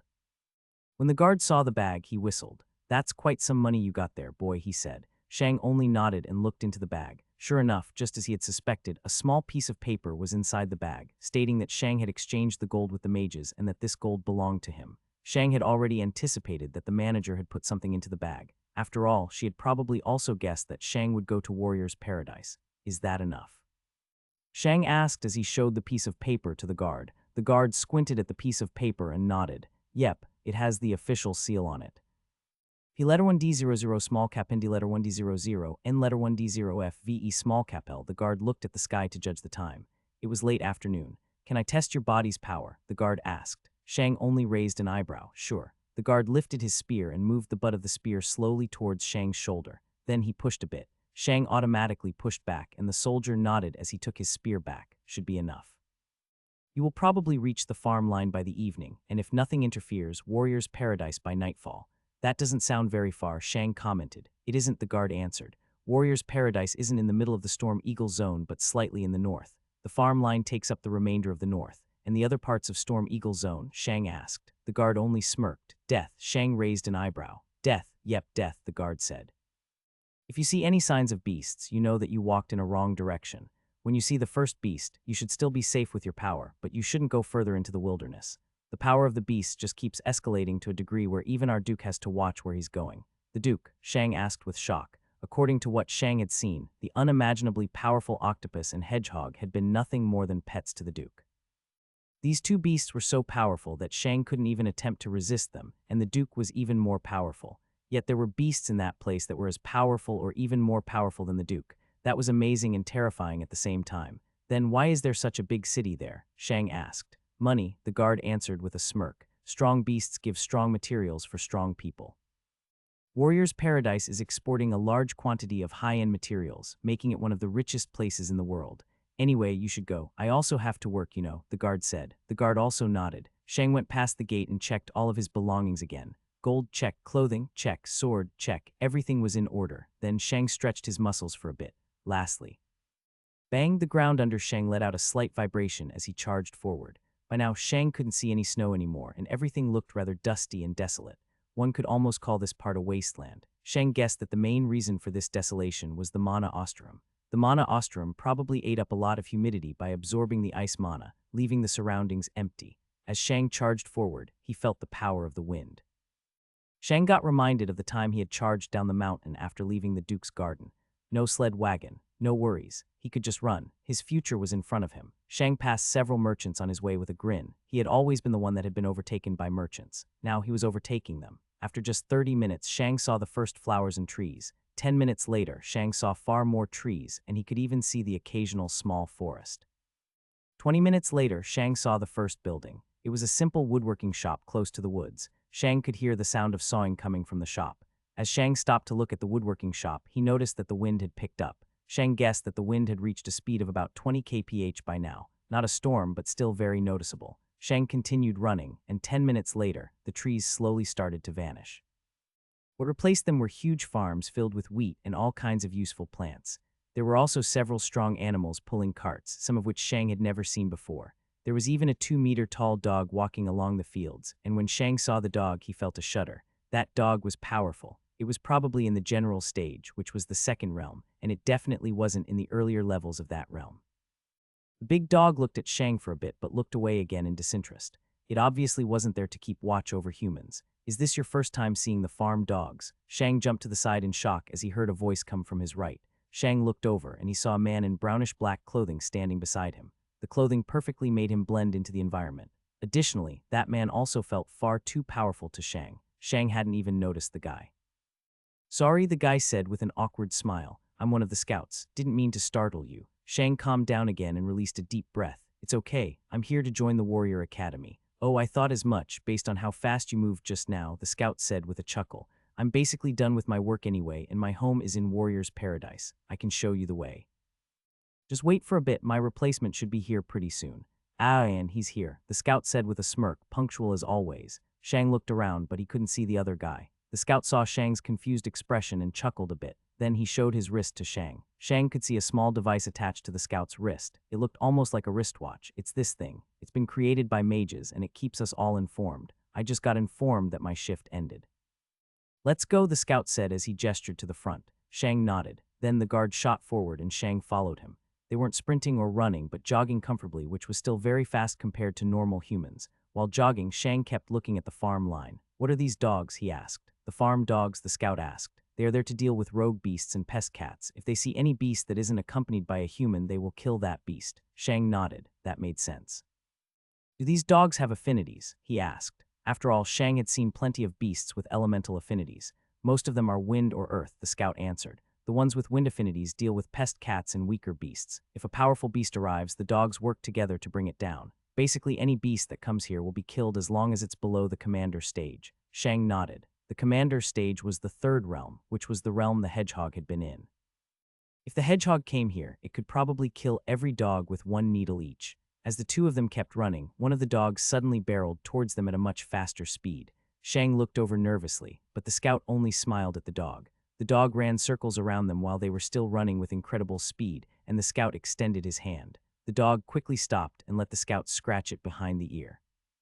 Usually a human wouldn't even reach such a high place, but the dog was lowering its head with happiness. Shang only smiled. Well, some things don't change, even if we are in different worlds. After a bit, the dog ran away again to get back to its place of work. Don't try to do the same thing, the scout said. The dogs know me, but they don't know you. They are used to killing, and it's dangerous to interact with them without supervision. Shang nodded. The two of them continued running for another 20 minutes. By now, Shang couldn't see any farms anymore, which meant that they had left the farm line. Instead, Shang could see thick forests a couple of kilometers away from the main road. This is the wild forest, the scout explained. The streets are safe since the dogs and guards also patrol here, but the wild forest is filled with beasts. The beasts in the wild forest are only at the soldier stage, but if you stray too far, you will eventually reach the wasteland. Behind the wild forest, the wind becomes so strong that only very few plants can grow there, making it a wasteland. That's the wasteland, obviously, and the wind mana is so strong there that you can basically only find beasts at the general stage. The scout chuckled. Us soldiers don't call it the wasteland, but the workland, since most of our work is being done there. Shang listened with interest. You hunt wild beasts. Isn't that more of a job for hunters? Oh yeah, definitely, the scout answered. However, we don't always get enough hunters to take care of the wild beasts.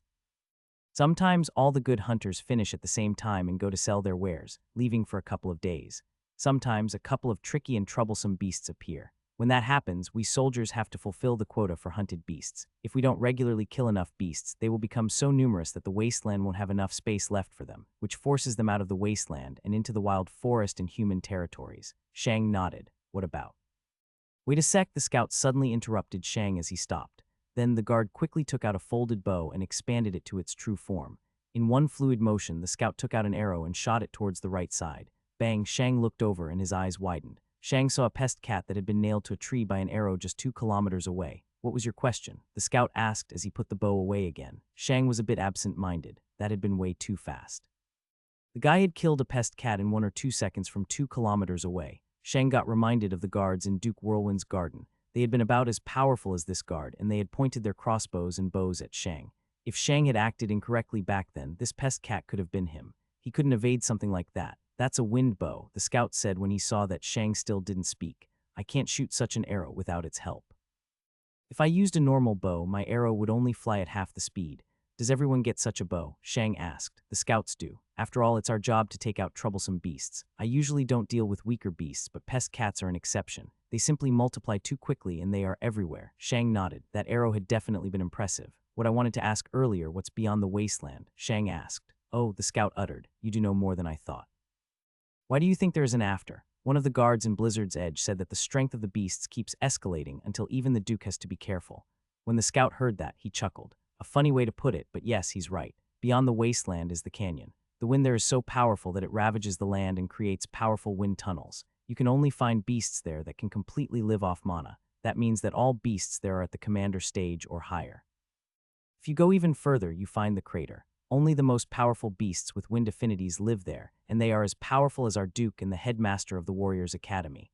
In the center of the crater, you can find the most powerful beast, the actual storm eagle, the beast this zone is named after and the source of all the wind mana. No human in the world can take down that beast, the scout explained. No human in the world? Shang asked in surprise. The scout nodded. The strongest people in the world are the different kings. They are the only archmages in existence, but even they are helpless in front of the storm eagle. Even among zone beasts, the storm eagle is one of the more powerful ones. Then what stops the storm eagle from just raising us to the ground? Shang asked. The guard chuckled a bit. Nothing, nothing, Shang asked. The scout nodded. If the storm eagle wanted to kill us, we could only run away and accept our fate. Luckily, it doesn't seem to be interested in us. Even when it flies over our city, it doesn't even look at us. It flies over the city, Shang asked in shock. The scout nodded again. Does it all the time? It even lets its little chicks fly in the city. P letter 1D00 small cap N D letter 1D00 and letter 1D0 FVE small cap L. Shang became shocked again and again.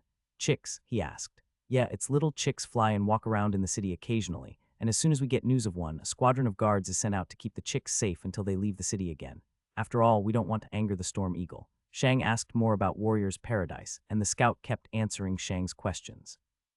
20 minutes later, the forests on the side of the road vanished, and Shang could see the ground vanishing. The road continued to go straight, but Shang felt like the road was climbing upwards. In another 10 minutes, the 1-kilometer-wide road was the only visible piece of land, and everything around them had sunken into the earth. The scout pulled Shang to the side of the road and pointed to the ground. Shang could see a vast land nearly bereft of plants below them. He could also see over 10 different beasts walking around and even fighting. All of these beasts were more powerful than Shang. That's the wasteland, Shang asked. That's the wasteland, the scout answered. It angles downward until you reach the canyon. It's currently dark now, but when it's bright, you can even see some huge pillar-like structures in the distance from here. That's where the canyon begins. There are also more beasts walking around during the day. Right now, you can only see the beasts that are active during the twilight hours. Those are the weakest beasts, and they only come out when the strongest ones are still asleep or starting to rest. You can actually also see Warrior's Paradise from here. You just didn't pay any attention, the scout said with a smile as he pointed towards the end of the road. Shang looked over and his eyes widened. This was Warrior's Paradise.